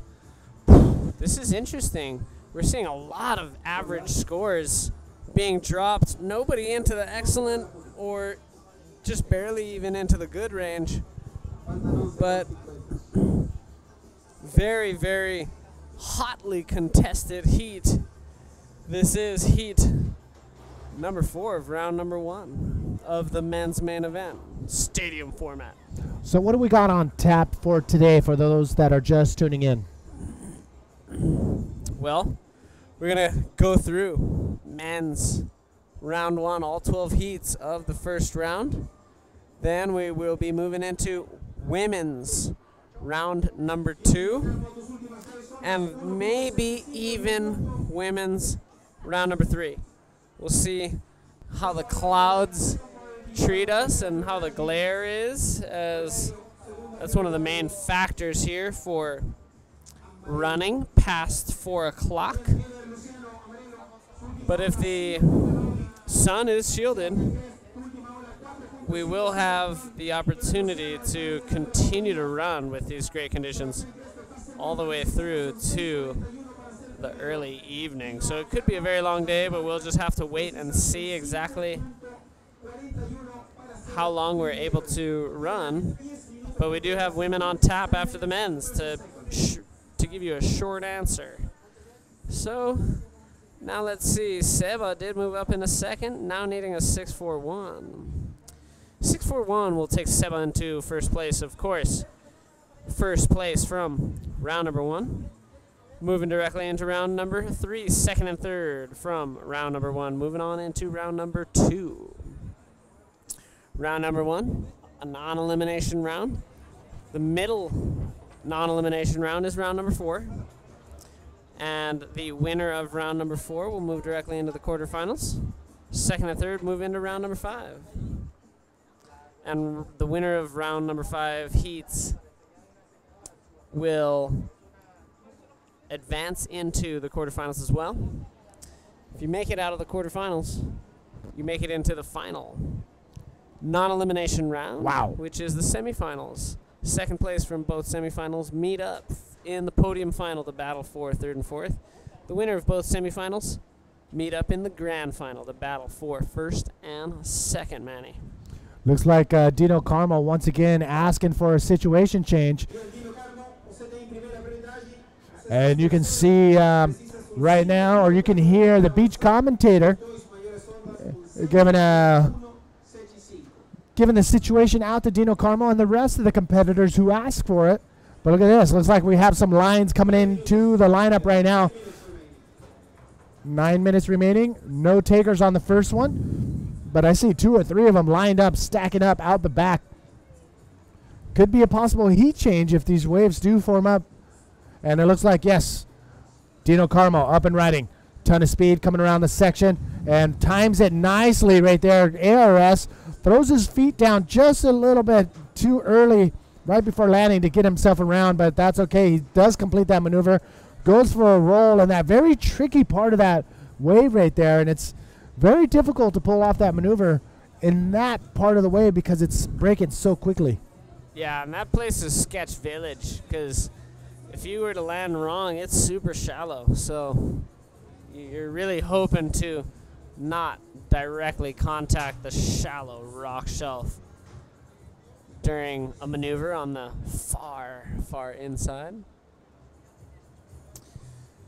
But that is kind of how this wave is. It's critical. Let's take another look. There's that leg going in real early, like you mentioned, Manny. And as he continues through that dead spot, now the wave just jacks up on that inside shelf. Super shallow, right but there. Then goes into deep water again right after. That's a very tricky part of the wave right there. A last little cherry on top could end a wave pretty good right there at that end bowl or at that end section, but it's going to be perfect timing to be able to pull those maneuvers off, and you saw what happened when you're off just a little bit. Here we go, up and ready. Enter Luciano. Nice, clean ARS. Oh, my. Pulls that around, gets tucked into the barrel, and does a roll, comes out of it. This is probably going to be the highest score of the heat for sure. That was a clean ARS and a solid maneuver, and comes into the pocket, comes out with a roll. That was a pretty solid wave right there for Eder Luciano. That'll definitely help him get into that first place spot. But that was exactly what I was waiting to see from Eder from the get-go. Let's check a look at the replay. Tons of speed. Comes around, nice. Big flip, clean landing, smooth turnaround, quick little tuck, and then up and over for another roll. But Seba was out the back. This is live, I think. Getting a nice little tunnel. So Seba is still alive in this heat with 6.5 minutes remaining. Wow, so a pretty solid wave exchange between the two riders. And Eder Luciano, look at that, an 8.25 for that long, perfect wave right there for Eder Luciano. Well, if it was perfect, it would be a 10, but a solid wave right there at 8.25. And here's Seba one more time taking a look at that barrel, and it pinches right at the end, which means it doesn't stay completely open, but he's able to ride through the whitewash. So we do have the riders out the back, stacked and kicking very hard to get back into position. Dino Carmo, who was just sitting comfortably in first place, now straight back down to the bottom of the totem pole. Third place, even though Dino Carmo has first priority, Eder Luciano now has second priority. Eder Luciano waving his arms frantically, trying to get a situation right now to repeat what is being thrown out to him, which is essentially what we're saying to you here is Sebastian Kreft in that second place spot, needing a 7.16. And Dino Carmo, 6.6, 6.6. So now it is just like that. Within 2 waves, Dino Carmo from first place down to third place, currently in 5 minutes remaining. So it's pretty. We talked about the board being raised up by fellow Portuguese rider Teresa Almeida, giving a little code over to Dino Carmo out in the water. And we're trying to get a camera set up to see if we can get a shot of them using that system, but whether they're paying attention to it or not, we're going to find out. Eder Luciano, that 8.25, looking very solid. Sebastian Kreft now with a 7 points and 5. So Dino Carmo only needs a 6.01. Waited patiently out in the water. But it's been a pretty exciting day so far of action, and I got to give props to the organizers for putting together an incredible structure here. The athletes area, they have their own little cool little area to call their own. And yeah, totally. The athletes got their own little quadrant, plenty of water and snacks. Let's take a look at Seba Kreft. Finds a roll and incomplete ride. That was not going to be the 716 from the get-go, but he's excited. He's stoked to be in the main event. He's one of the trialists that's competed, I think, at every edition of the Antofagasta Bodyboard Festival. And he's definitely pumped to be in the main event of the men's now. And he's got a shot at making it directly into round 3 if he's able to pull off something big here. But Eder Luciano loses second priority. Well, but I'm not sure if Sebo's out there for third priority yet. So, all right, we're coming down to the last 3 minutes. Last 3 minutes of this heat. Dino Carmo with priority, looking for a 6.01, and Eder Luciano trying to look for something, but as soon as Sebastian Kreft gets out to the outside, he's going to stop faking out on catching those waves. Here's another look at Seba. There's that. Oh, it looked like he did actually try a flip. That wasn't a roll. Looks like in slow-mo we could see that he is contorting his body every which way and was just totally absorbed by the lip, basically. No projection, really. So Seba Kreft does not get the score needed to move into first spot. He is with third priority. Second priority with Eder. First priority with Dino. Dino at this point would need an 8.16 to move into first. 2 minutes, anything can happen. We saw already a few heats today that had a situation change down to the last wire, so anything could happen right now in these last few minutes of this heat as well. Yeah. I mean, I agree that there's a lot of possible outcomes that could occur in the next 2 minutes. I would maybe not totally agree that anything could happen, but a lot is possible. I'll say that. Anything is possible in these last 1 minute and 30 seconds, and we're going to see if anything will happen. We're hoping that Dino Carmo can find a 6.01, or Sebastian Kreft 7.16, or Eder Luciano just holding steady. Mother Nature could just fall asleep right now and not deliver anything in the last minute and 20 seconds. Who knows? We'll have to wait and see. It does look quiet, but hey, maybe. Oh, goodness. Is there a little wave approaching? Is there a little bump? Dino Carmo may have a last chance right here to be able to pull off a 6.01 with a couple waves coming in. It looks like the lines are stacking. 6.01. What is he going to do? He has priority. Does he go on the first one or does he go on the second one? He's paddling. He is making an effort. 6.01. Dino Carmo coming around the inside section. Oh, mine gets denied and will not be able to get back up into that first place spot. And a little frustration setting in for not only Dino Carmo, but as well as the Portuguese supporters that we have a clear view of here in the commentators booth. And again, we apologize for the needs column. The only needs column that is accurate is for second place, because this is a first place advancing on round. So the need for Dino Carmo is not actually a 601. That's 601 to go second, which won't help him. But it looks like moving on out of this round, heat number 4 is going to be Eder Luciano. And so Dino Carmo and Sebe Kreft are heading to round number 2. We're going to take a short commercial break and be back with Heat 5 after this.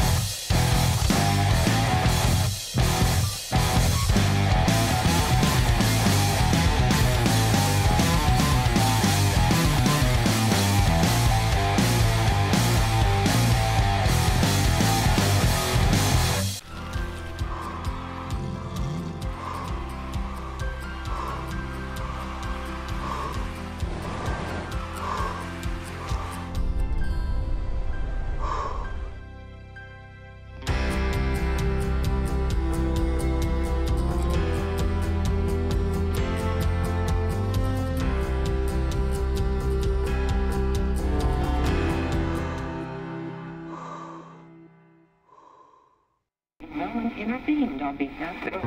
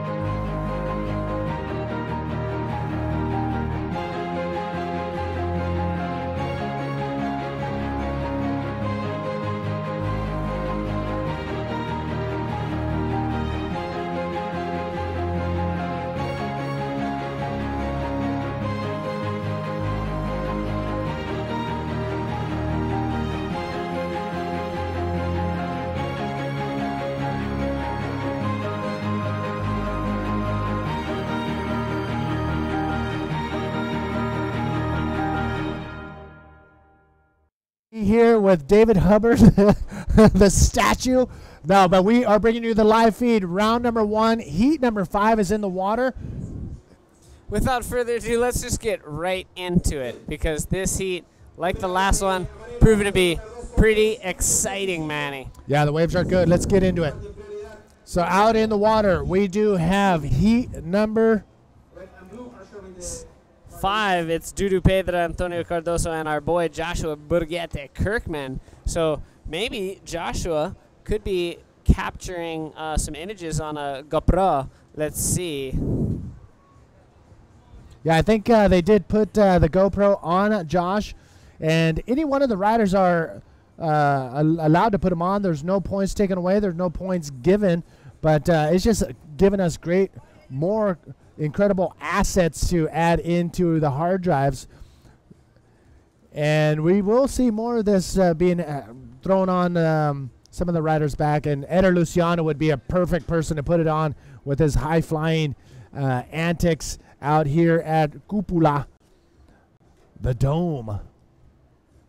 So Antonio Cardoso already has a 3.75 on his first wave. We're going to take a look on the hard drives to see a replay of that. Dudu Pedra, big wave rider, and anything in the giant range, he is definitely a contender. It's going to be fun to watch him, how he can contend in these medium-sized waves here at Cupola. And Josh Kirkman will be out there in the dark colored jersey, and he has yet to catch a wave in this heat.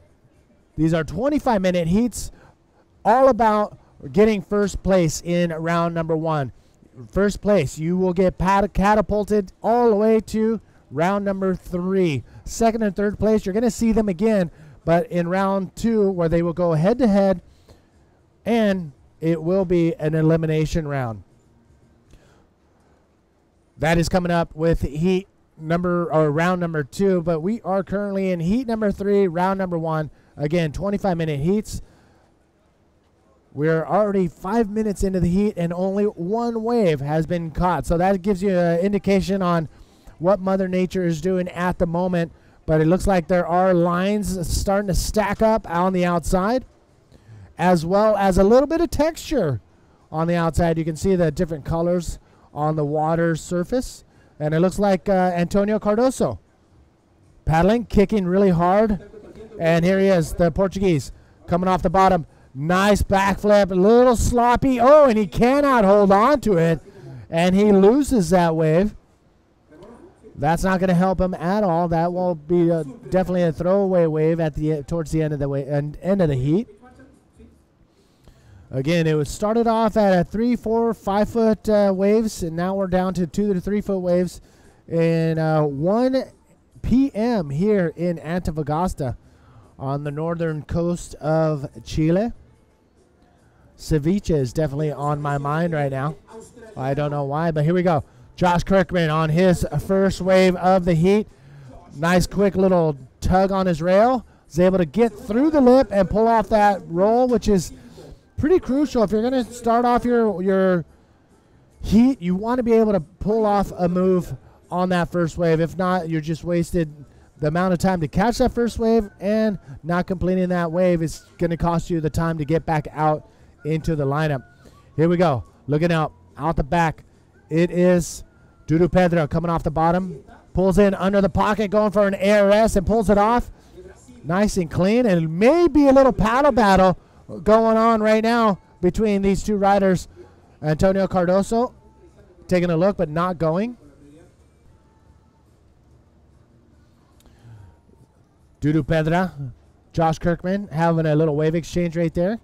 Josh Kirkman obviously paddling not so hard, because given a priority. Here we go. Another look at what went down. A nice clean backflip, but coming unraveled right there. And cannot pull it off. Josh Kirkman on the inside. Quick bottom turn. And pulls off this nice clean roll on the inside. And then we saw Dudu Pedra sneak under the lip right there and going for an ARS for himself, and pulls it off cleanly and kicks out. All right, looks like we do have Begonia ready with the winner of the last heat, Eder Luciano from Brazil. Bego, take it away. Thank you very much, Manny. We're here with Eder. Oh my God, Eder, that ARS, that was huge. You actually dominated that heat with that maneuver. So how that felt? Yeah, so happy to advance in first place on straight to round 3. The heat was so long, the waves stopped a little bit. The last heat was pumping, too much set coming. And in the middle of the heat, I get the good left and a big RS with rollers and get a 8 point, go to the first place. Just stay relaxed, waiting for the set and try to change my second wave. And the wave is stop and it's okay. Well, I can't stop to notice your board. That's a mutant board. It's so big. What can you tell about the board? The shape itself is really big. And I mean, just tell us about your board. Yeah, when I start to surf, I always use GT boards as a wave handle, and I prefer this shape because I'm a big guy, and to surf in my home break, the wave is not so big. It's good. I can surf more easy and get more maneuver. You know, I call my board the maneuver machine. Eu quero aproveitar para mandar um agradecimento para todo mundo aí do Brasil que está torcendo por mim. Espero avançar o round 3 agora, né, que nos últimos 2 eventos, infelizmente, não encontrei as ondas boas, mas eu estou muito focado nesse evento agora e vamos com tudo para o round 3 para seguir firme e forte e rumo à final nesse campeonato aqui que eu já fiz pódio na última edição. E vamos com tudo de novo. Valeu a torcida de todos. Brasil! Well, parabéns para você, and we hope to see you back here real soon. Back to you guys. Awesome. Well, let me tell you something. Eder Luciano's English has come a very long way. When I first met him, he couldn't speak English at all, but now to have him speak flawless English is pretty amazing to watch the progression, as well as the progression of his riding, which is, top notch right now. He's on a good run here in Latin America, the 3 legs of the APB Tour. So Eder Luciano winning that last heat, going straight into round number 3. Now Dudu Pedra, 6.0, sitting on top of this heat right now, and Josh Kirkman up and riding. Ton of speed, tucks into the barrel, and it just shuts down on him.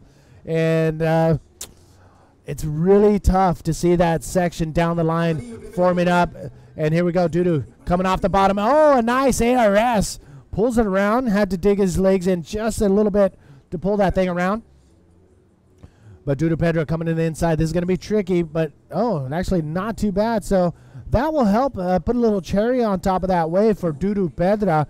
And he's going to put on the first gear and get back out there as quickly as possible. 14 minutes, 30 seconds remaining. So Dudu Pedra, that will definitely help him get further and further away from 2nd and 3rd place, Antonio Cardoso and Josh Burgett Kirkman.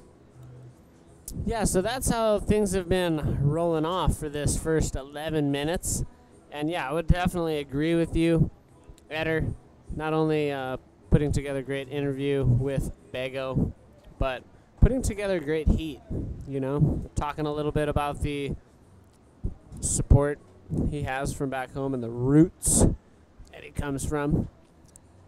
And so he's definitely pumped for fellow Brazilians to be doing well in this event. And at this point in this heat, Dudu Pedra looks like he's put himself into first spot. 6.75 and a 6. Nice. Yeah, that last wave was pretty solid. And here's another look of it. His timing was pretty solid right here. Came around that section with speed. And probably one of the better timed ARSs we've seen in the last while. But pulled it off clean, whipped it around, and was able to actually do a roll on the inside of that wave as well. So a 6.75. So he's looking really good right now, especially with Mother Nature taking a little bit of a break of sending the bigger waves on through in these heats. Again, I think we're seeing a tide shift right now, as the tide will be dropping throughout the day. And I haven't seen the massive tidal changes that I'm used to seeing in, Central America when there is a full moon or new moon. Here they're not so wide of a range as far as super high and super low.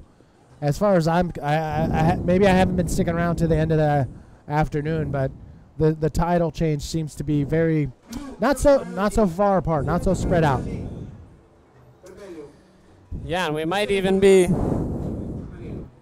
backing off of the high. Not sure when the high was, but potentially starting to back off of that. Let's see. Now is Joshua Borghetti Kirkman. Just that 4.5 in his scorecard. 826 needed for him to move into first place. Dudu surfing a very consistent, solid heat. He's having a look here, and he's going to go for it. No, this is Borghetti Kirkman, sorry. So Josh streaking down the face and actually contorting himself into a flip. So pretty impressive attempt, although it definitely fell short of advancement. So Josh is going to paddle back out. Josh, of course, jumping into the booth. We had a lot of fun with him in here. You know what was fun is that video clip that we saw earlier of you wearing that GoPro. I think Josh is out there. Hopefully he gets some set waves to produce some of the goods. But I think we're going to queue up that GoPro. Hold on. We may have some action out the back. Is anybody in position? Looks like Antonio Cardoso dunking under that. And same with Dudu Pedro. Both of them getting caught on the inside just a little bit. So Antonio Cardoso right now, priority number 2 in the yellow jersey, trying to better both of his scores, and this looks like it could be it. But Dudu Pedro with priority, ooh, fending off. So Dudu Pedro will lose priority. Antonio Cardoso will now go into that first priority. So Dudu Pedro fending off Antonio Cardoso from catching that wave. So pretty interesting use of priority in that situation. What was interesting about it is Joshua Borghetti Kirkman was not back out in the lineup, so he only swapped priority with Antonio, and he didn't jump all the way down to third priority. Not a high-risk maneuver, so he sacrificed his priority for the opportunity of Antonio to get a score on that.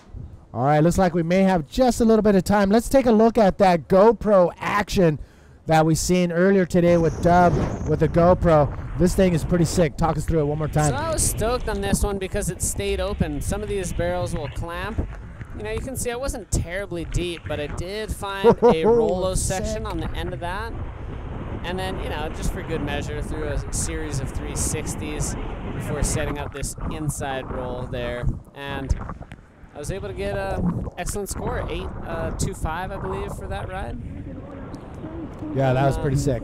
And then got back out. But one thing that's so cool about the round 1 being non-elimination, I was super stoked to get a couple 8s in my heat. But that wasn't enough to get first and move forward. So some of the heats throughout the round 1 are pretty stacked, and 8s is not enough for the first place. So that's what could happen in these first round heats of the main event, where a pair of 8s is still not enough to get into that first place spot. Yeah. And then you have heats like this, where a pair of 6s will be enough to hold on to that first place. So 8 minutes remaining, though. Anything is still possible with that much time remaining. I mean, look at Josh Kirkman's second wave. And same with Antonio Cardoso. They both have 1.5 respectively. So plenty of time for all these riders to cause a situation change out in this heat. Ooh, so it does look like Joshua Borghetti Kirkman downshifting into third spot. Antonio Cardoso scooted up into second, now needing a 6 2/3 to move into the lead, and here he is. This is a replay of his last ride. Nice backflip, clean execution. I think he's gonna stay on line and hope for a section, doesn't get it there. Let's take a look at Dudu on this one. Dudu, nice clean roll, but it had to go through the lip to pull that one off. And again, he did have a perfectly timed ARS where he was actually out in front of the wave when he landed, out in the flats on that ARS. But when you punch through the lip, when your timing is just a little off, the judges will take note and won't award those scores into the higher range. So a clean, executed maneuver that puts you into a situation where you can still ride out the wave and continue riding on the face of the wave is what the judges are looking for. So with just a little over 7 minutes remaining, Dudu Pedra looking to move on through Joshua Burgette-Kirkman, the only Australian represented in the men's main event. Fellow countryman Greg Howlett coming up just shy in the quarterfinals of the trials. So Joshua Burgette-Kirkman actually receiving a wild card into the men's main event. Got the APB wild card because of his terrific performance there in Arica and, you know, being committed to the South American leg of the tour.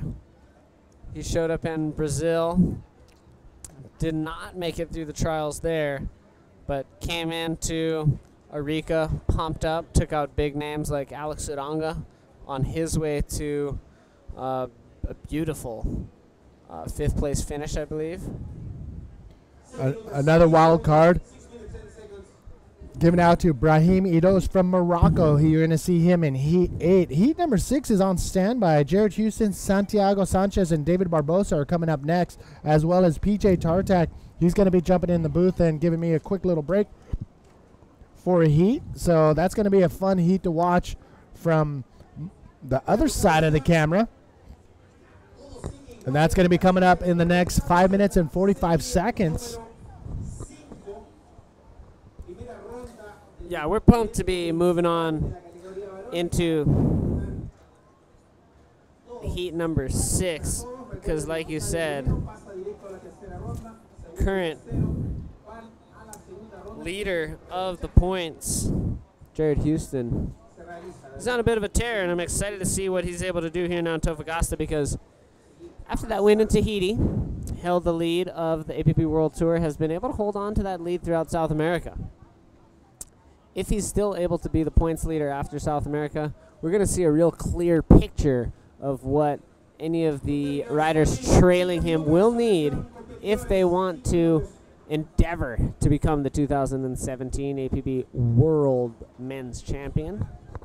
We have 2 more Grand Slam Series events at the end of the year in October with everybody moving to Praia del Norte in Nazaré for the Nazaré event in the beginning of October. Then we'll end the year in Fronton with the Fronton King event in the Canary Islands. So another down-to-the-wire World Tour title is what we're all expecting. But right now, Jared Houston is looking very solid. Ian Campbell is right behind him.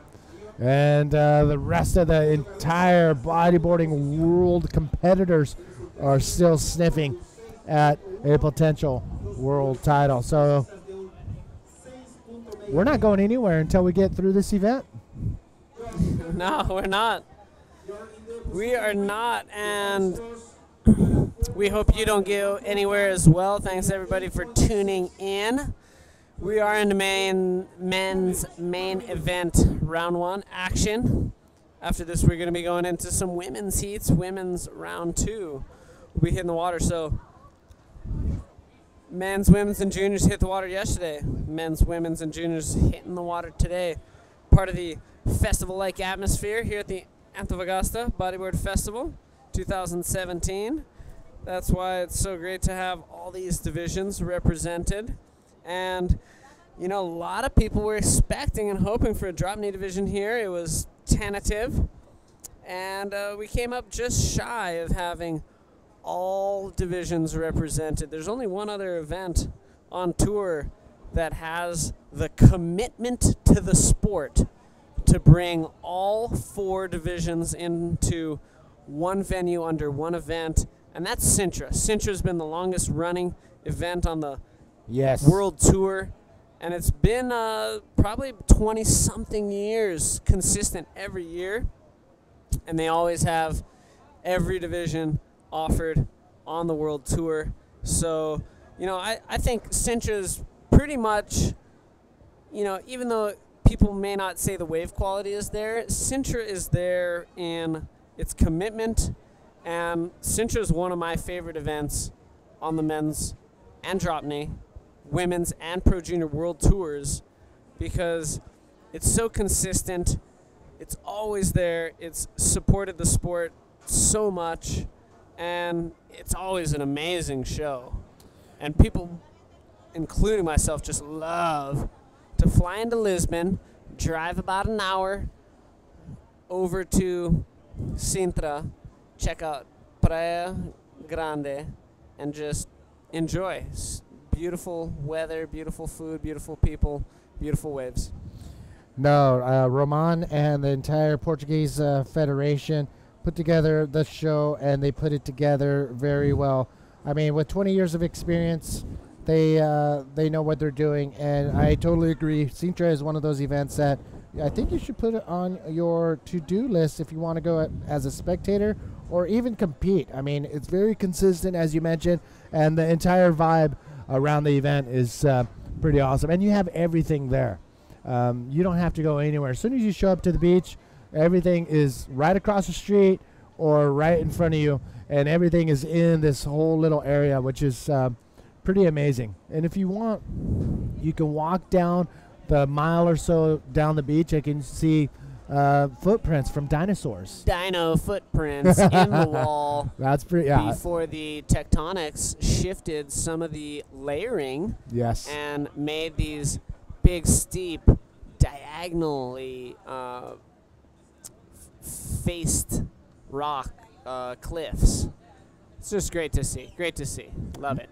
But we are here in Antofagasta, and hopefully next year we will have all 4 divisions represented. We're looking for drop knee next year, but at least at this event we've got pro juniors, men's and women's. An incredible opportunity to see some awesome action. We do have some inquiring minds who want to know what the real deal is, yo.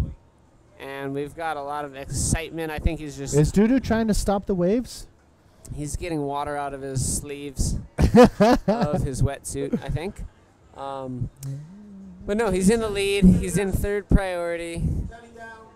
And we're doing the countdown. But we might have Antonio Cardoso.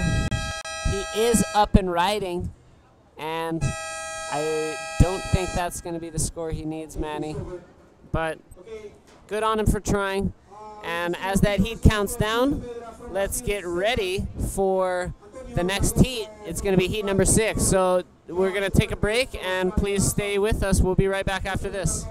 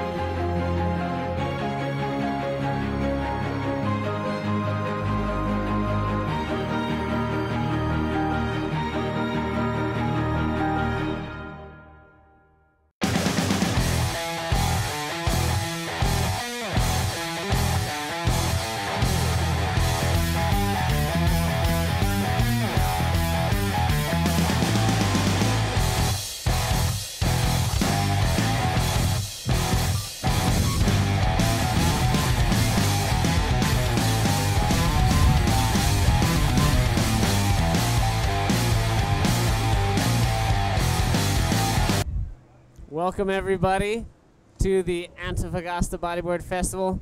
Dave Hubbard joined by PJ Tartak. Thanks for joining us, PJ. Thank you for having me here, Dave. Well, we're excited, so let's get right into heat number 6 of men's round 1 action. In the water, we got Jared Houston, Santiago Sanchez, and David Barbosa. The Brazilian Capitan Barbosa. Capitan Barbosa. Okay, so very well-rounded international heat. We saw Santiago Sanchez receive the wild card in Arica, but he had enough points to qualify into the main event for this. Yep. And I believe David Barbosa fought his way through the trials and was one of the quarterfinalists to advance into the men's main event this morning. And of course, Jared Houston, who needs no introduction. You've been able to spend the last couple years surfing around Puerto Rico with him since he's called it home in Puerto Rico a few years ago. Yeah. Well, we don't usually surf that much. Jared lives in Arecibo, so we don't surf together that much. But every time like there's a big swell or very good waves, like we usually get in contact and try to surf. You know, when those big swells come in, but. Okay, and that's because you're a San Juanero? And he's out in Barceloneta? Yeah, he's out in Barceloneta, Arecibo, and I'm in San Juan surfing really bad waves. But when the waves get good during the hurricanes... Yeah, that's pretty good. There we go. Let's see. There's Jared. There we go. Oh, he takes... He just really dives out. It does look like a little bit of wind starting to touch the water. Yeah, it's 1:30 here, so the wind is already starting to get in. But it's been pretty sick today. We had like a pretty good swell, good conditions throughout the whole day. I mean, we were out on the first heat of the morning. Well, first heat of the main event. And the waves were pretty sick. You know, it's a little bit slow, but still, you know, when the good ones come in, there's a few good sections, barrels, Good. So there's some good scoring opportunity in Yeah. the heat. If I recall correctly, I heard a 7-point ride announced for yourself. Did you I get only had or a 6? 6.5 or something. Okay. I can't remember. And very what do you well. do on that wave if you I recall? spinned at the beginning and then just charged into the closeout and hit a clean roll. It was pretty tough to come out because you know that last section has like, you know, you're getting into the flat, you hit into the flats and it's super shallow, so it's a little bit hard to like come out of that section, you know. But you yourself, you had 8s, super high 7s. Yeah. Isaias got a 9.5, so that was a pretty good high-scoring heat. That was a high-scoring heat. A great way to kick off the round for sure. Let's take a look at this. Santiago Sanchez kicking off his campaign here. And he's going to drive into this inside section and hit the closeout with a clean invert. Lands it super clean, chest way out on that one. Just letting know the judge is like, hey, I did it. Really quick, I'm here. Give me some points. Make no mistakes, start dropping those points, and let me duck out and paddle back out. So what's the situation right now? Jared has a 5 and a .75, and then Santi has a 3.75. And they're dropping his score right now. 6.5 for Santi. He gets into first. Oh, nice. Okay, so it looks like there was just a little bit of action during the commercial break. That must have been when Jared got that 5-point ride. And looks like Barbosa. David Barbosa getting ready for this one. Hits a roll through the... he couldn't make it. Yeah, it's pretty hard to come out from those rolls and those closeouts right there. Let's see. Santi's out the back right now, or is it Jared? Oh, it's Jared and Santi out the back. Man, I can't see. Oh, Jared. All right, sorry about that, guys. So I do think we're getting things set up down for the beach interview. Just waiting for confirmation everybody's ready down there. Okay, and we do have Bego with Dudu Pedro, so let's send it down to Bego. Take it away. Thanks a lot, Dave. Yeah, well, Dudu, that was pretty nice backflips out there. What can you tell us about your heat? Vou falar em português para minha galera. Eu tô muito amarradão, consegui pegar 2 ondas na minha bateria boa. O mar tá bom, o mar tem ondas boas, mas foi uma bateria com pouquíssimas ondas. E eu tive sorte, fui abençoado, Deus me deu as 2 melhores e eu não desperdicei. Eu fiz 2 backflips e consegui passar. Na verdade, eu olhava para os meus adversários como melhores, eu não surfo muito bem esquerda e esse tipo de onda, mas eu fui abençoado e passei. Amarradão. So he's stoked he made it out there because he's not really used to surf lefts, and he feels his fellow competitors are really good. And yeah, he's just very happy to make those 2 backflips. This is you told me you don't compete that much. I mean, you've been surfing for 25 years or so, and you are more like a free rider. So how do you feel now that you're actually following the World Tour? Eu sempre fiz free surf e sempre viajei para fazer foto e vídeo em toda a minha carreira como bodyboarder. Depois eu fui juiz, fiquei um tempo como juiz porque, na verdade, eu não me adaptava ao tipo de onda do circuito mundial. E de alguns anos para cá o circuito ficou com ótimas ondas, Taquatiara, Pipeline, Tiahupo, Arica, Antofagasta, Portugal, Nazaré e Fronton. Não tem como eu ficar fora, porque essas eram as ondas que eu ia fazer free surf. Então eu acho que eu tenho uma chance de avançar algumas baterias, fazer alguns pontos, mas na verdade o que me motiva mais é pegar onda boa. Eu não tô nem aí para ponto, não tô nem aí para dinheiro, porque, sei lá, eu gosto de pegar onda e eu tô junto com a galera evoluindo, eu aprendo muito com quem eu tô do lado. Tô com os brasileiros lá, o Éder, o Uri, a Isabela, o Roberto Bruno, e tá sendo uma aula para mim de competição, de tudo. Então eu vim para a competição aprender um pouco para ver se melhora no meu free surf. Well, he said he's actually used to travel on free surf travels to do videos and surf, but right now, I mean, in the previous times he didn't compete because he wasn't feel too well in the waves that were in the World Tour. But he actually was a judge for a pretty long time, and he started seeing that the World Tour starting to perform. I mean, to show and to be in very good waves and places. So that motivates him, and now he's very happy. He's learning a lot from his fellow friends from Brazil, Isabela, Eder, Roberto, and yeah, he's very happy to be here. So congratulations, Dudu, and we hope to see you back here real soon. Back to you guys. Thank you, Bego, and congratulations, of course, to Dudu Pedra. Let's get back to live action. David Barbosa, whoa, Looking he's for flying, a flip, but does not ride out of that one. So, woo, exciting Again, it's stuff. a very, very hard section. You know, that part, there's a lot of water moving. So when you land, it's like it just pushes you really fast, you know? What did you think about timing that section and working on getting the right timing on that? I think it's big power section. Yeah, it's pretty hard. Let's take a look at Santiago first and see what he can do there. It's a roll on that end section. He's gonna look for a little spin probably. There's not that much at the end. Yeah, it's really hard. So yeah, it's really hard to like time it because the wave just looks like it's gonna break and then just stalls and then it breaks. Right. You know, so you might be flooring it, and if you go for the section and then you're like you're going for the section and then it stalls, you're just gonna fly out the back. So you have to like time it perfectly so you can hit that section before it does like the little stall, and then you can go for a big maneuver. But if you hit it perfectly, you're gonna fly out. Yeah, we've seen some high flying antics, and back to that, what you're saying, I've seen a few guys stall just a little too much, and then they get caught behind the section. Yeah, exactly. And lose it entirely. So it is a little tricky, but when guys connect, they sure are pulling out some big stuff. And we are seeing the conditions shift, you know, now just a little texture on it, but these last several heats haven't been as high scoring as our heat. Yeah. You know, when we started this round off was quite a flurry. Yeah, our heat was pretty tough. I mean, Isaias was killing it all the way through, you know, like he had a 9.5 and I think like an 8. Like you two were going at it. I was just like playing around on the inside.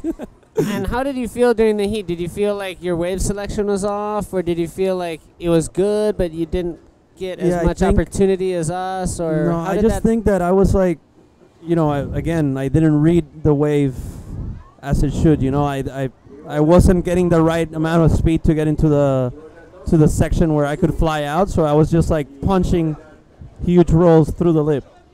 You know, if I would have had a little more chance of like getting into that section, you know, like whatever, I don't know, maybe I'll get luckier in round 2 tomorrow, so hoping for the best. Yeah, it's great about the stadium format, non-elimination start, so we both have round 2 to surf in. Yeah. And hopefully more than just that.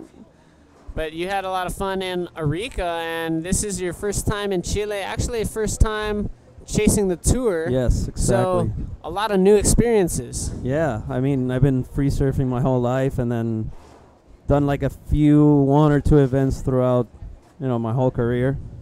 And then this year I just decided to go for it, you know, like I've always seen you guys, look up to all of you, you know, so I just wanted to be with you and you know, try to compete, compete against you and in the end beat you all. That would be cool, and it was great seeing you roll up to Tahiti, and there we were kind of starting to get a little glimpse like, okay, maybe PJ is going to be turning up at some more events, and sure enough, came down here to South America, and of course you're planning to go to Europe as well, right? Yeah, of course, man. Of course, Canaries, I'm going to go anyway because I love Canaries. It's one of my favorite places to visit. But actually, that's where we first met, was 2008. at the Confital event. We were both staying with Ardiel Jimenez. Yeah, man. And Ardiel had a few Islanders staying with him, mostly Puerto Ricans, Puerto Rican myself boys. as well. Yeah. Yeah, that's right. Now I remember. But good yeah, times. you love the Canaries. Yeah, I How love many times Canaries. have you been there? 5. All right. Yeah. So this will be the 6th time. 6th time, later and on. my first time will be. And then David Barbosa with a 3.75 and a 2.0. He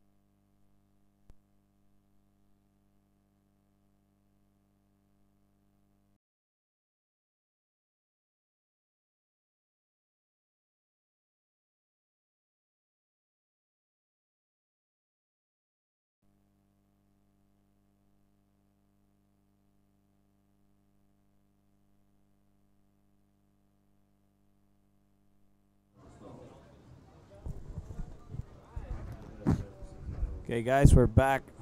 Sorry about that.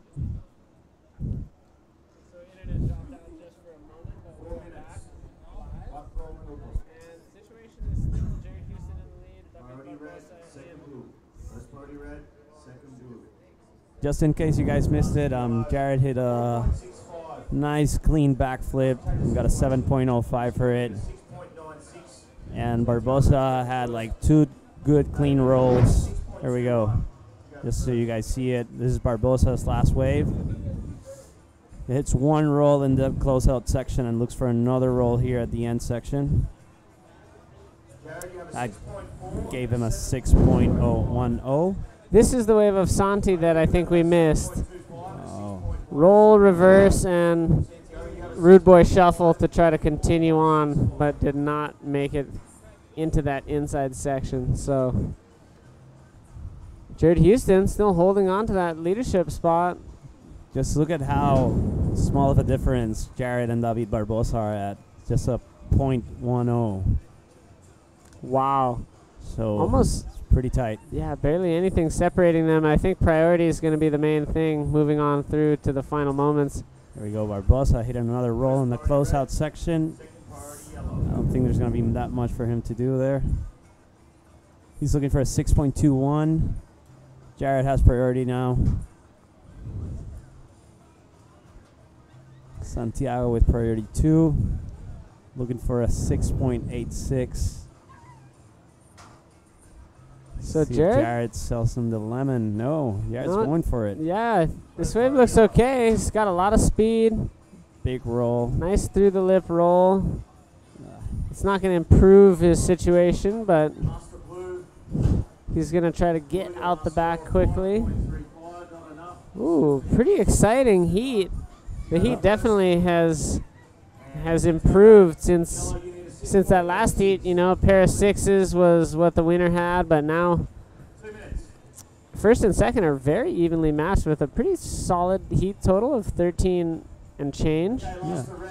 And Santiago only needs a 6.86, which is completely doable, as you can see on all the scores here. Yeah, he's totally still in this thing, and he has first priority. So if he's able to score, even if it's not the best wave of the heat, as long as it's just a little better than his best wave, it could be enough. There's the last wave of David Barbosa. Not enough to change the situation. And here's last of Jared. Does not increase his lead over the field. We got about a minute left. Ooh, and we got some sets approaching, PJ. You can see something coming out the back there. Santi dunks the first one. Let's see if there's any following it. Just 1 minute now remaining. So, if there's no more waves coming, it's going to be really hard for Santi. I mean, this place stalls for a while. There could be like 3 or 5 minutes of a lull. But there may be something. Oh, what about the next one? Is there one? There's something out the back. Yep. Well, we see Santi starting to adjust position. With 30 seconds. This could be his final opportunity. Santi. He could be in a good spot for it. Let's see if he's not too deep on the opening section. And that paddle will give him give up priority. Yes.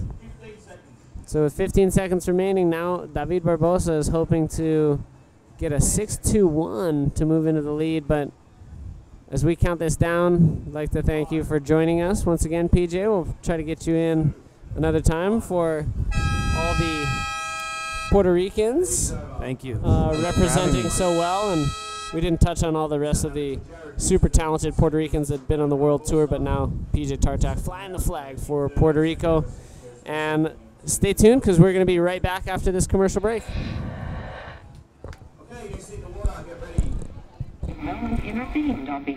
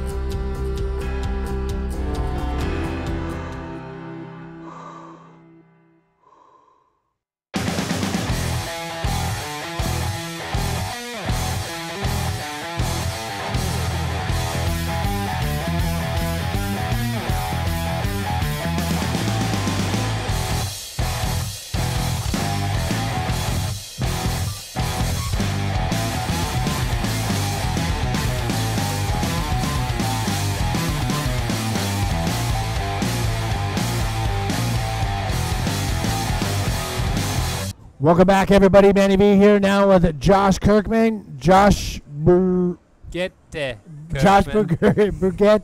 Kirkman. And we are bringing you heat number 7, I believe, out in the water. Let's not waste any time. Let's get out there. We have Ian Campbell, I believe, in the red jersey. We have Joao Paulo in blue and Paul Blas in yellow. Yes, my fellow countryman is going to do his best to fly the flag a little better than I did.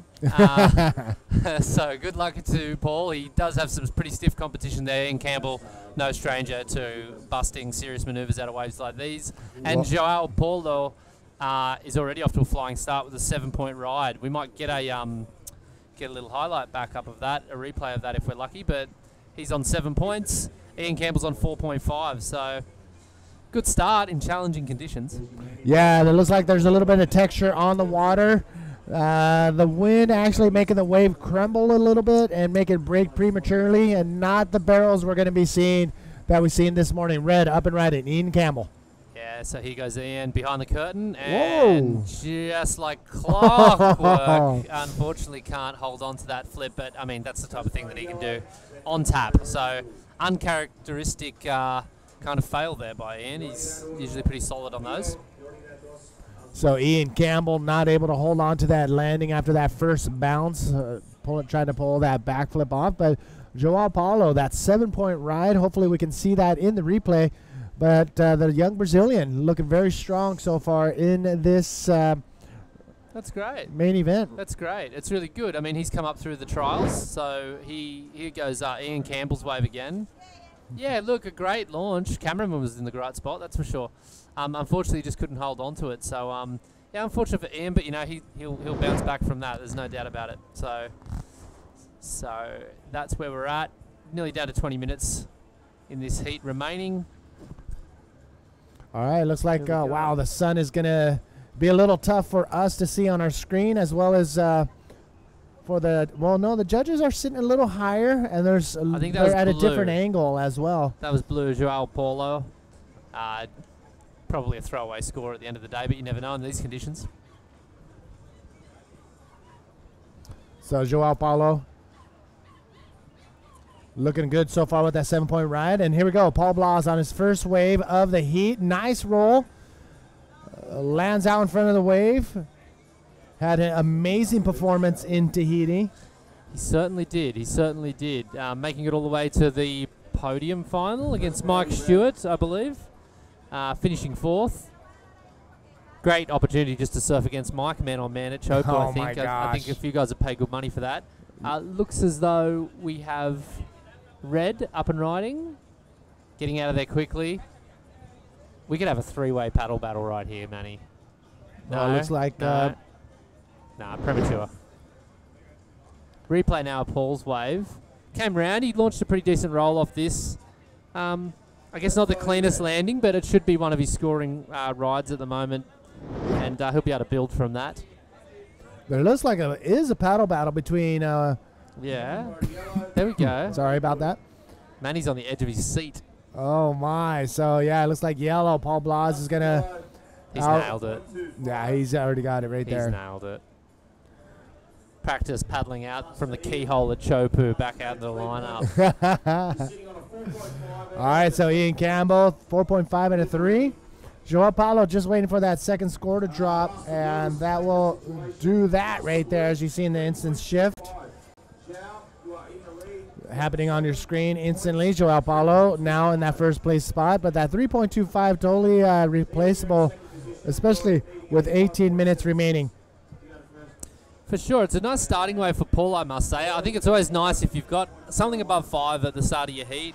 You've got a nice platform to build from. Exactly. Because if he goes and scores an excellent ride now, if he goes and finds a 7 or something better, he'll leap ahead, and this could happen in the dying moment. So it's always a good thing to have a score like that up your sleeve this early in a heat. So not a bad day, a full day of competition going down here at the Antofagasta Bodyboard Festival. So we thank you all for tuning in from all over the world. Manny V here with Josh Kirkman, sitting comfortably here in the commentator's booth. Manny what a beautiful lounging day. and commentating. Beautiful it's day here. Here we go, up and ready. Here goes Ian. Trying to build some speed around the bottom here. Punches a nice roll through the lip. He'll get out of there and back out for another crack. I doubt this may well, it'll lift up his second score, I imagine, but it's not going to be anything tremendous that's going to take him into the lead. But he's building the house. He's building the house. And that's, I mean, if you can come out firing with a solid wave right off the bat, then you're looking pretty solid to actually just mellow out the mental vibe, so you're not stressing as much. But it looks like I think we're ready for the interview with Begonia and the winner of the last heat. Begonia, take it away. Thanks a lot, Manny. We're here with Jared Houston. Jared, that was a pretty nice looking backflip you did out there. And you were saying that the waves are kind of tricky at the moment, so what can you tell us about the heat? Yeah, just the tide's filled in now, so it's getting pretty fat. But, you know, there's still a couple of good waves out there, but earlier the waves were kind of pumping. So I was getting so excited watching, and it was just pretty slow and like a little bit hard to get into, but there's still a couple of nice waves, and I managed to do enough to get through, so pretty happy. It was a close heat. You want to send some regards, some hi, or thanks to someone back home? Yeah, for sure. Just thanks to everyone who's watching. Been a fun couple of events. Yeah, it was like I see everyone really loved the highlights from Eureka and stuff, and I think that in the next few days we could put on a pretty good show here as well. The waves look like they're going to be really good, so definitely tune in, and hopefully we'll get a couple of big airs. Okay, so congratulations, and we're sure going to see you back here real soon. Cheers, thanks. Back to you guys. Yeah, Jerry, good luck for the next round. And Begonia, thank you once again. So back to the live action. On the outside, it looked like João Paulo there, he was trying to build on his 3.25. That score is probably not going to be part of his total. He's hungry, though. He's showing a lot of hunger against a rider like Ian Campbell. He goes Paul Blaz. Ooh, nice ramp. If he can squeeze another move out here. Oh, yeah. A lazy reverse, we'll call that, but it was a nice one. So Paul, he's going to have another score to work with there. Ian Campbell launching up a nice section. This is great. Ian's going to definitely be building on his scores there, and this is what you can expect from this rider. You know, that was pretty sick. Yeah. That was pretty sick. So clean landing, big invert, clean landing. Was able to ride it all the way around that other section. So yeah. I mean, as soon as we get closer and closer to the final in the men's division, we're going to see, you know, every single rider pulling these maneuvers off. Yeah, definitely. I must say, Ian Campbell's got to be one of the most well-rounded riders I've seen in a long time. You know, like he can perform in the smallest stuff, and he can definitely charge harder than anyone else. So. And I actually see him on the knee too, drop knee. Oh wow! Yeah, really? So he can throw some chunks too. So Ian Campbell definitely a well-rounded bodyboarder in all aspects. Yeah, definitely. And he's healthy. That's the. I mean, actually, you know what? Every bodyboarder at this level. On the world tour, you're not going to see them behind the scaffolding having a cigarette during their break. Definitely not. You're going to see them fully fit, having you know, trying to make sure that their nutrition is on cue, and they all stretch and yoga, and they put it all together, and it's way different than my time back in the 90s. But they were good times, weren't they? Yes, indeed. Yeah, those were good times. But now it's a whole different ball game where riders, the majority, if not all the riders who show up to compete are pretty much top level in their physical fitness. Yeah, I mean, it's the difference between taking it as a full athletic profession as opposed to, I guess, some of that lifestyle bodyboarding, which happened a lot more. I mean, there's still a large contingent of professional riders who are, you would call them lifestyle bodyboarders, or I like to refer to them as kind of like bodyboarders / models. You know, their game is, you know, making clips, doing some good photo shoots for brands, creating the image and lifestyle that people want to enjoy and be a part of.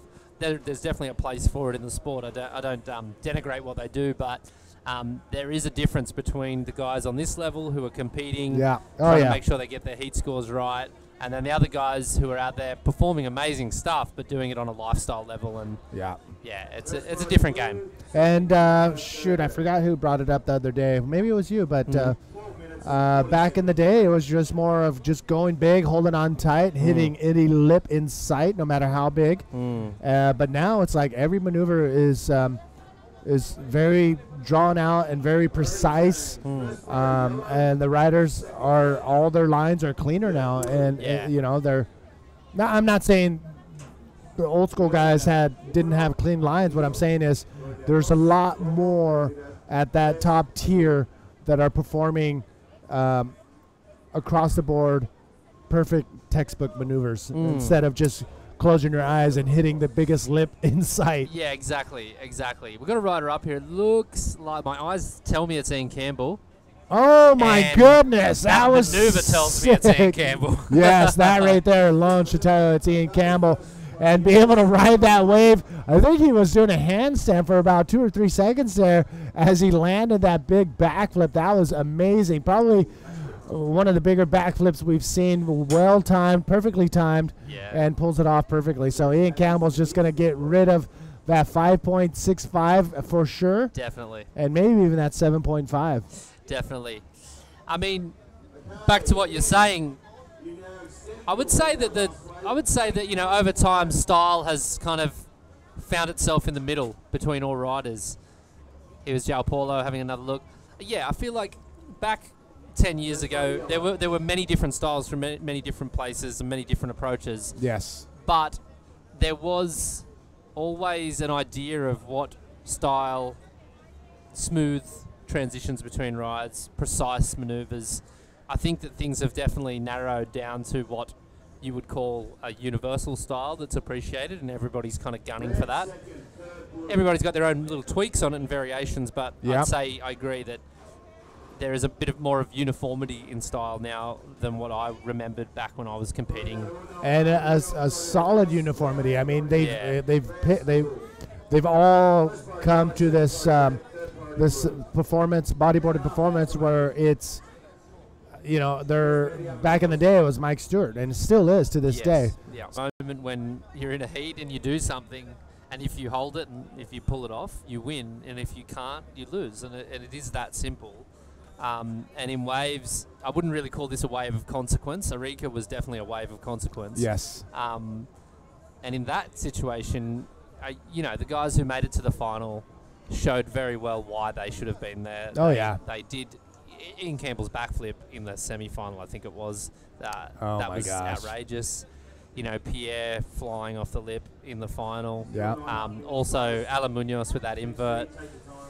They showed why they deserved to be there in that final, and they didn't hold back, and they did it in great style. So I think, as I think I've said to other people, I think that the level of riding in bodyboarding these days is exceptionally high. I don't know if it's higher than when I rode 10 years ago, and we're talking about Hardy, Kingy, Lester. You know, there was that generation there. But there was just a handful of riders that were able to do that, you know, whenever they needed to, or wanted to.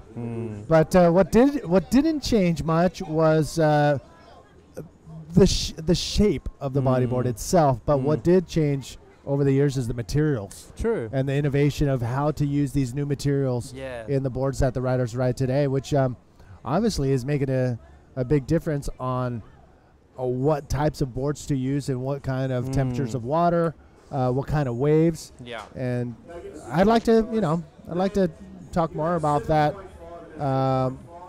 with the riders that have, 5 to 6 boards in their quivers traveling around the world. What do you have in your quiver? Well, I mean, as I've said before, like, I'm relatively new back into bodyboarding, so I mean, I'm riding a found board from Mitch. It's got the torsion stringer system in it. It's polypropylene with mesh. explain these technologies, because a lot of people tuning in. I guess what I'm finding is that I'm going much faster than I ever could go on boards in the past. So I'm finding that there is a lot more durability in the boards that I'm riding, but a lot more of that kind of, how shall I say, you're getting speed out of your bottom turns, because you're almost getting propelled from the bottom turn because of the kind of the recoil in them. So they fine-tune that little piece of... I feel like that's one of the major things I've noticed with the boards I'm riding now. I mean, Mitch Rawlins is a guy, he is a perfectionist, and you know, he spent many years perfecting his riding, and since having his own company, he spent many years perfecting the boards that he makes, and he takes it really seriously. He spends a lot of time on it, so I guess the honest truth is I'm just listening to him. I know that guys are using the ISS system. We've got Ian up now. Wow, look how much speed he's carrying around that section. Guys are using the ISS system, which looks kind of cool, changing stringers for different conditions. But, you know, I haven't used one of those boards yet, so I can't really comment on how they feel. But I have heard guys talk about, you know, using a softer stringer to begin with so that the core can get a few creases in it, get a bit of flexibility, then sticking in the harder stringer once the core is broken in a little bit. So, yeah, look, it's an interesting game. My biggest criticism of bodyboards, though, and this is my approach into it, is the environmental impact of them. Now, that's the big elephant in the room for me. You can't hide from that. You can't run away from that, and it carries over into the other board sports across all sports. Yeah. There's always going to be that impact, no matter what sport you know. It's a tough one. It's a tough one, but I think that's where the innovation needs to look, in my opinion. That's my biggest okay, I see where criticism. you're going. Yeah, so what we need to be looking at is, you know, how do we find materials that are less environmentally impactful? I mean, a bodyboard is basically gallons of oil. That's essentially what you're working with here. Yeah. Unfortunately, that's all we've got at the moment, but I feel like innovation should be moving in that direction.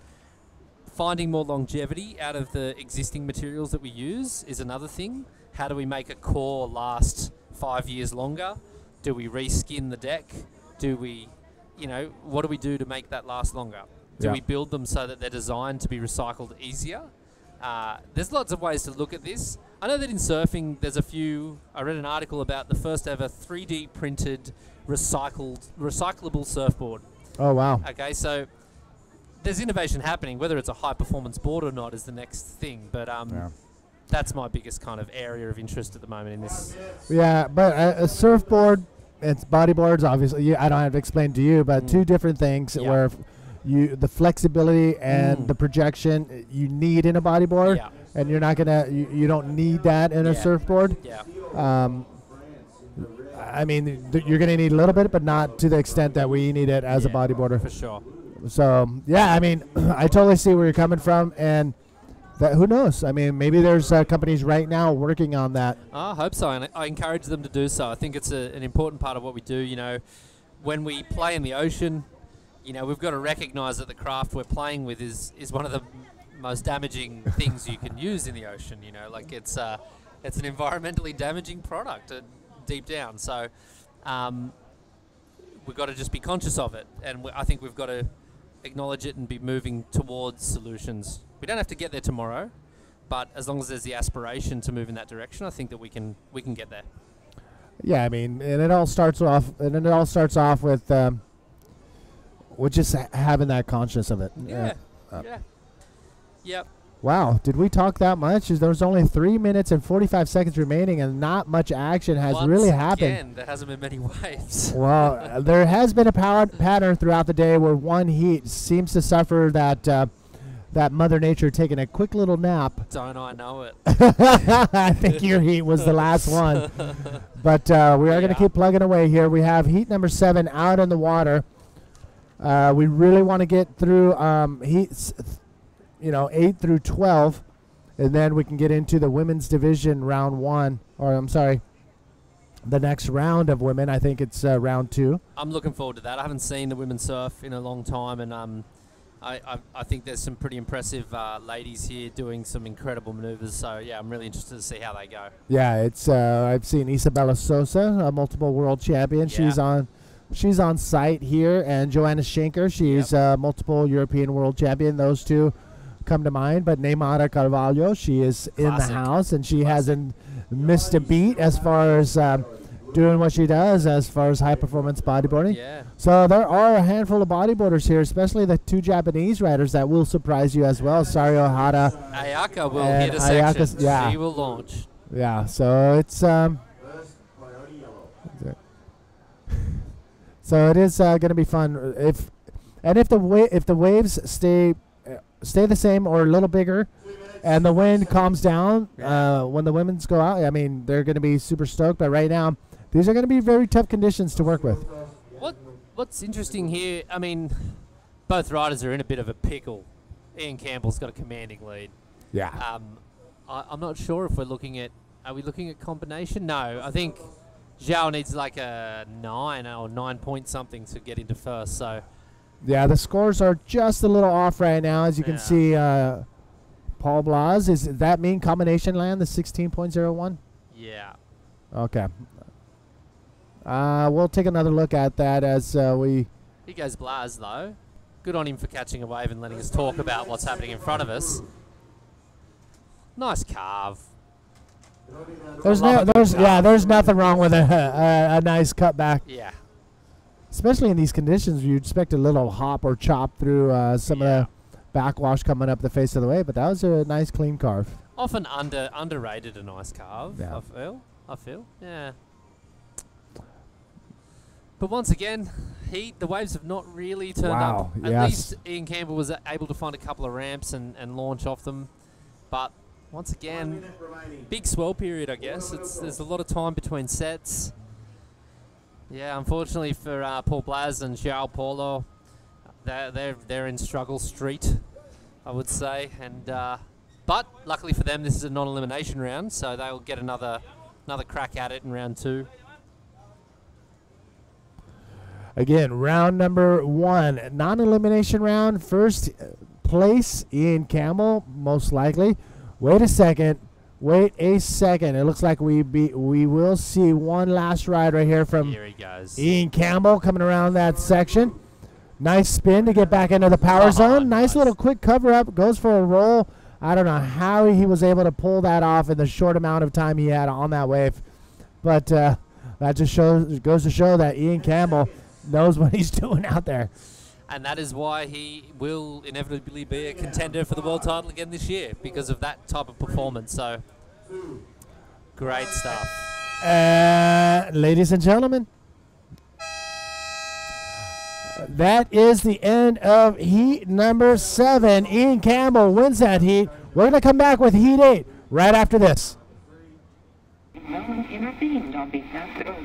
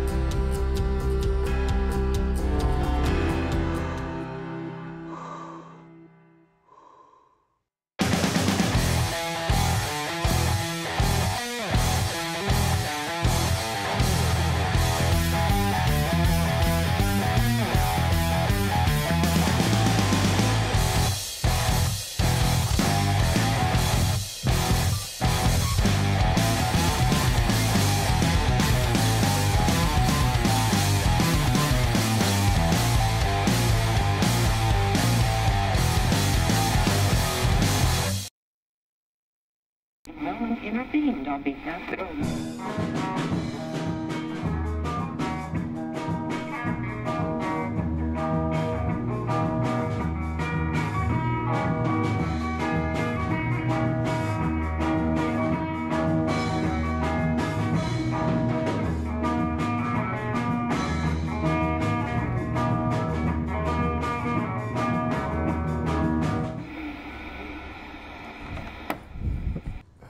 Welcome back, everybody. Manny V here and David Hubbard bringing you the live feed from the 2017 Antofagasta Bodyboard Festival.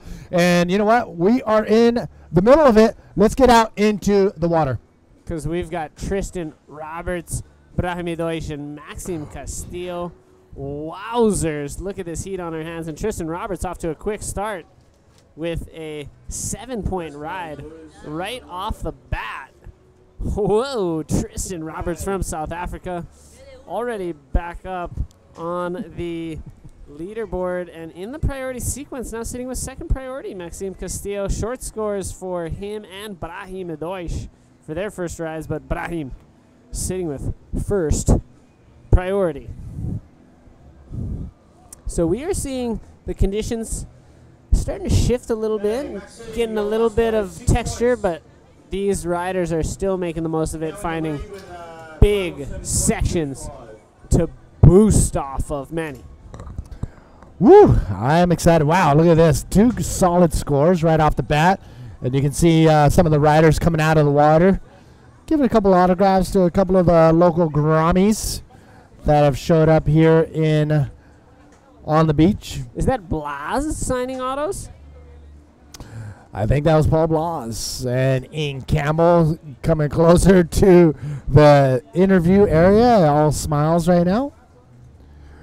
All right, taking a look on the outside. It does look like we have a rider up. It is Brahim. I believe, yes, it is Brahim coming around this section. Using priority on has this a ton wave. of speed. Big flip under that lip. Makes it out clean. Brahim Deutsch. Oh, he's going to drive this one all the way in. Looking for one last section, but it did not come up for him. So now we're starting to see a few of the women competitors showing up, starting to focus on the conditions out in the water, trying to figure out, do some visualization. Because we will be having women's round number 2 coming up after heat number 12, the last heat in main event of the men's round 1. But right now we're in heat number 8. Another terrifically international matchup as we've got Morocco, South Africa, and France represented here. Brahim Deutsch, 5.5 on his last ride, moves him up into first place. Maxime got a 6 while we were in commercials. So this is definitely turning into a solid matchup, Manny. Well, it looks like right now what you see on your screen, it looks like there are no waves out in the ocean, but there are sets that are creeping through. And if you've been watching if you're a competitor and you've been watching the ocean for the last hour and a half, you'll know that there is a pattern of what time the sets do roll through. And I think Brahim, Maxime, and Tristan, they're pretty much on the same level because they have a pretty good solid score and a good sense of when those sets are going to be rolling in. Indeed, indeed. And I got to tell you, I'm getting excited for this interview. You know, it's not quite staged yet, but we will be having a terrific interview down there with Ian Campbell and Bego, and that's just getting prepared, and it'll be great to get it while we don't have any action, so probably pretty soon. Actually, I think we're actually getting super set up for it. All right. Yeah, you know what? You're right. We do have Bego with the winner of the last heat, Ian Campbell. Bego, take it away. Thanks a lot, Manny. Ian, that was a pretty nice heat. Total 16 points. What happened out there? Yeah, I don't know. I feel like I got a little bit lucky. This is actually my first surf here since I injured myself in 2014. So, yeah, pretty surprised on how good the waves were the whole day, and just lucky to get a couple of my heats. I'm stoked. Right, you said you got 22 stitches, is that right? Yeah, 22, somewhere around there, yeah. So hit the reef here back in 2014, and yeah, pretty challenging to kind of get back in the water here and a year after, but now, yeah, feels good, and yeah, I think pretty stoked with that performance, so yeah. Well, is anyone you want to say hi to thanks back home? Yeah, just to my family, my girlfriend, and everyone else that's watching. You guys have been amazing this whole trip. 6 weeks on the road is a long time, and I really appreciate all the support. To my sponsors, yeah, they're just backing me throughout and giving me all the encouragements in the world. I really appreciate it. So yeah, just looking forward to this event and then heading home. Stoked. Also, congratulations, and we're pretty sure we're going to see you back here real soon. Back to you guys. All right, thank you so much, Bago. Great interview with the always classy Ian Campbell, and he was stoked. No, he's pumped, and he did mention his injury a couple years ago that, you know, it's always going to be in the back of his mind where his leg just opened up right above his quads, and now he's back in full form. And out the back, here we go.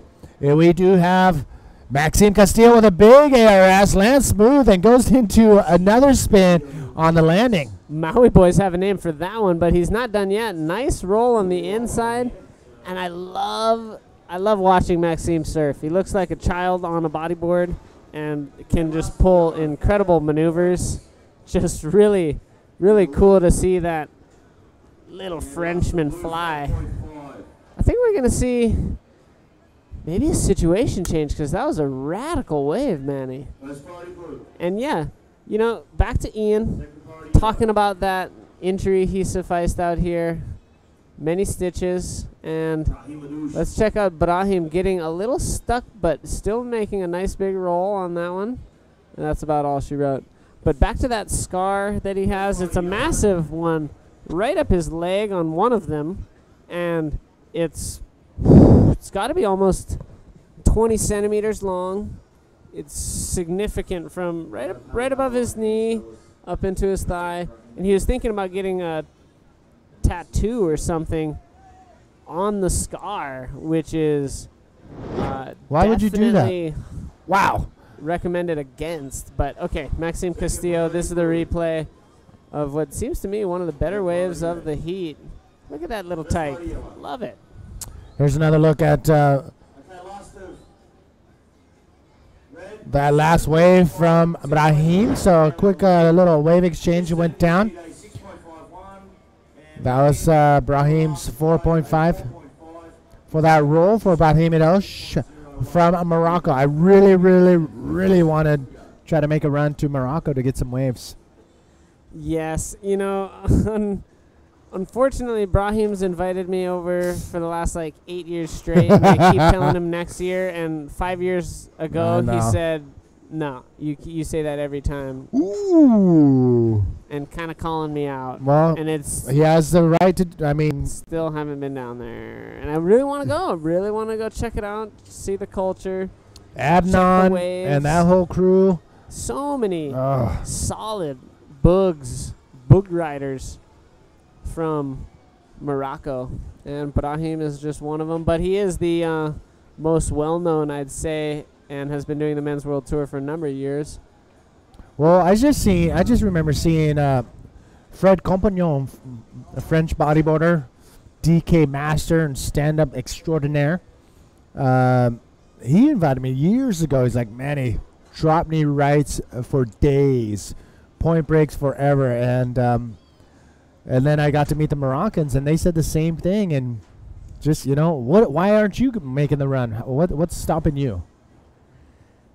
I think it's just been the scheduling and just doing the world tour, and then, you know, once the last event finishes up in Europe annually, just kind of jet back home. But I really should maybe think about heading to Morocco. You're right there. Before or after this year's European leg. Yeah. Thanks for bringing it up. I think I'm gonna. Oh wow. Make a concerted effort to consider it more thoroughly.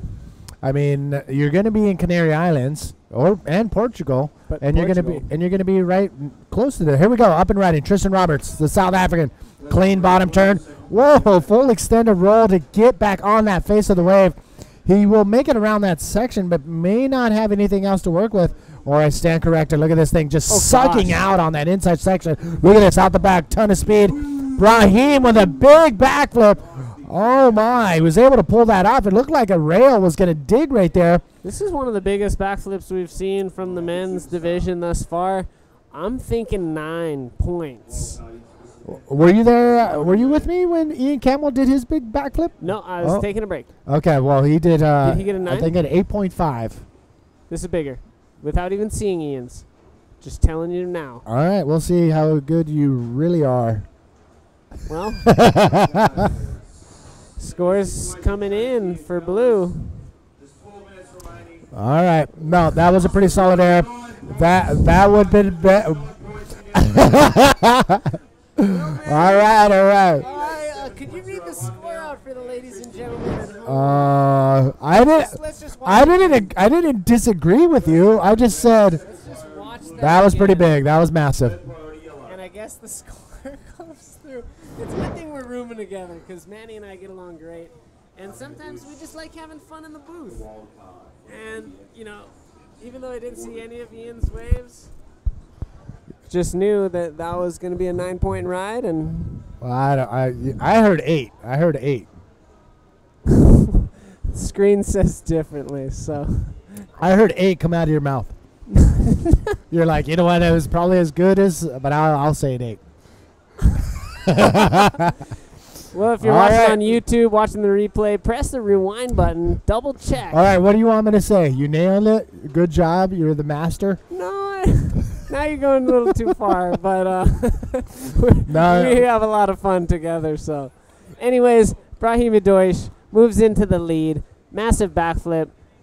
One of the biggest we've seen all day. So I'll back up now. One of. No, Brahim nailed that backflip. He actually got full flight and extended and got really far from the lip to where he landed, covered a lot of distance. So that was one of the biggest backflips, if not the biggest backflip of the day. Maxime Castillo came out firing at the beginning of the heat, but wow, this is going to turn it into a pretty exciting heat. Wow, Tristan Roberts, he's not just going to sit there. He's going to throw down what he can put together as far as a backflip as well. Yeah, no, these guys are all right there next to each other because they've all got a pretty solid score on the board, and they all have a decent backup. So this is going to be really exciting for the next 10 minutes, man, to see who is going to be able to get a stronger backup and maybe take that lead away from Brahim Deutsch. But, of course, for the next 9.5 minutes, Brahim Deutsch is going to work on bettering that 5.5. And if he does, it's going to put more and more pressure on Maxime and Tristan Roberts. Well, Tristan is sitting with third priority, which means he has to wait for the other two riders to decide whether they're going to go on a wave or not. And you can tell how the priority is set up. And Tristan, he knows he has third priority, so if he sits further out and, you know, in position, it's not going to matter because these other riders could decide what wave they choose. Here we go. Maxime Castillo is going to use his priority, comes off the bottom, ton of speed. The section is coming up. Oh, and he bails out of there. About how deep is it right where he bailed out?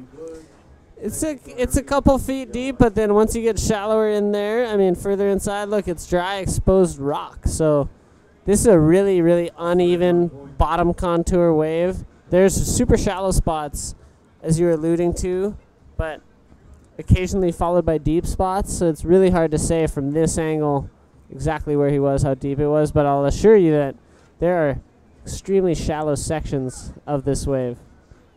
Well, I mean, we've already talked to Ian Campbell about his accident he had and hurt his leg. But have you heard of any other people hitting the reef? I mean, I haven't been able to talk to any of the riders so far.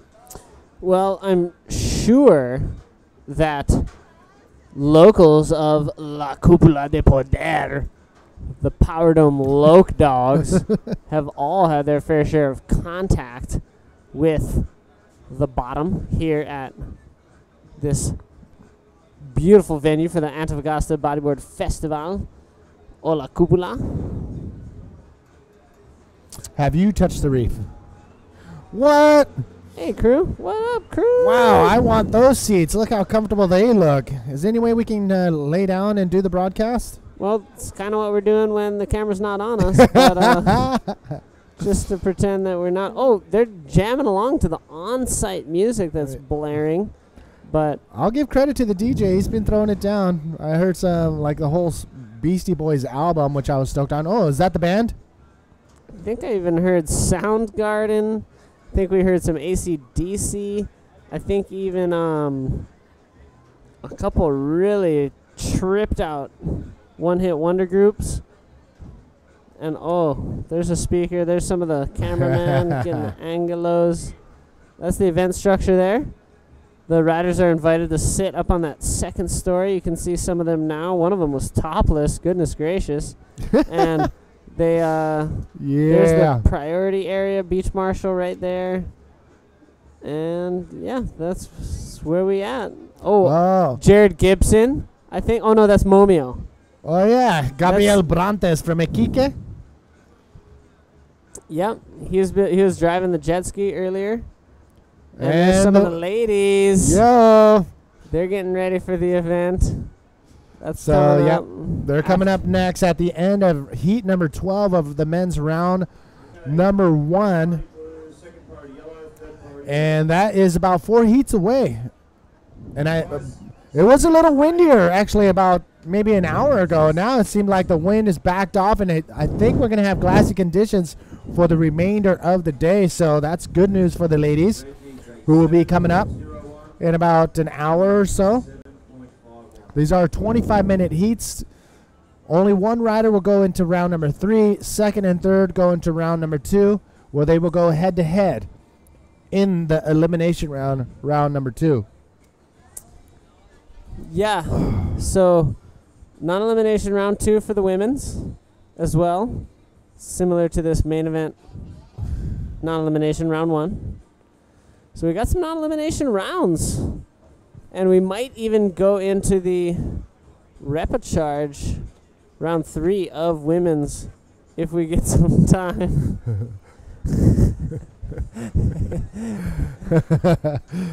They try to sneak a quick shot of us off camera, but we are watching the live feed as you are, and you can tell right now that the riders are waiting anxiously for the last 5 minutes right now in this heat.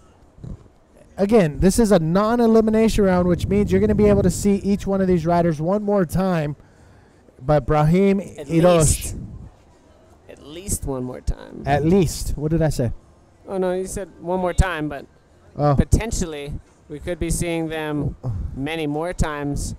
And here's some of the clowns calling the live action from the booth they set up. Where else can we work when we don't have to bring shoes to the job site? Ooh, yeah. I mean, we haven't had any OSHA concerns about occupational safety. Not in Chile. All right. We're having fun. But no, there are very strict government regulations that govern safety here. So not to put that past the Chileans. Of course, keeping the minds and there they are. Safe. They're the ones that are making us look good on camera. Muchas gracias. Factor 15. Mm-hmm. Big shakas from the crew. And the whole gang getting in there. And I'll tell you something. They've been getting selfies of each other and athletes since setup time. I mean, they're getting right down with it, ground level. They're in the festival-like atmosphere, just as me and you are. And I'd say this is one of the better booths that we have to commentate the web from. Just a super little comfy, little cozy open-air container. And, you know, I wouldn't even mind sleeping in here. I could put these 2 crates and cushions together, and then, boom, it's a bed for tonight. Yeah, they shut these cargo doors up, and it might be warm inside. So if you're not in your bed tonight in the hotel room, I know where to find you. In the morning, bright and early, you come down here. I'm already at the job site, the comp site. Ready to go. Wow, what a slow heat it has become here in heat number 8. They started off firing in the very beginning, and it just completely slowed down.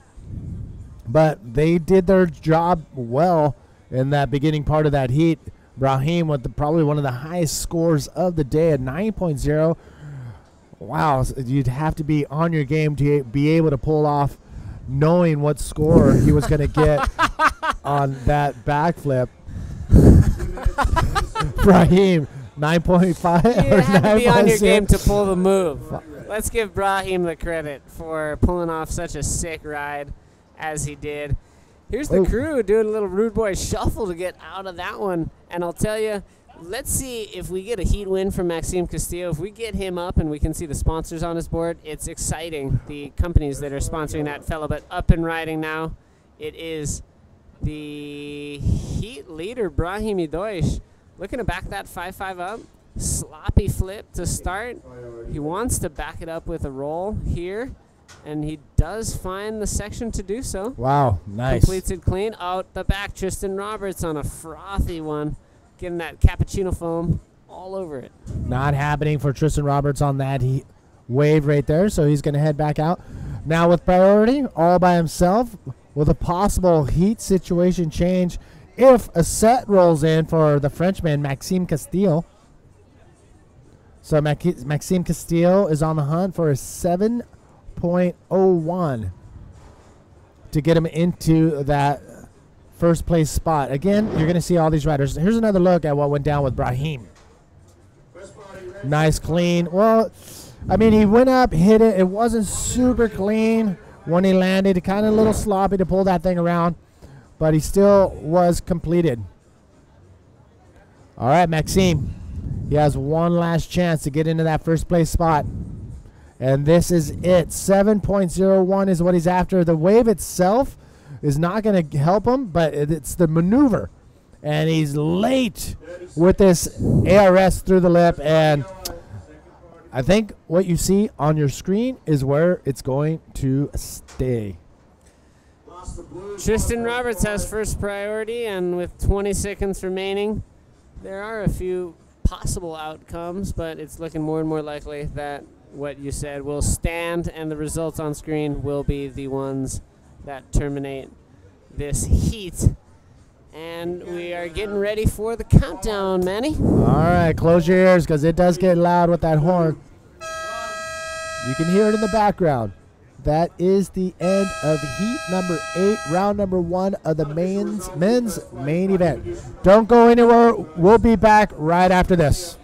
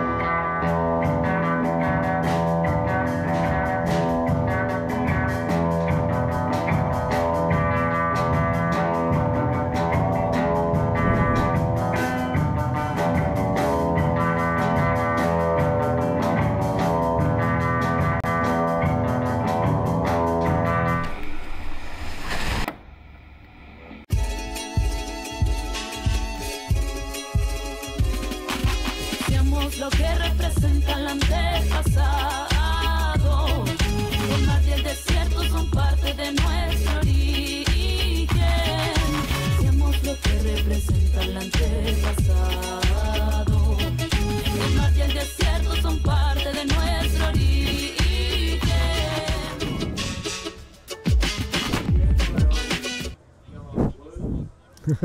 Oh, we're ready. Sorry. Welcome back, everybody. Manny V here with David Hubbard, a.k.a. Dub, and we are underway. Men's round number 1, heat number 9.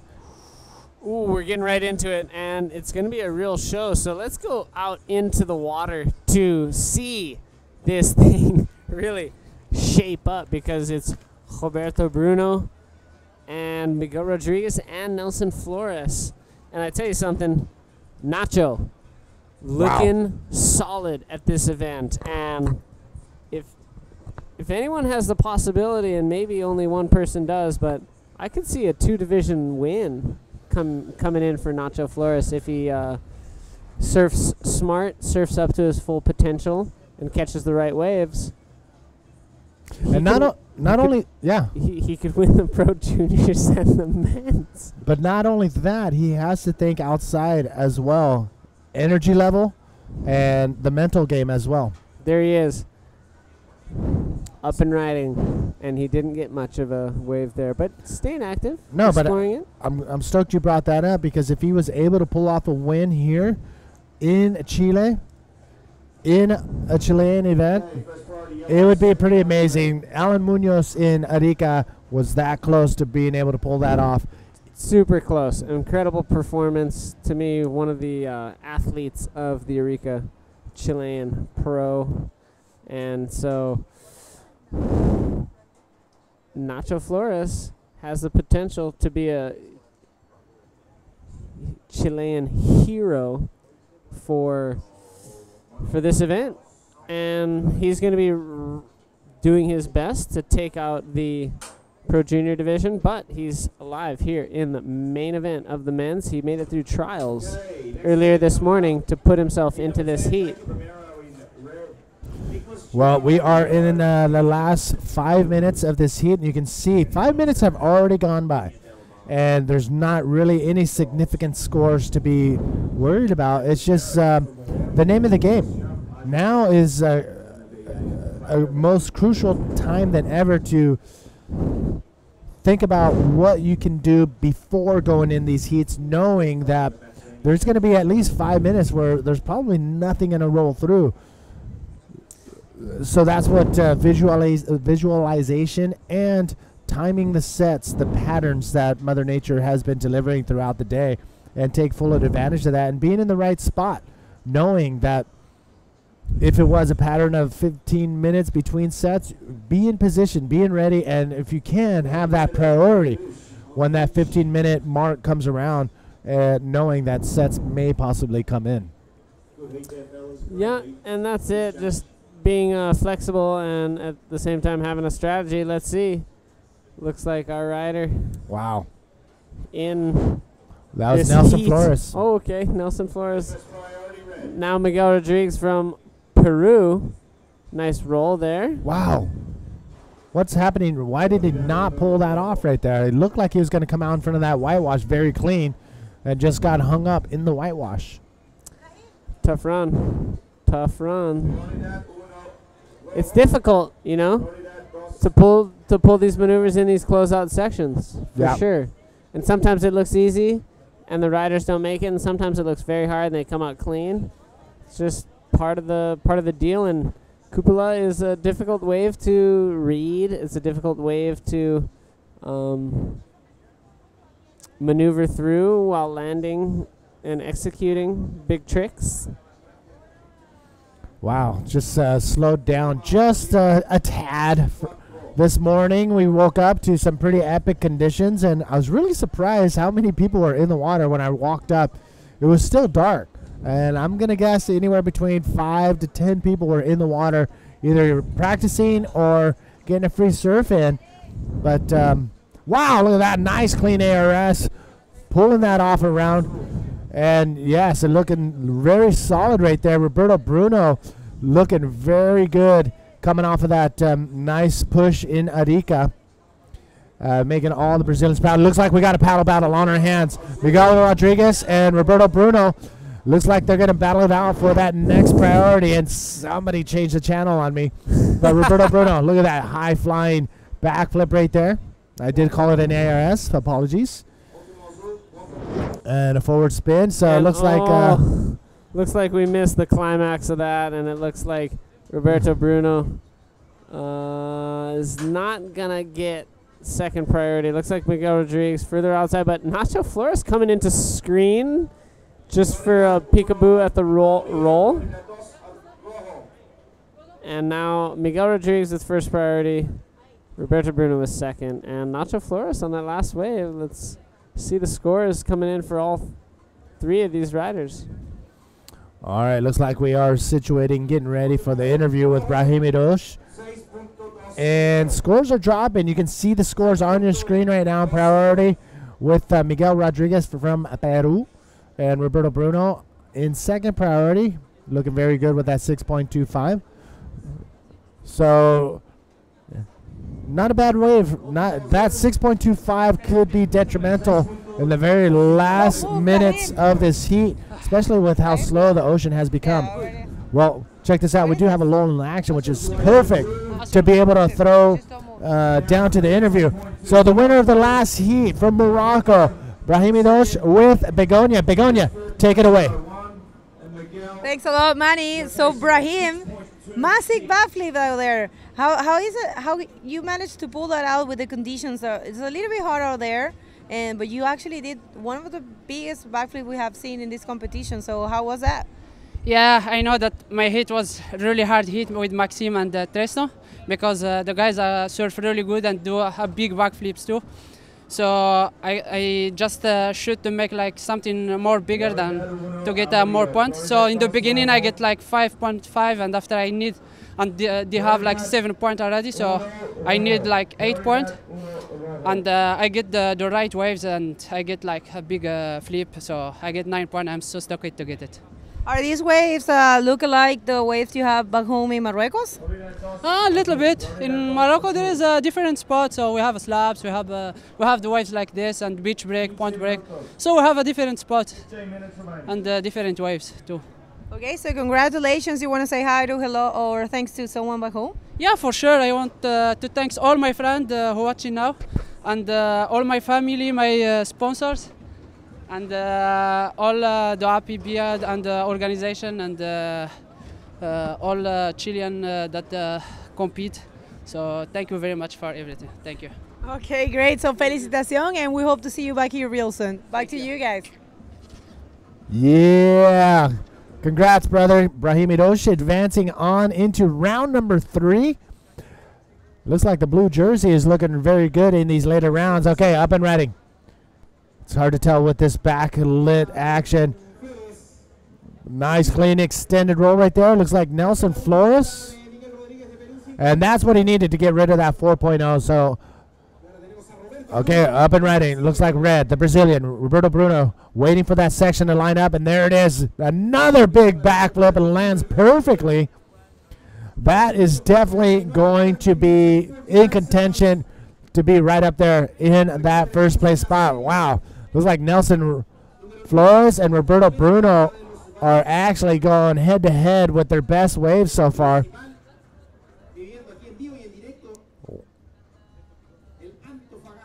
So nice wave exchange between the two riders. And look at this. Roberto Bruno has his head down, paddling as hard as can to get back out into the lineup. Trying to get out there before Miguel Rodriguez.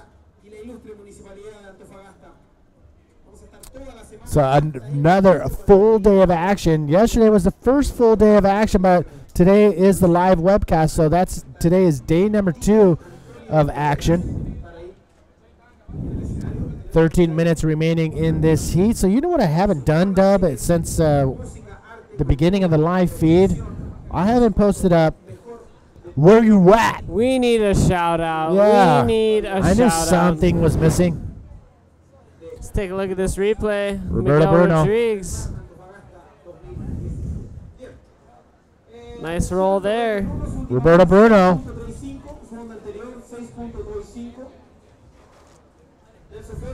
And Roberto on the outside.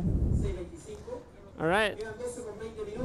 There's another look right there. The timing was actually really good right there. Again, the texture from the wind is making the wave crumble just a little bit too early, prematurely. And right there, the timing was perfect for what he had to work with right there. So another solid run from the Brazilian. So straight up to the top with 2 6s, 6.35 and a 6.25. Looking very solid. Nelson Flores and Miguel Rodriguez still in the hunt for that first place spot. So here we go. Dub pressing send.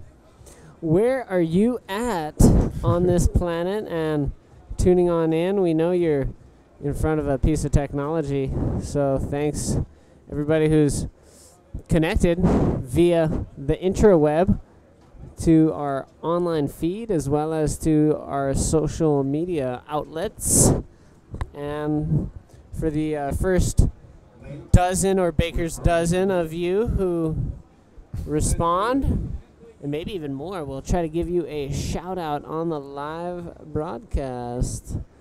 Looks like one of the first ones coming in is Louis Finnegan from Australia, from Perth, Australia, feeling great. And actually getting in ahead of Louis was Jason Ricky from Costa Rica, and Manu from Sintra, and Yuri from Rio. Oh my God! Those are some of the top killers. Jeff Hubbard's tuning in from Eva Beach, watching with his new baby Jackie. Oh, there you are. Yeah, Jub. Sorry we haven't been given the shout outs all day. Jason Ricky, what's up? Mason in Puerto Rico. John in Oceanside, rehabbing his dislocated shoulder. Yeah, Jeff. Say hi to the little babes. Oh, I can't wait to see you guys, and I'll be pulling into Eva Beach shortly. Graham in South Africa. Adrian in Mexico. Jordan in Cape Town, and Kiwi amping on the backflips from Saudi Arabia. We'll get back to the shout-outs after this wave of Miguel Rodriguez pulling up to a nice section. Looks like the tail came down first, and he gets scattered all over the rest of that wave. Incomplete ride for Miguel Rodriguez. 10 minutes now remaining. Priority 1 with our heat leader, Roberto Bruno, with a pair of 6s. Nelson Flores chasing a 6.36. He's got second priority. And we'll see Miguel Rodriguez as he returns to the lineup, needing a higher 6, almost a 7-point ride now to get into that first place and advancing position to move into round number 3 directly. Again, non-elimination, second and third, moving into round number 2. And as we wait for scores, we might have a ride here. I think that was enough for a priority change. I don't know. Let's see. Wow, Roberto Bruno looking very solid today as we get a look at him. All right, out the back. Nice big roll. Finds another one. Gets good extension. Tail high rolls. Throws a reverse, and he's hoping to continue on, but just abandons that one.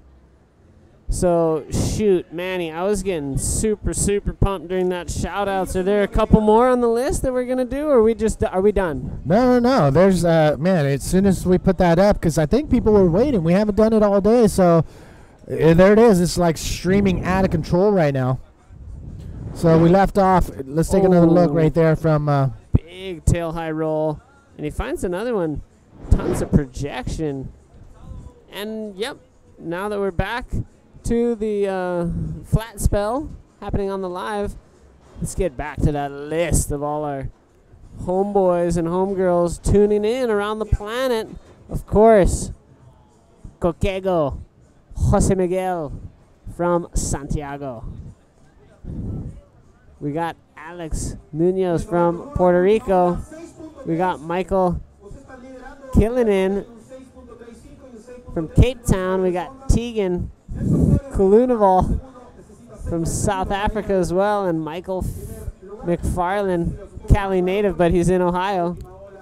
Simon Lay from Cape Town, and he's wondering the big question on everybody's mind. What's Clint Radius? Where's Clint Radius? Where's Clint Radius? I think we're going to see him on the European leg of the Men's APB World Tour, and we may even see him up on the big screen during the U-Riding edition. Possibly. Might be getting an avatar for Clint Radius, and he might at least be getting a position in this little tournament you're putting together here in Antofagasta. That has yet to be confirmed and finalized, but we are going to see what we can do. All right, we are down to the 6 minutes and 50 seconds in this heat. Again, a little slow pace, but when the sets do roll in, the riders are throwing down. 6s and 5s are being thrown down. Miguel Rodriguez now in 3rd place. Nelson Flores in 2nd, and again, it is, here we go, up and riding. Here we go. Looks like Nacho on a nice one. Beautiful backflip. Completes it clean.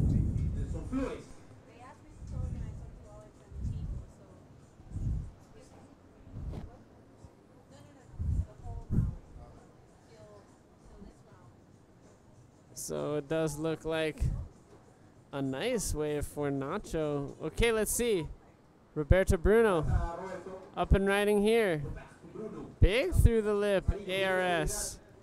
He comes around. This is a good sized wave, man, and we may see a few different situation changes as he continues to the inside and finds a wicked fast flip. Nelson Flores, 7-point ride for his last, and it puts him into 1st position. Roberto Bruno. Bruno totally milked the heck out of that one. Riding it all the way, I think, back to Rica and back. He rode it farther than many of the rides we've seen today. Yes. Wow, look how shallow that section is. Look at the Bolahead competitor paddling out for the next heat. Looks like Jacob Romero making his way out. Making his way out way early. So production may have given you some insight on what's happening after the men's division, Manny? Yeah, I think what they're going to do after the first round of men's is put the event on hold till tomorrow because of the lighting and the conditions. The ocean obviously slowed down a little bit. And we are going to put the event on hold. We're not going to see the women. Oh, there's a big backflip. Man, there's flips thrown everywhere. Nelson Flores putting it together. Then we saw Miguel Rodriguez. He wasn't able to hold on to that. And also Roberto Bruno throwing one down as well. But, yeah, round 1 of the men's division will be the end of today's action, which is, I think it's a good call. I want to see the women in good conditions. I mean, putting them out here in kind of little bumpy, windy conditions. Yeah, I mean, they're totally contestable. They do perform amazing, but usually the mornings are glassy and offshore, and it'd be nice to get a nice clean start with the 2nd round of women's tomorrow morning. Yeah, well, let's not jump the gun and put any divisions ahead of others on the schedule for tomorrow. But, hey, fair call about not running for the women's today. So, looks like that non-elimination of women's not hitting the water. See Miguel Rodriguez. And notice how he didn't really even use the lip's power, but he almost was doing the maneuver underneath the braking lip. It was quite fascinating, actually.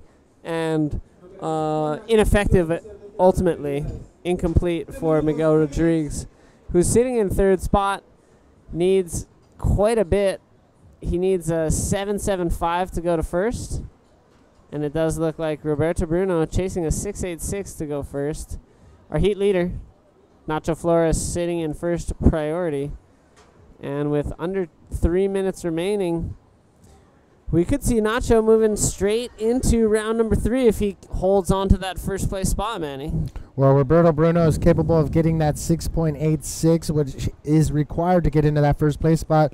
But he is he is holding third priority, so that will be kind of tough, especially with only 2 minutes, 20 seconds remaining.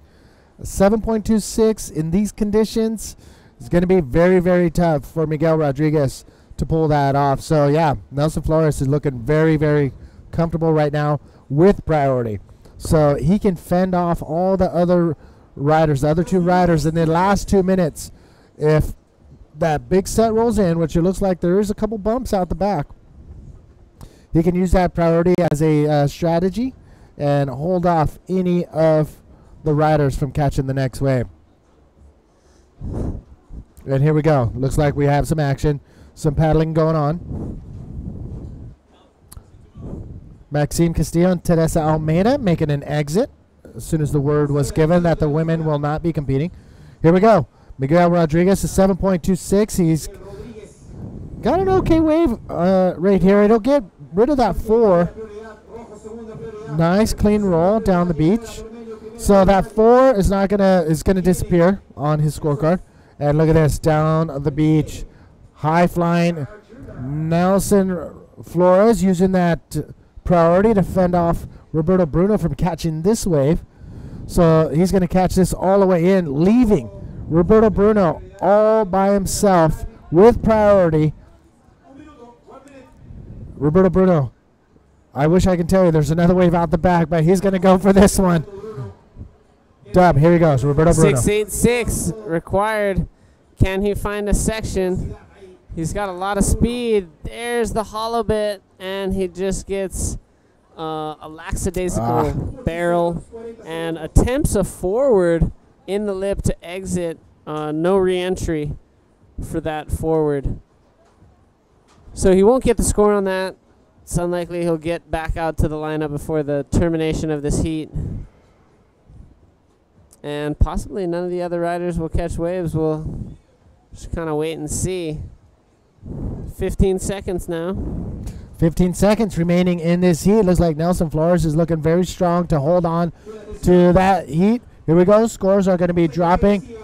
And Roberto Bruno, I don't think that last score was enough. And as this heat counts down, we are going to take a quick commercial break, and we'll be back with heat number 10 right after this.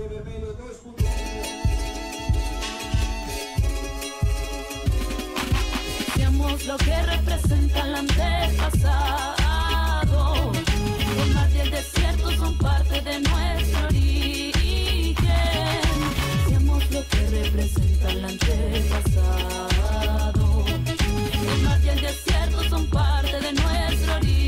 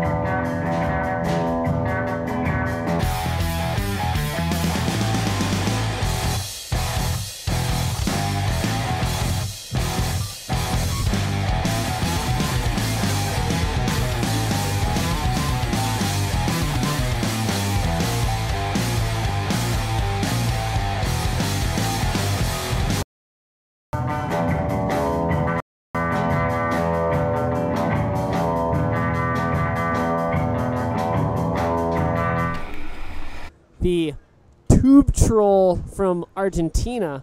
Chata having a quick look at that one, and he's out. But Jacob Romero had a wait. Jacob Romero and Kenny Johnson, respectively. So Nicholas Chata from Argentina. Opening start for the stadium format. at this event. Stadium format has a non-limited. The second place from each semi will on into the podium final. First place from each semi moves into. We're now waiting for some more waves to come in. So fair call conditions have been defeat of day 2 of the Antofagasta Bodyboard Festival. Day 1 did see rounds 1 and 2 of the men's round 1. So we will take our riders. Did look like we had, but lucky for him, there's 1 or 2 waves after that he made. Certainly don't. So as we set up the beach interview down there, we're still getting that ready. Once they are ready, we'll be able to send it on down. We've got Nelson Flores with Bego, but we're still getting them set up. Well, Jacob Merrill now has priority and is in first place. Kenny Johnson now waiting for a 7.26 wave to come his way. Nicholas Chiara in third place. 5.66 is what he needs. Jacob Romero has priority, which is pretty solid. 15 minutes. We're at about 10 minutes into this 25-minute heat. So a ton of time for things to happen, but it looks like we are seeing a lot more action than previous heats. As, you know, Mother Nature in.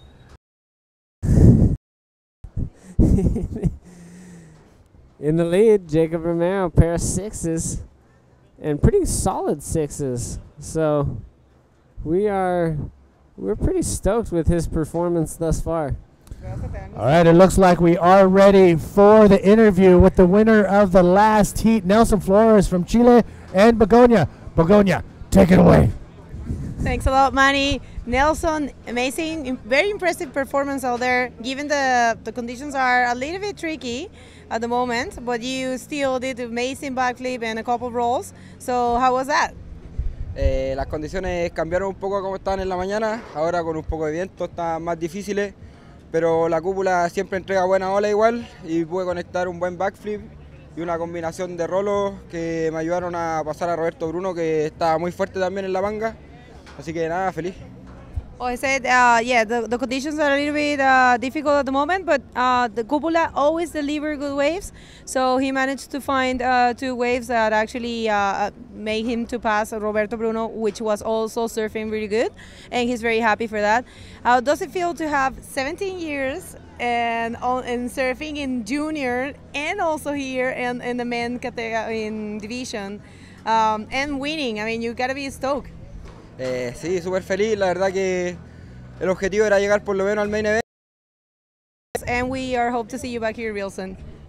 Nelson making a statement of the junior, so step by step, making it one step closer to potentially taking out both of these divisions here at the Antofagasta Bodyboard Festival.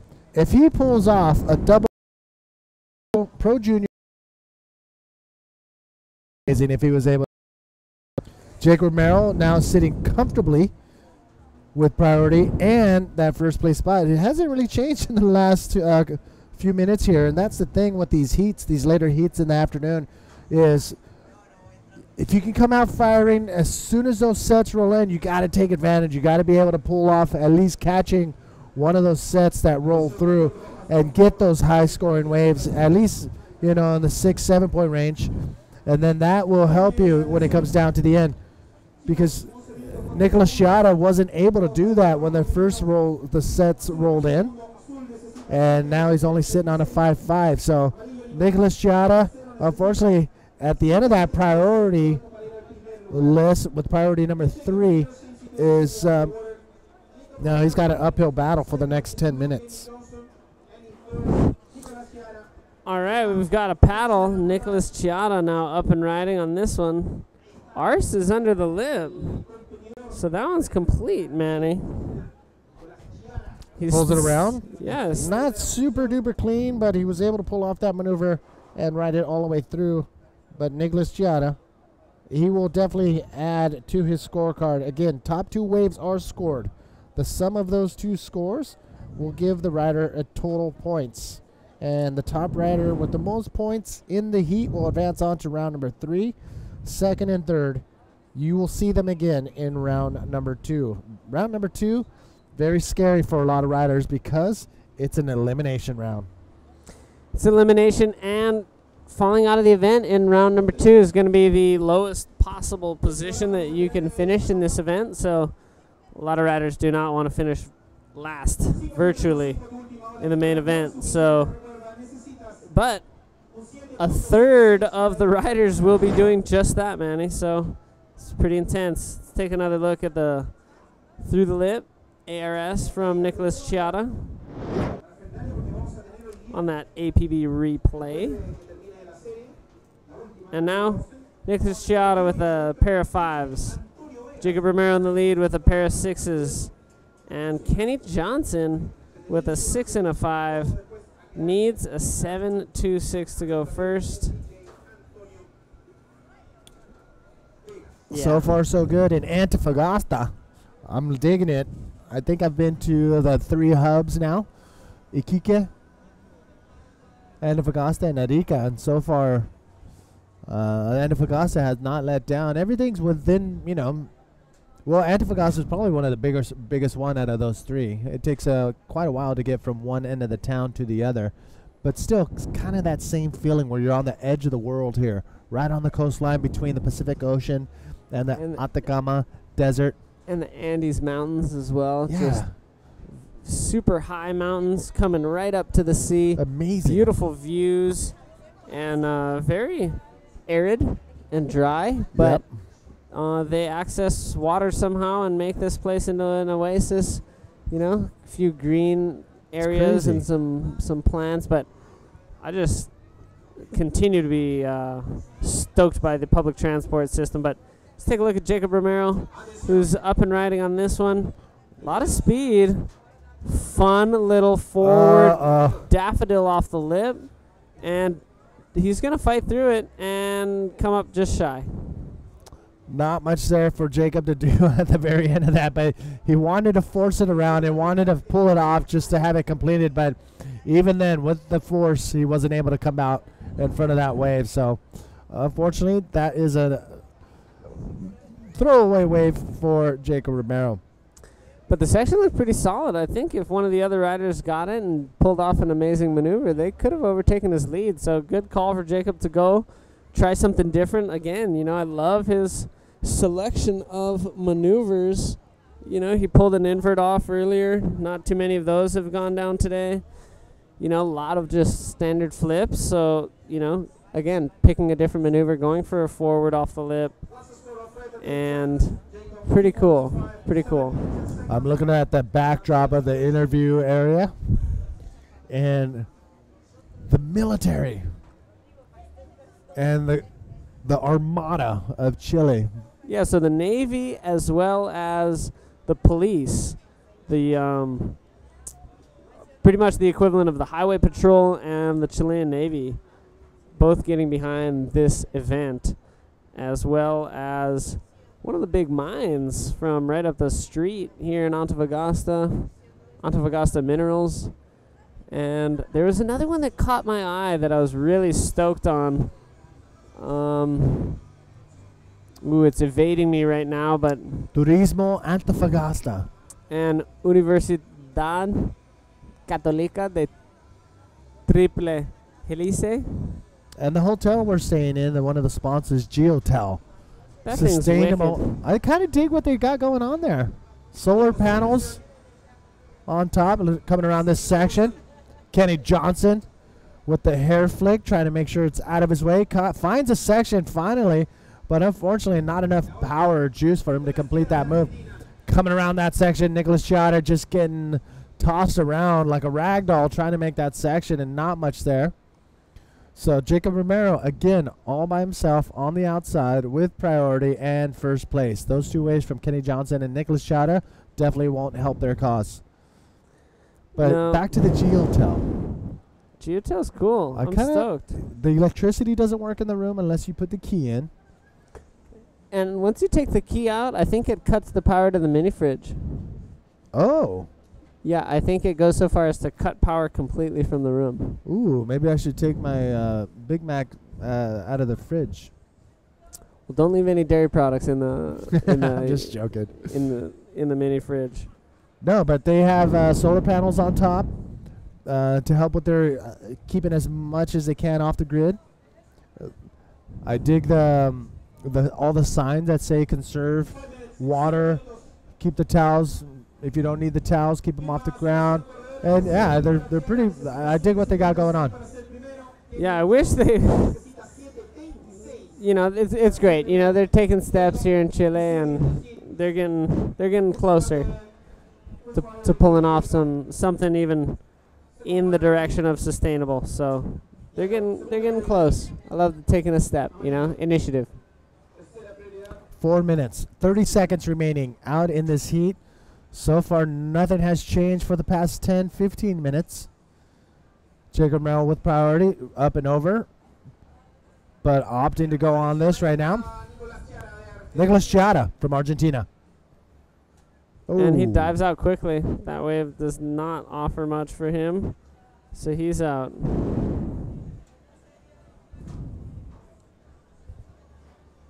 Nicolas Chiara. Not much there, so there's Kenny Johnson. We had somebody walk in front of our booth fully ready to go. Up onto the scaff and continue to build for the concert scenarios. Okay. But he was fully... did he have a helmet on? No. But he did have a body harness, which I was stoked on. I wouldn't mind just wearing one. Just walking around town with a body harness. Just in case I needed to get airlifted. It'd be easy to just swoop me up. All right. Thanks again, ladies and gentlemen, for tuning in from all over the world. It's a little slow paced out there. We know, but if you keep your eyes on the screen, and when the sets do roll in, you're going to be seeing the likes of Jacob Romero, Kenny Johnson, and Nicolas Chiara hitting the lip and getting skyward, throwing backflips, ARSs, and big rolls all over the place. And we've seen already 9 heats of round number 1 in the men's division, and the winners going straight into round number 3. It was Isaiah Reivik in heat 1. Uri Valadao coming back from an incredible last-minute heroics. Here we go, out the back. Here's our heat leader, Jacob Romero. As he's got a lot of speed and maybe another clean section, throws another invert. Interesting. That's a second invert. What do you? Why is he not going for those big backflips or ARSs and opting for the invert? Well, maybe it's variety of maneuvers. Maybe it's because this wave is a left-hander. Maybe it's he's just staying creative. Up and riding. Sorry. Pulling into that with nowhere to go. I believe that was Kenny Johnson. You can see him grabbing his board right there. So Nicolas Chiara now with priority. Here's another look at J-Rom. Why did he go for the invert? Maybe I think it's just the section specifically that he's getting to. He's just letting the section dictate the maneuver. So instead of a lot of riders just really hunting for the flip and flipping off of everything, maybe he's on his approach, letting the lip dictate the maneuver. That's what it looked like it was doing right there on that wave. So back to those winners of round number 1. You're going to see all these riders again, but the winners that have progressed into round number 3. That left off at heat number 2 with Uri Valadao. Heat number 3, we saw Patrick Orr, the Hawaiian. Heat number 4, we saw Eder Luciano take that one. Heat number 5, it was Dudu Pedra. Heat 6, we saw Jared Houston on fire. Ian Campbell, heat 7, won that heat. Brahim Idousta from Morocco won heat 8. And the last heat was the young gun from Chile. Nacho Flores. Nacho Flores. Now heat 10, 11, and 12. Coming down to the wire. Here we go. Nice, clean bottom turn. Makes it around the section and opts to go for a spin. And wow, short circuiting right there. Did not know what to do. He didn't know to hold on to that bottom turn and hit the lip or play conservative. Ooh, another skeeter scatter along the wave face. Kenny Johnson, can he get a wave slap in? And he does. Yeah, he's not happy with that at all. He wanted something to produce either high-flying backflip, but he knew he was pretty close. A 7.26 is what he needed, and he did not get it. So Kenny Johnson and Nicholas Giotto will go into round number 2. Round number 3, we're going to see Jake Romero. Don't go anywhere. We'll be back with heat number 11.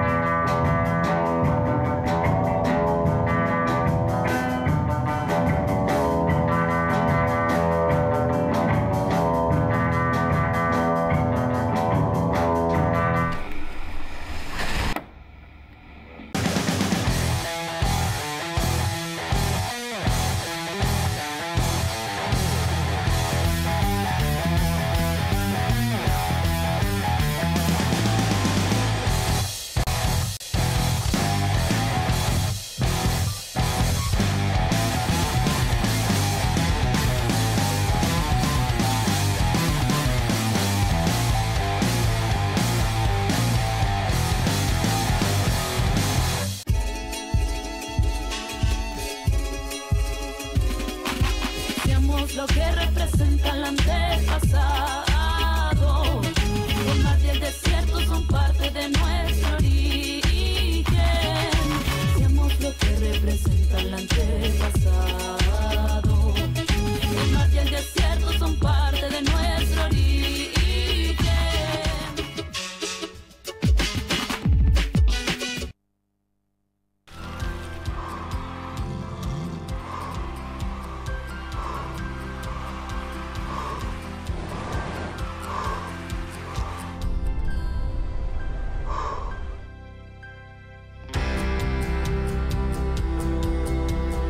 Put it in.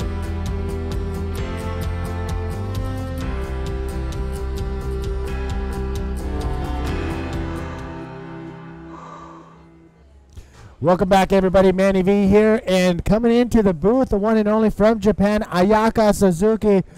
Hi, everybody. It's me, Ayaka Suzuki here. Yes, and we're going to bring you the live feed from heat number 11, men's round number 1, non-elimination round. Let's get out into the water, and we will chit-chat with Ayaka. How you doing? I'm good. Yeah? How is Antofagasta treating you? It's really good town, and good waves, good people, and good food. Have you been here before? Yeah, I've been here like 2 times already. Am I the only one that this is the first time coming down to Antofagasta? Oh, you're going to love it.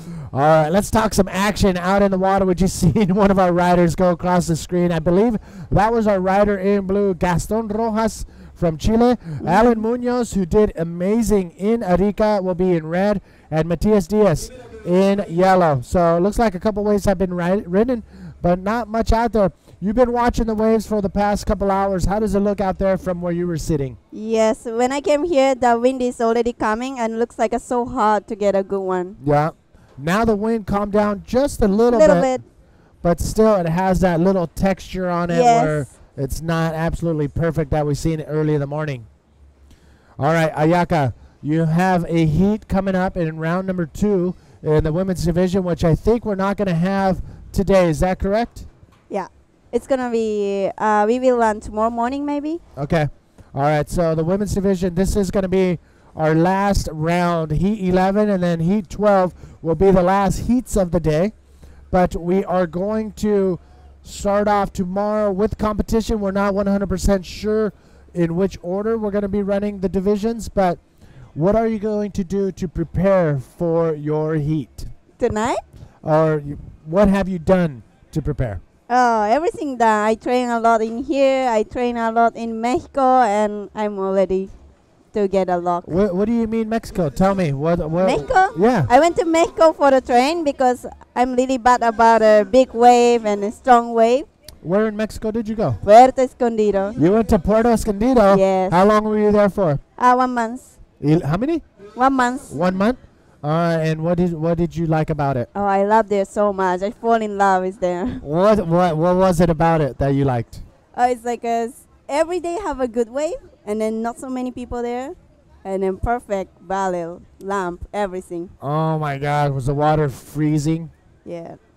Here is freezing. Okay, here's freezing. I was just testing. You know, the water's very warm in Puerto Escondido, so warm. Mexico, and the food was delicious. Oh my God, I love it so much. I miss the food in Mexico. Yeah, you were there a long time, right? Yeah, no, I've spent some time there. Here's a replay of our rider in yellow coming around that section, putting his head down and going for a through the lip ARS. That was our rider in yellow, Matias Diaz.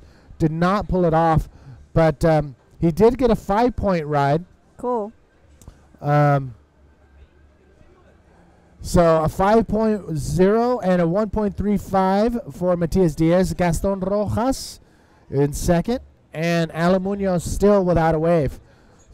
So you've been here to Antofagasta. What is the best food? I don't know why I keep asking about food, but I love eating. What is the best food you have had here? Hold on, we'll come back to that. Oh, drop the lighting. in. Coming around.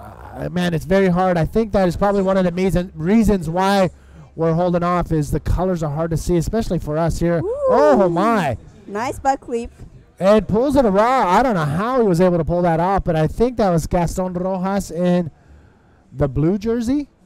Wow, it's getting really tough for us to see. Yes. All right, I think that was Alan Munoz. Yeah, he gonna get a good point. So Alan Munoz on that last wave. But waiting on standby for the interview, waiting to make sure everything is ready with Begonia.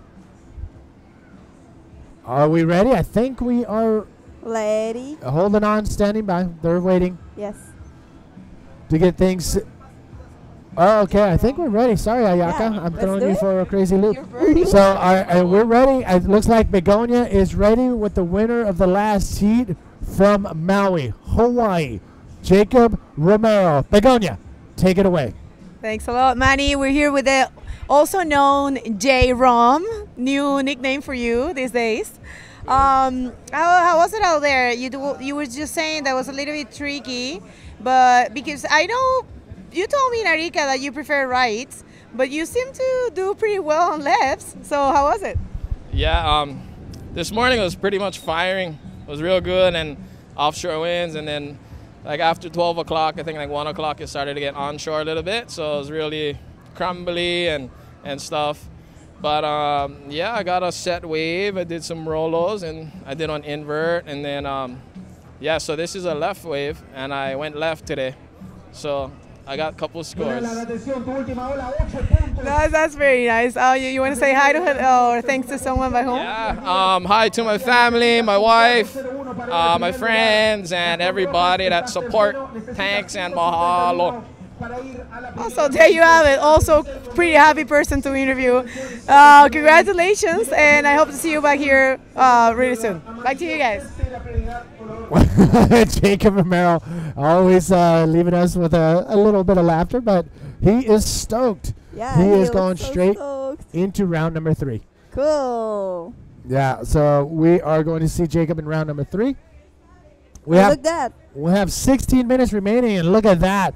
During the interview, Alan Munoz getting an 8-point ride. Sick. Hopefully we'll see that in the replay. Up and riding. In and out right there for our rider, Gaston Rojas. I don't know how your eyes, can you see the colors on the monitor? Do you know what colors the jerseys are? Yeah, I can see. I can recognize the house style, you know. I should be Style. recognizing too. All right, here we go. Here's a Here you go. replay of that last wave. Okay, here's what you gonna do? That 8-point ride. And nice backflip. I think he may have done something on the outside too. So to be able to get a high score like that, you may have needed to do something on the outside and then come to the inside section to pull that off. I knew he gonna make it. Good point. Yeah. So Alan Munoz, 8-point ride. Matias Diaz, 5 and a 1-3-5. Gaston Rojas, a 3 and a 0. So very, very tough conditions. If you don't get those first 2 good waves in the very beginning of the heat, Yes, the last it part of the is. heat is going to be a little scary. It's real scary because we have to wait a long time to get a good wave. It's Yeah. gonna be make us super nervous. So what do in you the water. what do you do for your situation if you need a big score? You're coming down to the last part of the heat. How do you calm down in the water? Man, you just believe yourself, and the wave is coming. I hope. I wish. And you if the know. wave does come, do you let the nerves get to you, or do you relax and ride Relax. the wave? Okay. Relax. Keep relax. Keep calm. All right.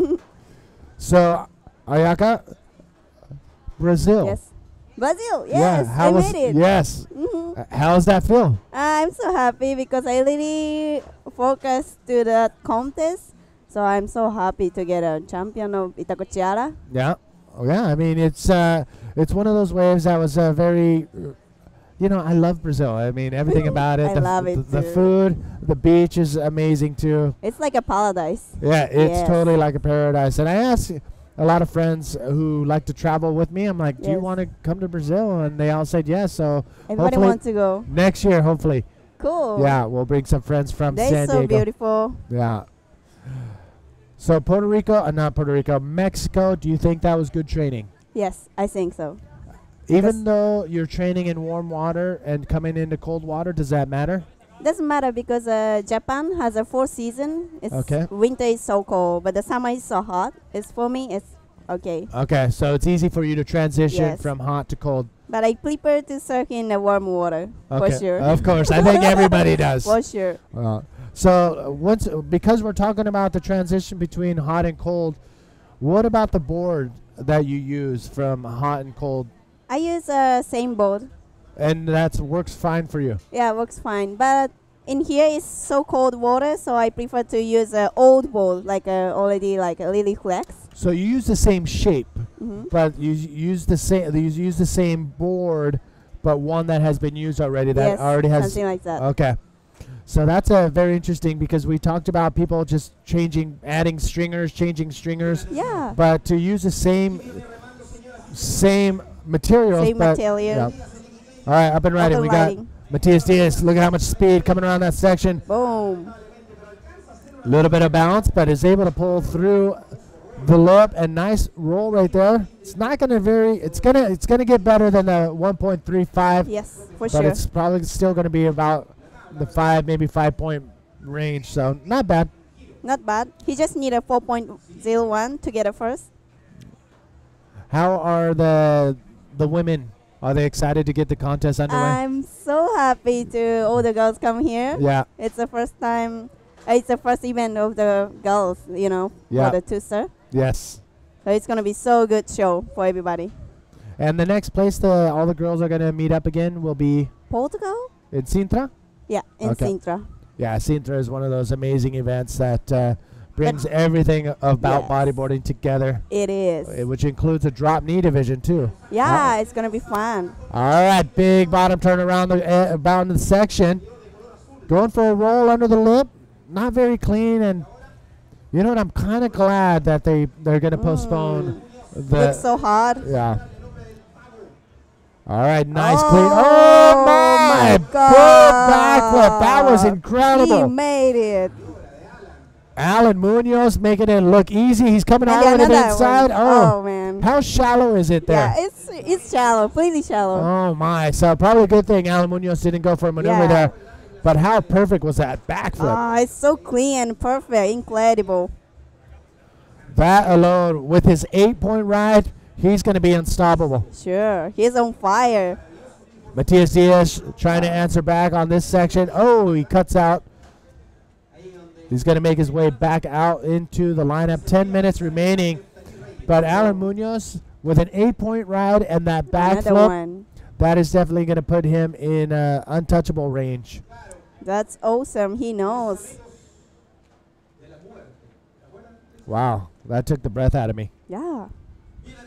So are you staying with friends and family here too? In here? Yeah. Yes. Okay. That's the coolest part is I know a lot of the pro riders Stay have together. Yeah. Yeah. Yeah. It's so fun. Like, I think you get more of a cultural immersion if you stay with a family here. exactly. So not much there.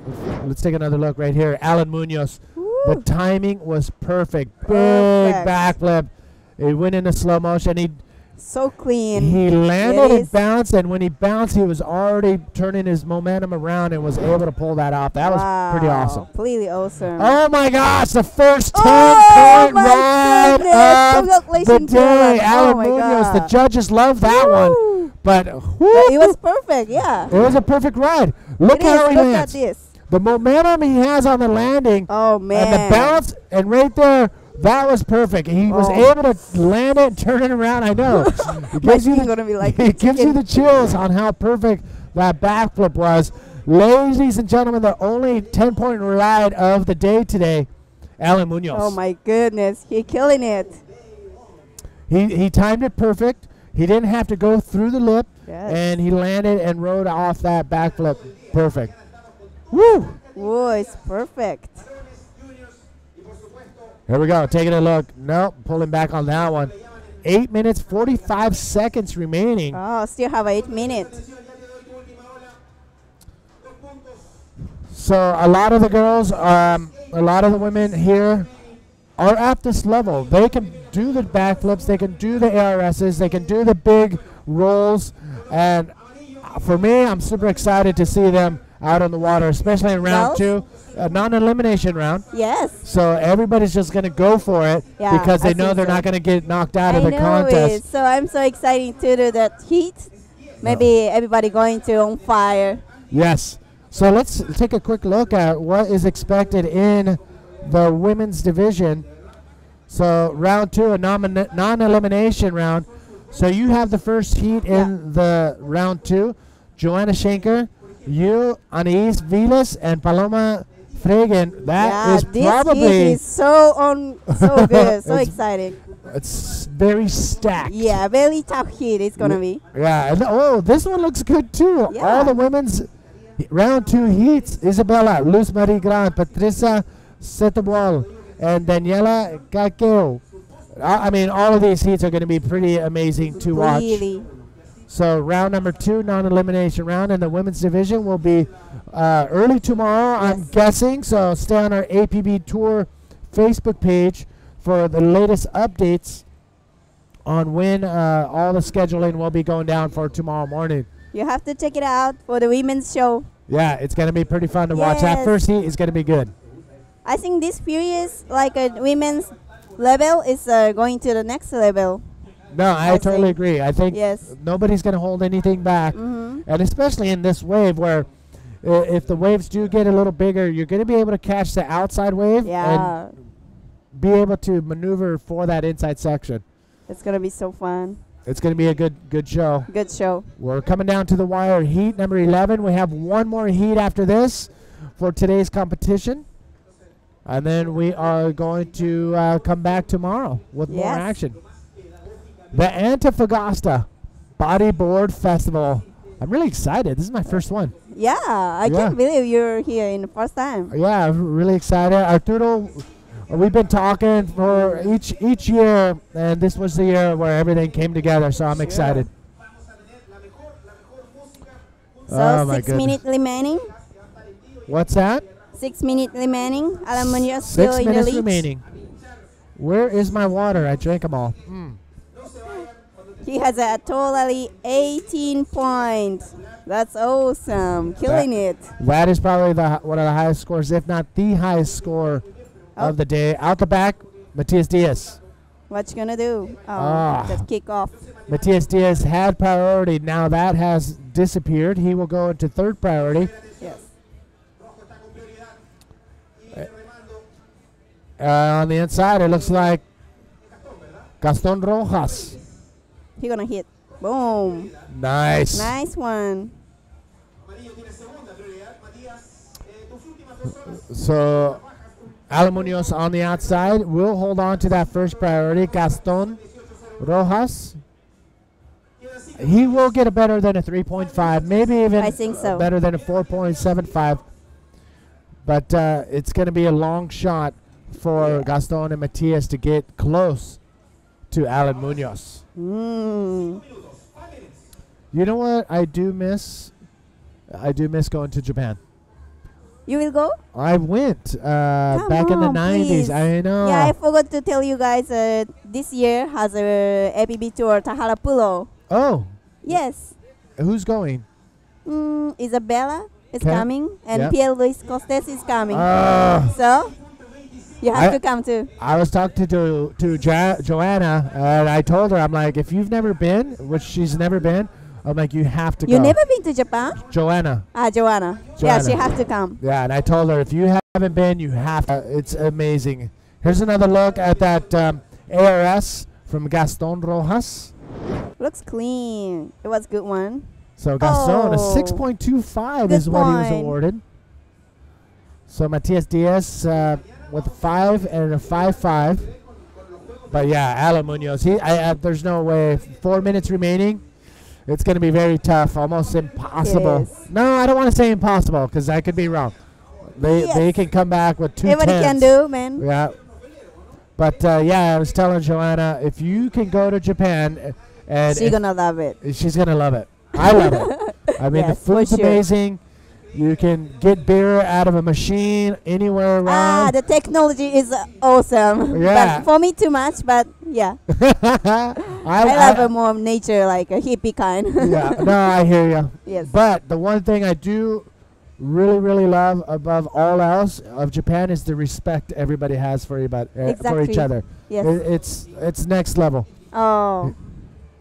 It's next level. So yeah, hopefully she can pull that off. It's just awesome. Yeah. And the food. The food is amazing. I miss Japanese food all the time. Yeah. Yeah, me too. One day. I think I'm going to have Japanese food tonight. Is there anywhere I can buy Japanese food? Wow, are you serious? Is there Japanese food in Antofagasta? I mean, they're like a sushi. Yeah, but I want more like traditional. Leo, Yeah. I can make for you. What? For sure. Do I'm they a good have- chef, man. Do they have good ingredients here? Yes. Okay. All right. Let me find out which night is the best because I know you compete tomorrow. So we'll figure it out. I'm excited. Yeah, sure. Yeah. After the comp, maybe yes. I can make it. Oh my gosh, I don't know. It's like a teriyaki chicken or something like it. It's easy for me. Okay, Yeah. I'm in. I just hope they have the same ingredients here. Cool. Because I know that if you don't have the right ingredients, it's going to be very difficult. Mm-hmm. So I see. we'll hunt it down. All right, now I'm excited. Japanese food from Ayaka Yes. Suzuki. Made by Ayaka Suzuki. It's delicious. Yes. Yeah. All right, 2 minutes remaining. Alan Munoz way ahead, just absolutely dominating this heat with a 10-point ride, the only 10-point ride. That big backflip was landed and performed perfectly. Alan Munoz on the Again. outside. What is he going to do? Can he get another 10? Wow. It's totally possible. Look at this right here. Oh my goodness. Oh my goodness. Are you kidding me? That's sick. A little style. air reverse and a backflip. Are you What's kidding happening? me? Alan Munoz is Oh my on goodness. fire. Wow, he hasn't slowed down since Erika. Wow. And Gaston Rojas. Uh, He cannot he pull it didn't off. make it. Yeah. But Alan Munoz, Wow, can you do 210s? Crazy. Oh my Awesome. gosh. Incredible, that one. He's doing it. I wouldn't be afraid to see. I wouldn't. Let's look at it again. Replay. Look how he stays really high, and then right here he lets go. Ton of speed around that section, and goes for an air reverse. Very, very difficult maneuver to even attempt in this conditions, let alone pull off flawlessly. And then right here, a backflip on the perfect section. I wouldn't be surprised if the judges throw another 10 down. I think it's going to be, yes, another 10 point. Oh, my gosh. I'm so stoked to be able to be sitting here right now watching I'm so this. happy to be here. Yes, This perfect oh my timing. Gosh, perfect timing. So, Alan Munoz, are we going to see a double 10 go down? Oh Possibly. my God. But we for sure going to be For a sure. 9. It's got to be in a 9. Yeah. Oh, my. Waiting for the scores to drop. That was amazing. Did we see a double 10 go down for Alan Munoz? 12 seconds. 12 seconds. Oh, my gosh. All right, last wave of the heat. Matias Diaz. Little check turn. Goes into a spin. And here he is looking for that inside section. It's not going to be much there for Matias Diaz. But wow. He kicked it off. That was amazing. So little frustration right there from Matias Diaz. Look at this again, one more time. Woo! A big backflip right there. Lands Awesome. perfectly. A 10-point ride from Alan Munoz. Now we're just waiting for that last score to come in for Alan Munoz. And look at this. This did we see a double 10? Was this another 10 right here? Nice timing. Air reverse. Lands it. Little sketchy right there on that last part. But look at this. He wasn't done. Again. He got it. What? Another 10! Another 10 is That's coming. 2 Whoa, 10s. incredible. That was incredible. Awesome. Air reverse, lands, and gets a backflip on that inside section. The backflip. Here it is again. Nice. An air. This is the first 10. Lands it perfectly. That right there was the first 10-point ride. But here, I think what did it was that backflip following the air reverse. The air reverse, a high scoring 8, 5, 9, but right here to re-engage and refocus and pull off another clean flip maneuver on the inside. That was pretty solid, and I think that's what took it over the edge. That is the first of the year, possibly. 2 10s in one heat. Ladies and gentlemen, don't go anywhere. Jared Houston, Dave Hubbard are going to bring in heat number 12, round number 1. We'll be back.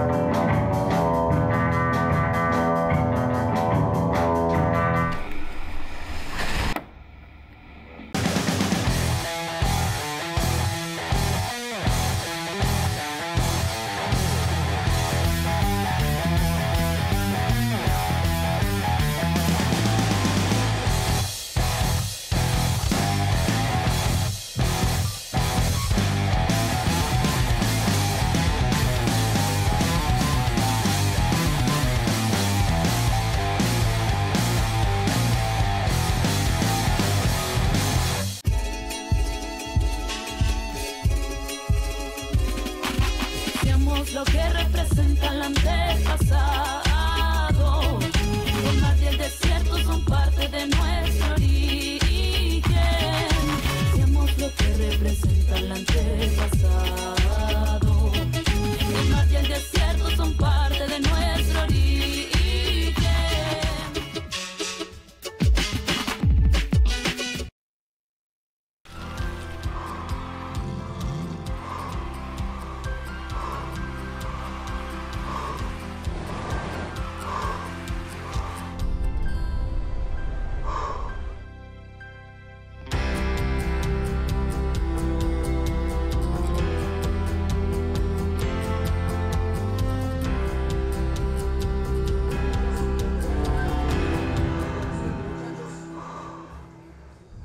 Ladies and gentlemen, welcome back. Wow, super exciting heat.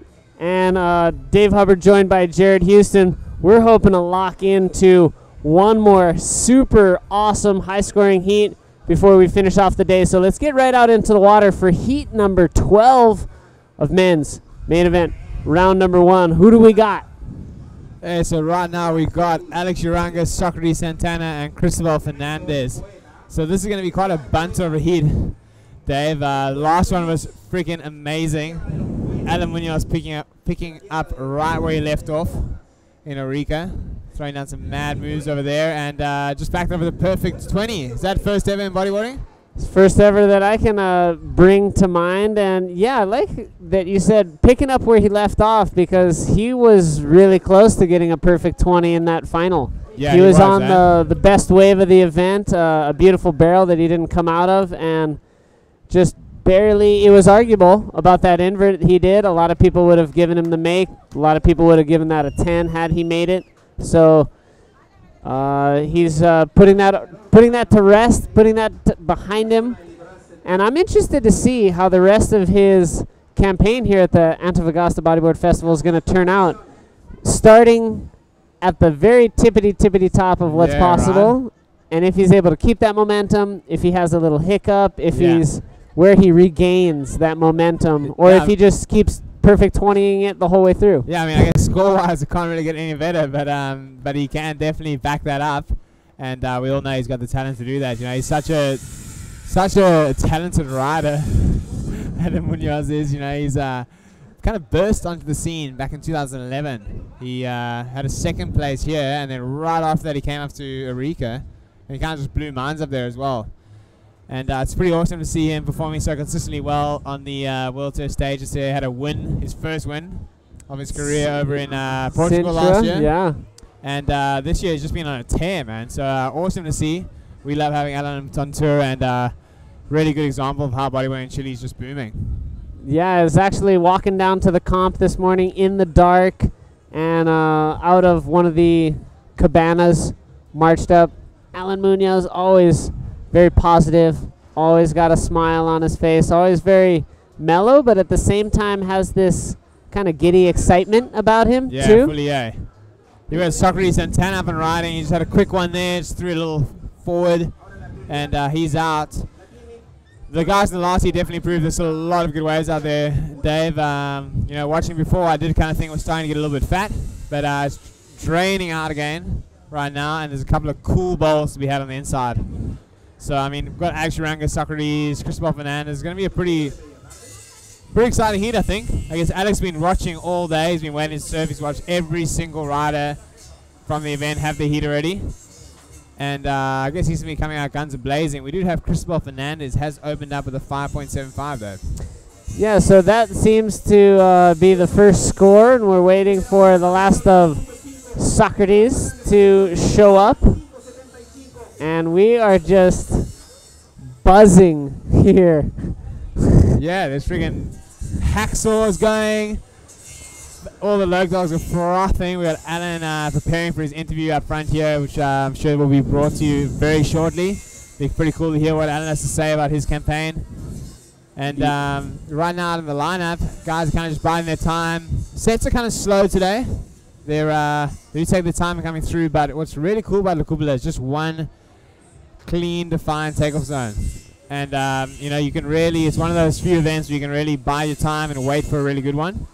I think that's what you're going to see Alex Uranga doing to kickstart his heat here. Talk to us a little bit more about the takeoff zone, because yesterday in the women's, we saw the women sitting really wide on the inside bowl. We've seen a variety from the juniors and the men's on which bowl they start at, because there's a peak pretty far out to the left that the sets will start at. But there's also that kind of middle section where you can access the inside bowl that has, you know, most of the power. So where would you, I mean, where were you sitting in your heat? I reckon it's all about the top. I reckon that is really sick how this wave comes in at such an angle to the reef that it gives you like almost like this wedging run-in. Yep. And some of the early heats I was watching that had the good tide on it. Yeah, I was almost getting rolling straight into the barrel. I think we're going to get Alan Munoz rolling into the booth right now. Yeah, so Bego's down with Alan Munoz. So let's throw it down to the interview. We can't wait to hear what Alan's got to say about his performance. Take it away, Bego. Thanks a lot, Dave. We're here with super stoked Alan Munoz, who just had made history because unofficially, because we haven't heard, from the judges itself, but unofficially, this is the first 20 in history of bodyboarding. Alan, oh my God. Amazing backflip, and then a combination of an air reverse with a backflip, and then you got a 20 after that. How do you feel right now? And tell us about the maneuvers. Yeah, I feel very happy. It's a 20, the first in my life. I don't know, Spanish. Hago como si supiera inglés, pero no sé, así que nada, estoy súper contento porque en verdad estaba súper nervioso al principio porque son muchas las expectativas a veces cuando te va bien en un campeonato, entonces creo que tuve la suerte de lograr el foco que necesitaba y estaba nervioso porque Matías ya me había ganado en una final acá en Antofagasta, Gastón es un excelente localazo que se conoce la ola y tiene unas performances muy sólidas, entonces estaba súper contento de haber obtenido el primer 8 que me empezó a dar un poco de confianza, o más que eso, seguridad, y después logré sacar el 10 y ya el resto fue la suerte que me tocara esa ola que logré obtener el 10 que el otro 10. Oh, he said he was very happy because he was a bit nervous since there's a lot of expectations for him. I mean, the crowd is cheering for him a lot, so he's a little bit nervous with all that and a little bit overwhelmed. And since Matias already had beaten here this same wave, so and Gaston is a local, so he was nervous about that, but he managed to get these two amazing waves, and so he's really happy at the moment. After you coming from the experience in Arica, that you were this close to actually win the event, so I guess a lot of people want to hear from you. How do you feel after that? And right now, do you feel that maybe because of that experience there, you are more focused on winning this event, or just doing the best maneuvers? Mira, sabéis que lo único que te puedo decir desde el corazón era que mi sueño era tener una ola así. Desde que vi a Jeff jugar, ganar la primera vez el 2016, y después cuando me hizo levantar los brazos, como me dijo un amigo, cuando lo vi pegar un rolazo y un inver increíble en Arica. Creo que desde ahí era mi sueño y se me dio en esa ola, y la verdad necesitaba un día, así que creo que eso me impulsó a ir en busca de esa maniobra. Así que nada, estoy súper contento de haber obtenido ese tercer lugar, que la verdad es un sueño, creo, para todos los chilenos luchar en el Arica y quedarnos con ese campeonato, así que estoy muy contento de haber tenido esa performance y espero seguir así en los siguientes eventos. Boy was explaining that the wave he took, the invert he made in Arica, it was the only option he had because he needed a 10 in order to win the event, and it was kind of a dream that to get a wave of that kind. He have seen it before. He saw Jeff Howard in the past doing that kind of maneuvers and those kind of waves. So for him, it's been a dream, and he's very happy with his performance and the third place he got. So he's very happy to have this result right now in this event. So congratulations, Alan, and I don't know if you want to say something else, to say hello or thanks to someone back home. Un saludo grande a mis dos abuelos, que los amo mucho, a todos mis amigos que están en casa, a toda la gente de la comunidad latina o los amigos que escriben los mensajes, he tratado de responder todo y nada, estoy súper contento de que me está yendo bien, así que espero seguir así y nada, muchos cariños y mucha gratitud a todos. Also, congratulations, and there you have your Chilean. And I hope to see you back here real soon. Back to you guys. Thank you so much, Bego. Super exciting, super awesome moment. Historical, Jezza. Yeah, that is quite an historic moment right there. Alan Munoz putting on a show to be remembered, a heat total to be remembered as well. And he's getting whisked off into the broadcast room to have a bit of celebration from the crew here. I think they're going to show him his waves. I reckon so, yeah. He wouldn't have seen them yet, so he'd be frothing to have a look. And they're doing a little Chile chant, I think, in there too. Oh, yeah, wow. There's a lot going on right now out of the water. There's a heat going on out there, so let's try to get back to what's happening in Heat 12. At the moment, Cristobal Fernandez is continuing Chile's domination, and is out in front with a 5.75 and a 1.50. Socrates Santana, he's just had two pretty short rides, 2.5 and a 1.75. And Alex Uranga has opened up with a 4. He's only needing a 0.26 to move into an advancing position. Well, in actual fact, there are no advancing positions in this heat. There are, however, a slingshot position. You can get yourself right up into round 3. Not having to go round through round 2. Where quite a number of people find themselves tomorrow. We've got a little shot of the jet ski out there. I think that is one of the cameramen getting on board. Looks like he's got a bit of a cramp. It's pretty cold water in Chile, really long days of competition. Not really. And is that one of our competitors stretching out, or is that a free server? I think it's a free server. Oh, I think it's a competitor. You can see the little tie on the back of the jersey. Oh, wow. This could be Cristobal. Yeah. Yeah, wow. Yeah, I mean, I guess there we go. With the product of a long day of competition. He's one of our trialists, so he... On his way back out there, he seems like he's stretched out sufficiently. He is currently leading the heat. He's looking to improve on a 1.50 to strengthen that lead. 13 minutes to go. You know, it's been a fairly slow heat so far, Dave. It seems like the last heat kind of pumped, had a flurry.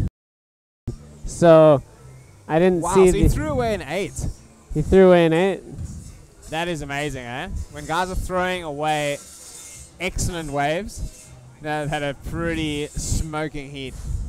Pretty incredible. So, yeah, terrific way to cap off day number 2 here at the Antofagasta Bodyboard Festival 2017.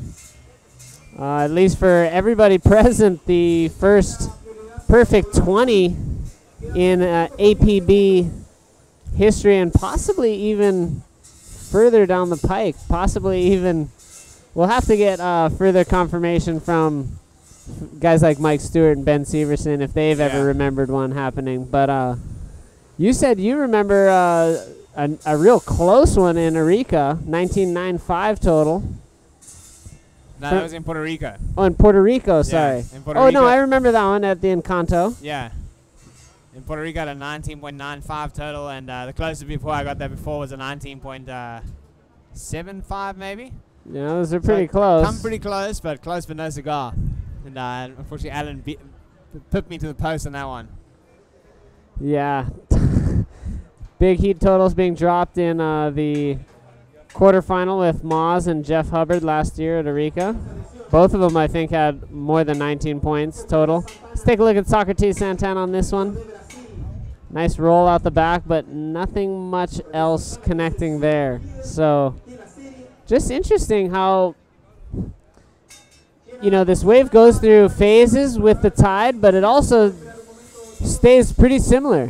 Still got that inside bowl. Yeah. Still got that very, very, very far end bowl with the deep spot in between. It's kind of interesting. How big are the tides here in Chile? I don't think they're couple more meters? than 2 meters or so, yeah. Okay, but that's still significant. Yeah, and yeah, for it definitely is significant. For the wave to resemble how it breaks on both extremes of the tide is actually pretty impressive. Yeah, for sure. No, I'm really impressed by La Cúpula, actually. last time we had this event, we were down at Nilda Point, which had its moments, but it's a pretty weird wave. I don't think that too many of the regulars on tour were really too fond of that spot. Louis Finnegan ended up taking it out, so he's one guy who definitely rates Nilda up there. Yeah, he loves it. But we were all really happy to hear that the event was being moved back to La Cupola, which was actually the original venue when it was first held. Because last year we were down here, we were just constantly plagued, well not plagued or blessed with really big consistent swells. And La Cupola actually handled up to 8 foot and like maybe even pushing close to 10. So we could actually get another crack at conditions like that at the end of the week. But here we got another look at Socrates Santana's last ride. They're just doing a pretty nice clean roll on the outside, just fighting his way through, seeing if he can get another section, but unfortunately not too much an offer there for Socrates, but that was enough to get him up into first place, Dave. Indeed it was. 5 point and a 2.5, so that puts him just barely ahead of Cristobal Fernandez. Cristobal now needing just a 2.25, no, sorry, a 1.76. That'll get him ahead. Alex Udonga has been slow to the game, but a 3.51 would get him into first position. 9 minutes remaining in the last heat of men's round 1, also the last heat of the day. Yeah, it's been a pretty big day here. Pretty big days in comparison to the last few events we've been to. The glare is definitely quite a formidable factor here in Antofagasta. The sunset's right behind the ocean there, just to the right of screen. And it makes surfing heat pretty difficult because you're constantly staring out at the horizon. And B, it makes the judges' job pretty difficult as well because they are definitely having glare. We're having to contend with the glare when discerning colors and completion of maneuvers. So this will be the last heat of the day for that very reason. And we're looking forward to a really good day of competition tomorrow. But here we got, is that Alex Uranga having a pretty committed paddle? Boy, he was paddling hard to get that one and did not get it. So we may see a priority switch if that was indeed Alex Udonga. Yeah, we do. We do have a priority switch. The yellow will now hold first priority. And wow, that will be a bit of a stinger for Alex. Although he looks like he's gonna have a sniff on this inside of it. You see that this is what I was talking about before, Dave. Is that the best waves are really coming through up at the top there, and they kind of give you that run in to push you across the deep section into that shallow bowl. Yep. You can come into it with a lot of speed. You could take off on the bowl and maybe just slide into a nice baz. But I reckon that what at least what Alan was doing to attain a perfect heat score was he was really flying down the line from the outside and using that dry bowl to really project himself up and out, and even managed to connect with the second maneuver even further down the line. So that's what the judges like to see. Indeed. Yeah, big drawn out high speed bottom turn straight up to the section was the part of the recipe for those 2 perfect 10s. Wow, still a lot of excitement over that. I can't wait to see the highlights from today. I do imagine an incredible highlights from day number 2 coming up from Noria Films. Of course. I'm frothing. Like after the last Riga's final day highlights, you kind of would be forgiven for thinking that where do you go from there? And I really got a lot of faith that we're going to have a really amazing highlights package from this event. Here we got Alex Uranga racing on the line and managing a quick roll there. He was only looking for a 3.51 to move up to first, Dave, so that could even be it. But out the back, Socrates Santana in second place. See if he can get a section going. Throws a decent flip. See if he's able to ride out, but gets hung up for ages, but does eventually make it in front of the whitewater. So was that a 5.26? Oh, I'm not sure because of the combination with the Drowning Man. It might have knocked the scoring potential back somewhat. The Drowning Man's when you take at least 5 to 6 seconds to come out of the whitewash. You really have to hold your breath, and you're fighting for your life to get out of that wash. And it's pretty shallow through the inside there. That's the scariest thing I reckon is you pushing through in the whitewater. And you don't want to get released from the whitewater just in time to meet a rock head on. Exactly, or get pushed down by the whitewater at an inopportune moment and lose a bit of kneecap or thigh meat as Ian Campbell did back in 2014. Oh, yes, indeed. So there are dangers of pulling these maneuvers and fighting ferociously in the whitewater to get ahead of these lips. But we do see Cristobal Fernandez moving up into first spot. He got a 4.5 on his last wave. Alex Udonga with a 6 point on his last ride. And Socrates Santana 4.15. So these guys are really bunched up. They're just a little more than 1 point separating first and third. Does look like the Chilean, with 5 minutes to go, is holding on to that first place spot. We could be seeing another trialist step ahead of the field and jump right into round 3. Right. It's been with the waves being so consistent and so similar, each set that comes through here kind of provides at least like 2 to 3 similar looking waves. Here we got Alex up on an inside. Looks like someone is trying to use priority over him, but falls short. Alex will continue, and I think he's going to make use of this on the inside there. Nice, clean, projected roll. He got out of that one pretty quickly. So that was pretty interesting. You saw that was Cristobal Fernandez. Blue trying to use his priority over Alex there and get him off that. And it looks like Socrates will probably be moving up into first priority now. And Cristobal moving down into second priority. But I loved how Cristobal was kicking for his life and still couldn't block Alex Udonga. I loved how Alex Udonga just remained unaffected and kept going, He was, because that's a factor. You see someone who wants to use the priority over you. If you continue to ride behind them, you're actually up for a potential interference call. Yeah. Alex was only chasing a 4.26 to move ahead of Cristobal Fernandez into first place and make life a little bit more difficult for these 2 South American fellows in his heat. Socrates Santana from Brazil and Cristobal Fernandez from Chile. Well, committed paddle here from Socrates Santana, and he does catch it. A lot of speed, finds a clean section, and will he land this one? Yes, lands it clean, puts his arm up. That was nice.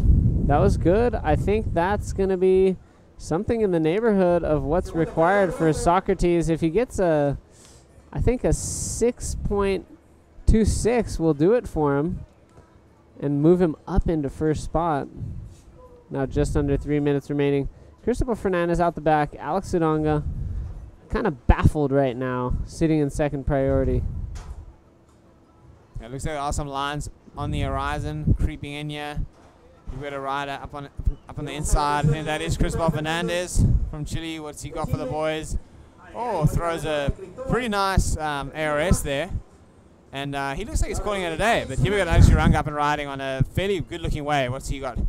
Oh. Nice flip there from Alex. That's probably going to put him in the lead of this heat. And I'm not seeing in my forecasting Cristobal Fernandez really increasing his situation at all, if much. And so Alex Udonga is probably going to be moving on into the lead. Yeah, I'd agree with that.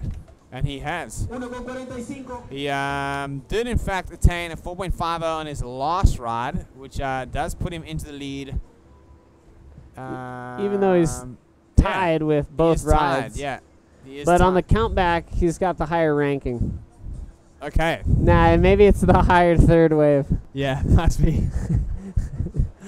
Thanks for throwing that span in the works there, Dave. You really have me confused for a second, but well, I think Moz and Ben Player were pretty confused when that happened, but 7 points coming in for Alex Udonga. Socrates Santana got a 6.75 for his. Let's take a look at Socrates first. 6.75 for that nice flip. Yeah, I mean, he did come around pretty quickly, Dave. It was a pretty nice, composed, straight over backflip. Whereas Alex's, he kind of made a bit more connection with the lip. Kind of sent him more into the flats, nice hard landing, quick turnaround. A little bit bigger wave. Yeah, a little bit bigger wave, so that was a point of difference there. But I actually liked how they did reward Socrates Santana a 6.75 for his flip, because I did feel that his composure was admirable under pressure. Indeed, indeed. So really coming to that backup wave that Alex Urunga has that 5.754. And now with just about 30 seconds remaining, we're looking to get real close to counting down the final heat of men's round 1 and the final heat of day 2 for the Antofagasta Bodyboard Festival. And it does look like our top seed, Alex Urunga, is a few seconds away from advancing on through men's round 1 and moving straight into round number 3. So we've had a beautiful day of competition here. Official results is Alex Urunga moving on through to round number 3. And Cristobal Fernandez, Socrates Santana will be moving on into round number 2. So we will be coming back tomorrow morning to Antofagasta. We will be coming back to La Cúpula de Poder, the Power Dome. 7 o'clock start check-in. So we're going to be back here bright and early tomorrow. And Jerry, would you like to say some final words to our viewers to close us out? Yeah, for sure. Thanks everyone for joining the show. I think it's been pretty entertaining today, and I reckon that tomorrow we're looking pretty good for a great day. So we'll see you guys there in the morning. All right. Well, for Manny Vargas and Jared Houston and myself, Dave Hubbard, we will be seeing you tomorrow. Thanks everybody for tuning in.